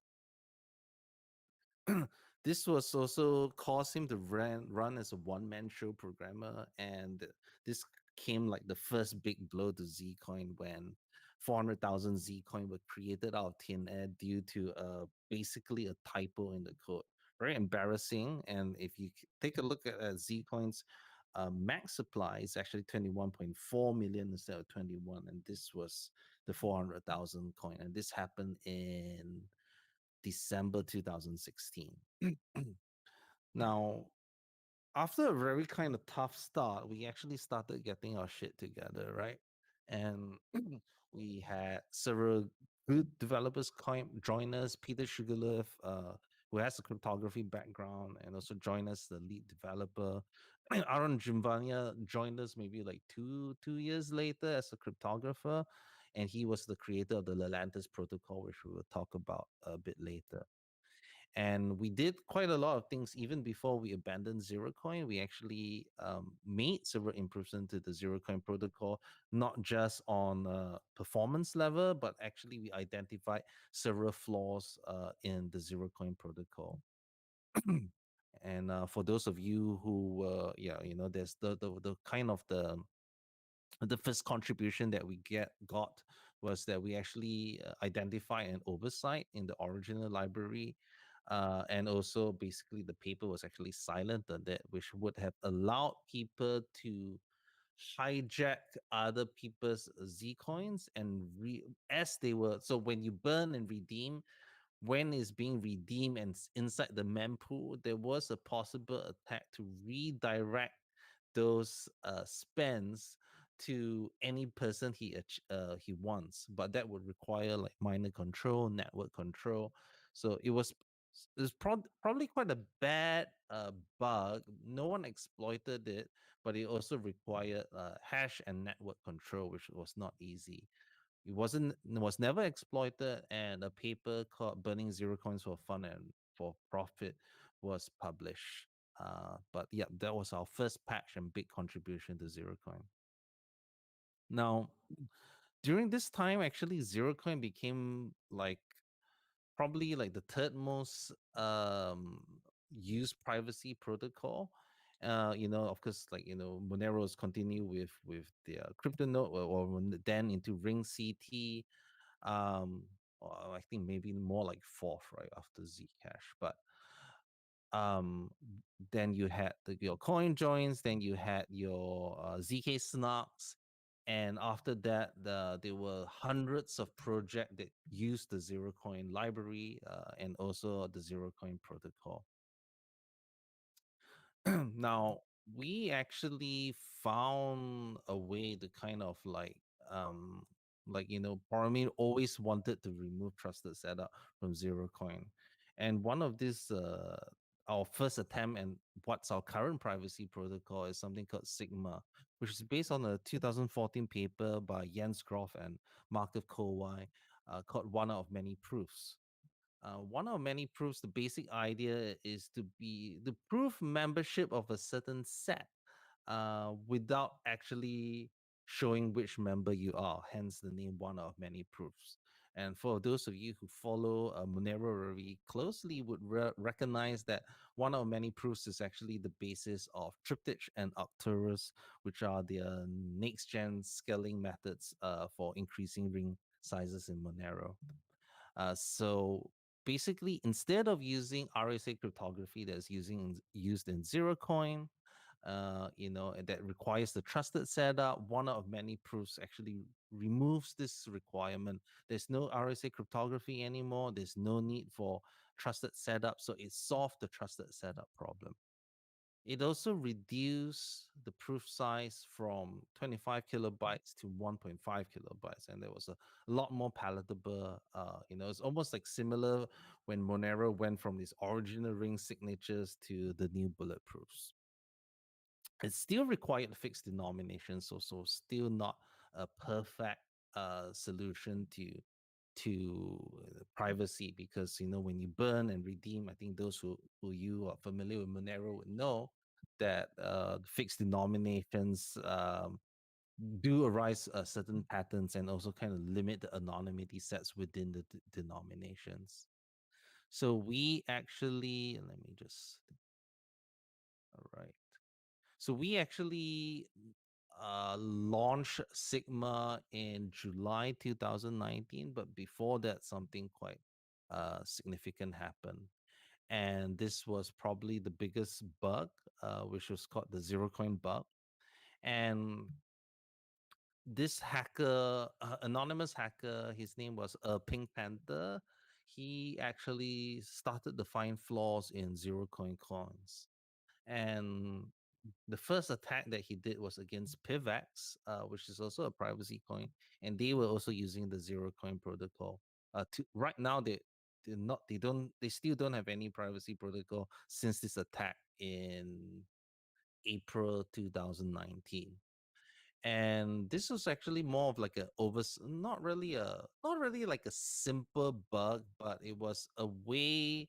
So the way zero coin works, or the way Sigma works, well, the way zero coin works is that when you have a secret but you don't reveal it, but then when you are redeeming your brand new coins, to prevent you from reusing that secret again, from generating using the same proof to generate new coins over and over and over, a serial is generated from your secret, and that serial kind of proves that you cannot double spend your coins.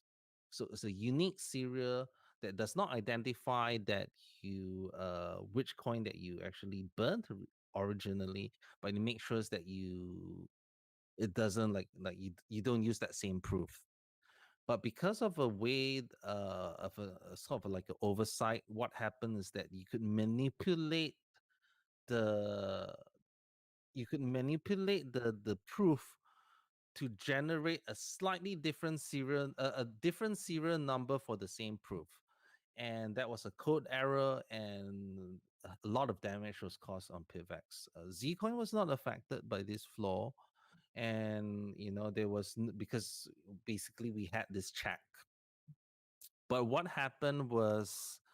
um what happened was the Pink Panther actually found, and he's like just based on his writing and everything, he was probably not like a trained cryptographer, but someone who was really, really talented in finding this sort of stuff.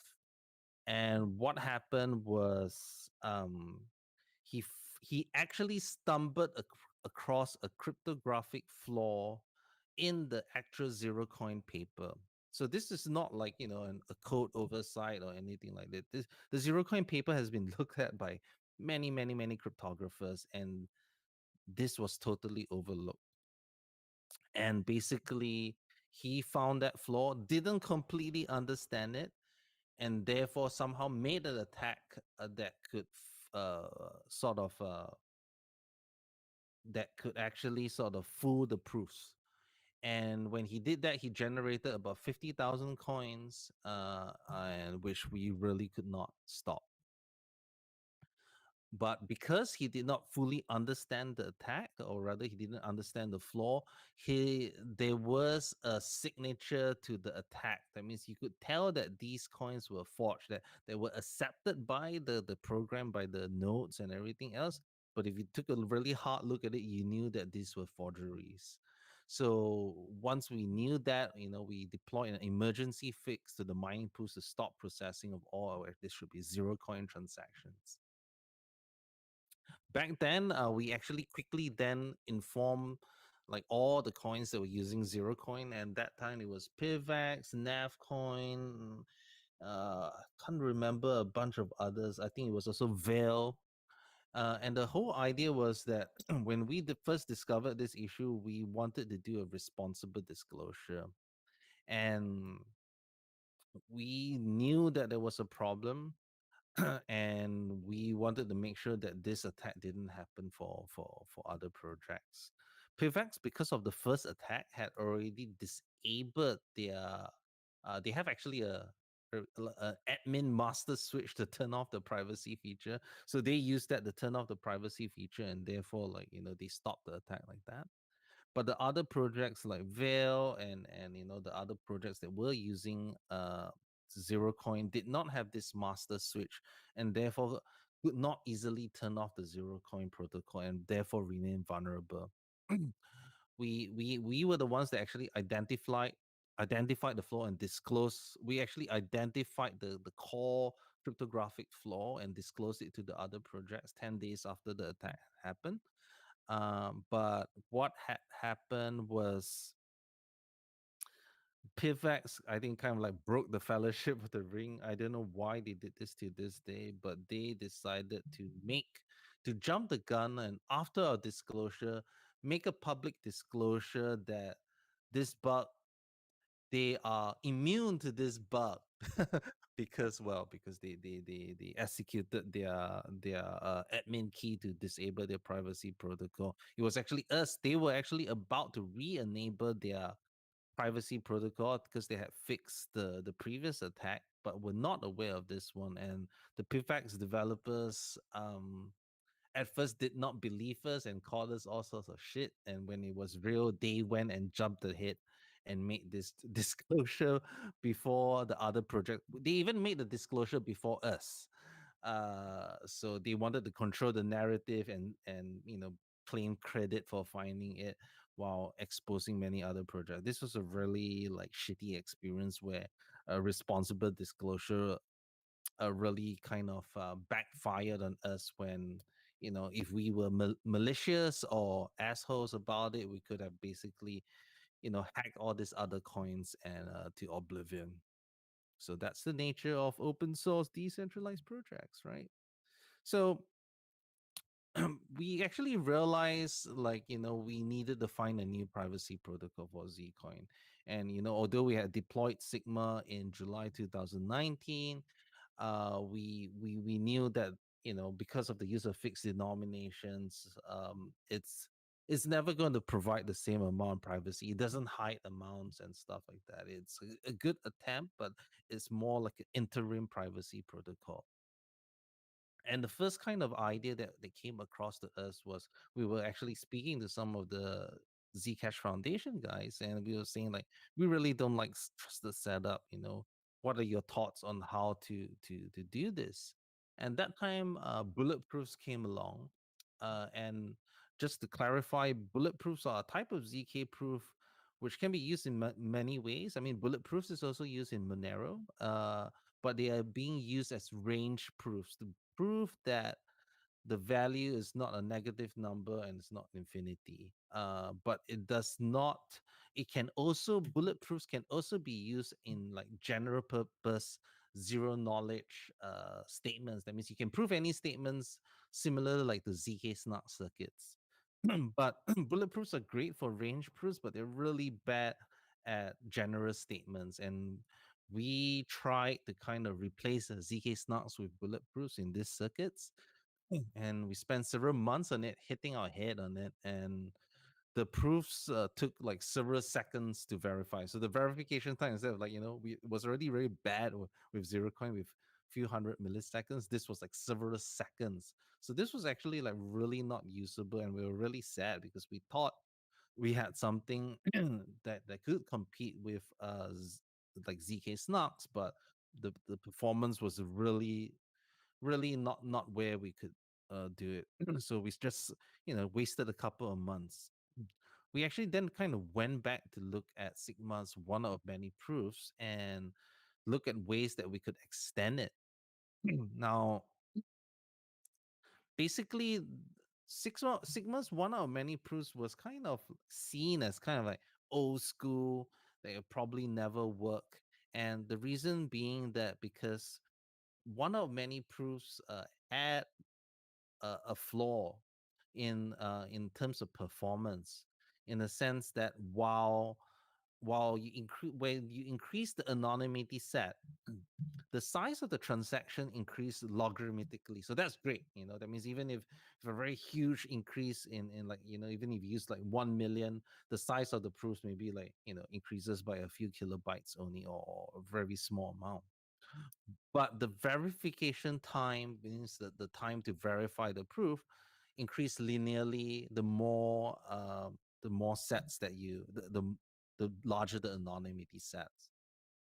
And that kind of meant there was an upper boundary as to how scalable this thing is, right? Because if you went to like let's say a 100K set, your proof times your verification times of the proof would be like 1 second or so.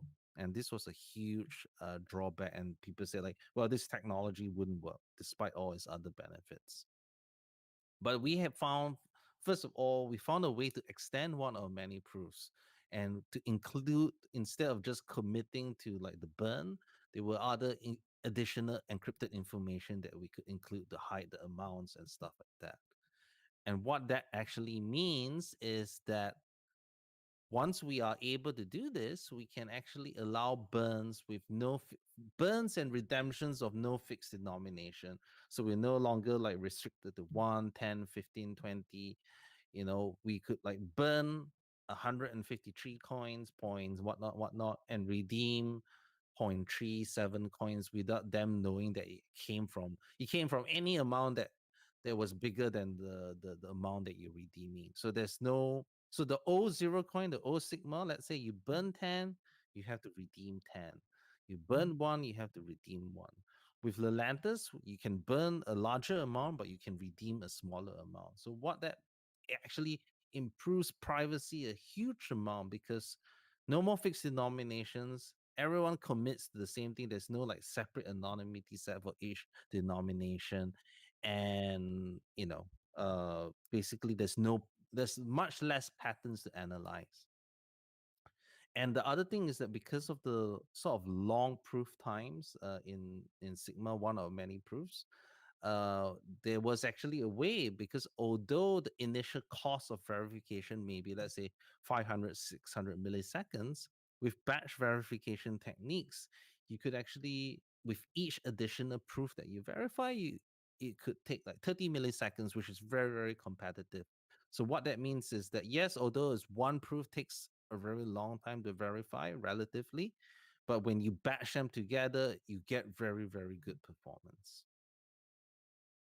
So that's kind of like Lelantus in a nutshell, and it's really powerful. And we were in touch with the Monero research labs in Sarang, who was also very intrigued with the ideas, also assisted us with improving Lelantus, and I think probably led to Triptych and Arcturus using this sort of same trick to encrypt additional information in one of many proofs. And Lelantus version 1 was actually presented at MoneroCon, and there was also a way to, so previously with Zero Coin and Sigma, you burn and redeem. Now with Lelantus version 1, you could actually pass the right to redeem to someone else, but there was then kind of like a small, there was a drawback in the sense that if the person if you pass the right to redeem to someone else, when that person spends it, the person who sent it would know that his coins have moved. And that meant that the person had to do a churn, and kind of like, that was like a horrible usability thing. And we actually managed to solve it in actually Lelantus version 2. Now, Lelantus still isn't perfect. It still offers very high anonymity. So instead of like, like for example, in Monero, when you do a transaction in the current ring size of 11 or so, you now are hiding in a possible set of up to maybe 65,000. So pretty competitive. And, Arcturus, I think, is probably aiming, I think, was it Triptych is actually probably aiming at ring sizes of about 100 or so, the last that I checked. Now, 65,000, so what does this mean, right? Because obviously, as more and more people burn, the 65,000 will eventually fill up. And it's not that we can, it's not that we couldn't, like, keep on adding to it. Like, yes, you can make it go to 1 million or so, but performance would degrade as the set grew. So there had to be an upper cap, and we decided that 65,000 is kind of like the sweet spot between high anonymity and performance. But there still needed to be a mechanism whereby when you start, when the first set has finished, if you start the second set, if you're the only person in that set, your anonymity is really weak, because you kind of like have this like empty anonymity set, and that would be really bad. What that means that if you're in that second set, you kind of have to wait for other people to start committing to that new set before you can even spend yours to get good privacy. And that was something that was really not desired. And what we did was, then we actually had this idea of overlapping the sets, where set 1 and set 2 there's a partial overlap, so that before, when the first set hit 48,000, they'll be also starting to put commitments into the second set. So that means from 48,000 to 65,000, the commitments go into both anonymity set 1 and anonymity set 2. So what that actually means is that when set 1 is full, set 2 is open for spending. What happens then is that the minimum anonymity, even with a new set, is 16,000, which we still think is pretty high. So what that means is that there's no like, oh, you have to start from zero again. Now, what's also interesting is because you can now pass the right to redeem to someone else, you could even say burn in set one and redeem in set two, which then really blurs the boundaries between the anonymity set. So I hope people understand what I mean by that. We even going to be moving to privacy by default. We actually starting by once Atlantis is activated in mid-January, it's kind of like almost like the default, because it would prompt you to use it, and the default balance that you spend for will be your private balance. But it is hoped that eventually, once we have sort of Atlantis version 2, which the cryptography has all been done already, it just needs to be implemented, and a whole new addressing system, we can start moving into like mandatory privacy by default, which will really, really improve our privacy. We've also actually made further improvements in one of many proofs. We actually published a paper called Hierarchical One of Many Proofs. And what that means is that although right now the proofs take, like if I want to generate like a new private transaction, it takes about maybe 2 to 3 seconds, which isn't bad. But when you're trying to generate a lot, like let's say if it's for an average user, it may not be an issue. But if it's like exchange generating like hundreds of transactions at one time, 2 to 3 seconds is not great. But we actually found a way to reduce that proving time using hierarchical one of many proofs to reduce that time to below 1 second, actually by almost like an order of magnitude. This still has to be sort of modified for Lelantis, which we haven't done so yet, but it's probably a very interesting technique that can be used to scale Lelantis, and who knows, maybe Triptych and other methods as well. So with the kind of launch of Lelantis coming, we're going to release the mainnet binaries on the 30th of November. We felt that it was actually a really good time to reinvent ourselves. For too long we've kind of been in the shadow of Zcash. Everyone confuses us, despite us having almost like no common cryptography and no common lineage, especially now that we're no longer using the zero coin protocol. And we were looking for something that was easy to say and sounded like currency. And Firo is 4 letters. It's easy to say. It also sounds like, it's like fire, like the burn and redeem mechanism. And that was basically the whole idea of moving forward to say, with a Lelantis launch, we're starting to be a big boy privacy coin in terms of technology. Let's have a big boy name to go with it.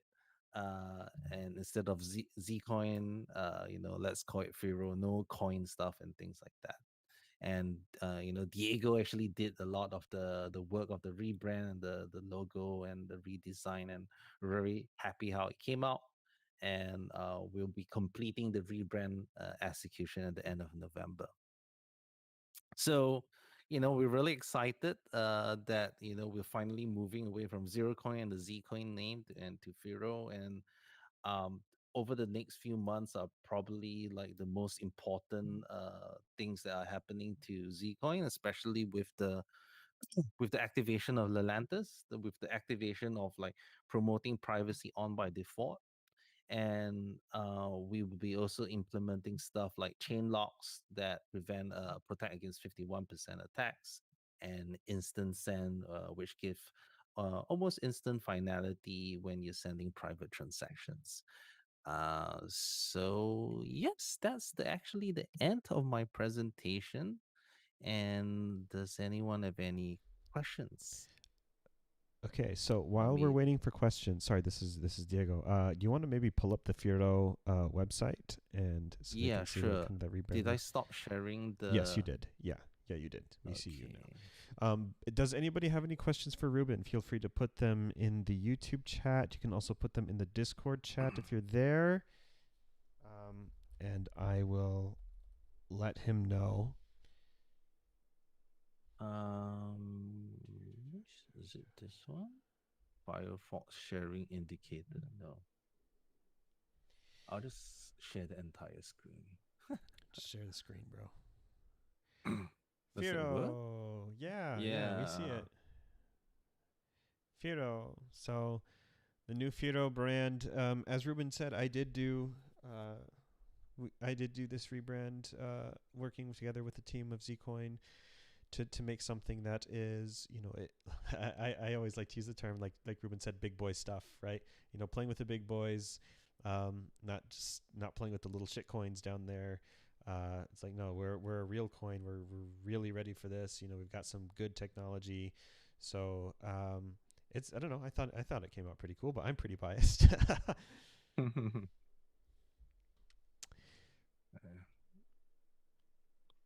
Click on the Right. branding page at the very bottom, because that's got a lot of little thingies. Yeah, look at that. Firo. So you could go to Firo.org to check that out, and go to zcoin.org to check out the old stuff. But Oh my God. Okay. Yeah. you guys will be so sad when you see what I had to work with. It's very matrix hackery. Hey, so Ancient Sion Wow. says in the YouTube, he says that he's like, it looks good, but I'm committed to Monero at this point still. And Diego, Sure. I'm also committed to Monero, and that's the cool thing. To me, I love what's it called? Competition, because competition drives innovation for everybody. When you have when you don't have any competition, you can kind of just sit back and just coast on your exclusiveness, which I don't feel that Monero has done too much, because we are constantly innovating with the MRL and stuff. But it's always good to have competition. And at this point in time, at this point in history, Monero has no real competition, because nobody is private by default. Nobody is private, has mandatory privacy, so nobody can really hold a candle to Monero. It's kind of really, really interesting. So with Zcoin making the decision to go private mandatory, for the first time ever, Monero is going to actually have real competition. It's pretty much for the first time in the entire crypto space. That's nuts to me that it's taken this long, first of all. But that is exciting to me. Even though I work on Monero, and Zcoin is a competing project and stuff, like it's exciting to me that we can learn from each other and we can compare notes. And as Ruben alluded to in his talk, Sarang from the Monero Research Lab and Zcoin's cryptographer, what was his name? Something. Aram. Yeah, Aram. Aram. They've already Aram been. Shebang. They've already got. They had been comparing notes, which led to improvements in Atlantis and led to improvements in Triptych and Arcturus as well. So pretty nifty. Pretty nifty. Yeah, I mean, like the way I see it is like, yeah, we're all competing, and I think it's good to have like friendly competition. But the idea is that I think, like, especially we actually share so many similar goals, right? Like, no trusted setup. We're not gonna compromise on like fancy moon map cryptography. We want it to be accessible to everyone. We're both very like passionate about privacy, and right now I think we're going down the right path. And honestly, it's like at this point in time, I just want to make sure that we have many options for private internet money, right? And Yeah. yeah, whether we break, you break, whoever breaks, they we are reaching a point in our civilization when, with the advent of like CBDC, central bank digital currencies, Mm. and like PayPal wants its own cryptocurrency, Libra wants to own its own cryptocurrency, or like DCEP, the Chinese. These are all basically surveillance currencies, right? Mm. And of course, you have the Bitcoin maximalists that feel that, oh yeah, Bitcoin is private enough and stuff like that, and we'll see, like, if cryptocurrencies mainstream adoption ever happens, that's not really going to be the case, right? I mean, you already are seeing it in the news. So, Iran, North Korea, Venezuela are all starting to amass their own Bitcoin reserves. How long do you think that it will remain uncensorable and unseizable? I mean, for the average Joe, it's basically Twitter for your bank account. You may say it's, you can't seize it from me, but if I know who you are, I know possibly your network just by the fact that you paid me, I can go to your house and point a gun to your head, or I can say, all these exchanges, everything, all these coins are tainted, because they came from North Korea, came from Venezuela. I mean, you know, my belief is that money should not have borrowers. Similar to, like, it's a public utility, right? Like electricity can be used to power your air conditioning, or can be used to, I don't know, electrocute someone to death, right? And that's not the fault of electricity. It is a public utility that can be used for good and bad. And to say that money should have morals is like saying electricity should have morals. And this whole narrative that privacy coins are there to enable illicit activity. Well, first of all, the studies show that it hasn't really been used like that. The banks themselves, have laundered trillions of dollars through regular fiat, and very little repercussions there. Very few people have gone to jail. At the end of the day, it's about control. It's about, surveillance. It's about being able to cut off people from the financial system if they misbehave. And that's a very dystopian future. And I really feel that, yes, Monero is, the premier privacy coin right now. I am very, confident to say that, despite leading a so-called competing project.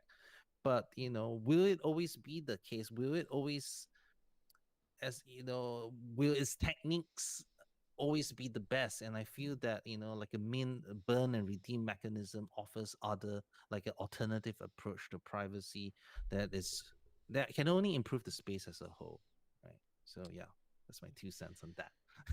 Yep. So there is one question in the chat. Does Zcoin have some sort of smart contract capability? No, we don't intend to have smart contract capability, mainly because of the attack surfaces that it introduces. I mean, Ethereum is great for doing all of that. We actually had our first DeFi integration earlier today, which is basically like a bridge between Ethereum and Zcoin. And that's kind of our way that we want to integrate with smart contracts. Like, yeah, we can be a token in your smart contract ecosystem, but we're not going to build all that functionality ourselves. Let the smart contract platforms deal with that. Yeah. And we're working right now. The way that is bridged is through like a custodian, which isn't great, but they are trustless stuff using like MPCs, like in Ren project, that would allow trustless bridging between the two without KYC and much better for privacy. So we're pretty excited about that. And I guess the idea is that we want to make sure that we're on the most liquid decentralized exchanges, which are on Ethereum. All those automated market makers are on Ethereum. You want to use it as collateral for lending. That's also on all the DeFi platforms. And rather than try to build that all and be everything, I'm actually one of those people that don't believe in like one coin should solve everything. Like Bitcoin should not have do everything. Ethereum shouldn't do everything. It's like pick the right tool for the job, because it is not possible to optimize for every single thing. Yeah. Okay. Any other questions before we say goodbye to Ruben and send him back Good off to night. bed? Yes. My poor wife.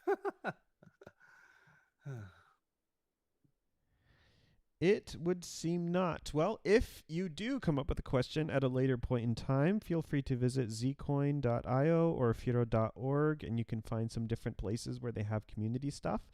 And you can go ahead and discuss things with the team about what their plans are and what they're doing. Felipe does have one question, but isn't privacy also important for smart contracts? Yes, it is. But the way that the privacy works in Monero and like in Zcoin, like the privacy, it can be like where is the source of these funds that are going into the smart contract? Yes, stuff like Lelantus, stuff like even ring signatures, or like you even have like a ZK Snarks mixer like Tornado Cash on Ethereum. That's important, but there are also other stuff like how is it interacting within the smart contract. But I don't think that's like for us to build it in. And if you take a look, there's actually a lot of weaknesses in Tornado Cash, which I think is beyond the scope of this particular thing. But it is not easy. It is more of like if you want to be money and you want to be like hard money, as the Bitcoiners call it, having smart contracts and all this thing really increases the attack surface. And honestly speaking, the type of cryptography that all of us use is already pretty damn tough. Like, there's so many stuff that we can get wrong. What more smart contract vulnerabilities on top of that? Yeah, and if you'll allow me to insert my opinion right here, I would like to see smart contracts first become somewhat useful, which right now they are pretty much completely useless without any sort of decentralized oracle. My opinion, Ruben. No, decentralized exchanges don't need an oracle. That's true. Okay, I'm going to shut my mouth. This is your talk. This isn't Diego Rett. No. It's fine. Okay, guys. That's it. We're done, not just with Ruben, but with today. So let's all give a digital round of applause to Ruben. Clap. If you're not clapping at home, I can hear you not clapping. So Ruben, thank you so much for coming and talking with us about Firo. Go to bed, man. Go get some sleep. You shouldn't be up this late. I'm sorry that I got the times mixed up. Said you had to get up this early. Okay. So I'm gonna kick Ruben out. Be gone, sir. Bye. And now we're just back to me, the real deal, the star of the show, why you actually came to this stream. Here I am. You have to wait no longer. But you are going to have to wait longer because we're done for today. We have one more day of Grayhat presentations tomorrow. If you go to monerovillage.org, you can see what we have in store. Actually, let me go ahead and do that really fast. Go to monerovillage.org and scroll down. We have our schedule in which our first talk of the day is Christy Lee Minahan, which is she is a mining person. She works with manufacturers and software, hardware, all about mining. So she is going to be talking with us all about mining for an hour. She's going to be telling us kind of like the state of mining as it is in this day and age, CPUs, GPUs, FPGAs, ASICs, all this kind of stuff. Where are we currently? So she's going to be talking about the major trends and the latest trends in cryptocurrency mining as of now. Pretty neat talk. Come to that. 10 CDT. Next up, we're going to have Jeremy Rand, who works with Namecoin, which if you guys don't know what Namecoin is, you should come by. It's actually a really neat piece of technology. It's one of the few actual applicable uses of blockchain in today's day and age. And it's something that I really like, and I'm not a shitcoiner. So please come by that and take a listen. Very interesting stuff. We've also got Justin SGP, another Monero community regular. He's going to be talking about, the title of his talk is The Collision of Theory and Practice for Privacy Adoption. So kind of privacy in theory and privacy in practice, and how do those two things intersect, and what happens when they kind of go against each other. We also have Mr. Need Money 90, who he was going to give his moderation talk today, but that has since been moved to tomorrow. So that is going to be tomorrow. If you were looking forward to that and you were sad that we didn't get that today, don't worry. The talk is still happening. We're going to get to that tomorrow. You're going to want to be here. And I still have to get back to a couple of people regarding whether or not they can present like Samurai Wallet and stuff, who is a privacy wallet for Bitcoin. We can get another perspective from Bitcoiners. So totally great that you guys have been here this whole time. I mean, I can't tell if you just got on like 30 seconds ago and you're pretending that you've been here the whole time, but we're very grateful for you guys to come and see our talks. Once again, these will be posted on YouTube after the fact. So if you missed something, if you're sad that you missed something, don't worry. You can come back and watch these things later. Once again, big thanks to Grayhat. Huge thanks to Grayhat for working with us and for hosting this whole thing. It's always great to have an excuse to put together good content for you guys. All right, we're done. I will catch you guys tomorrow, bright and early, 10 a.m. CDT, with what we got going on there. And be keeping an eye on the schedule this evening. It will probably be updated with the times for the other promised talks. Thank you so much. We'll talk to you guys later. Bye.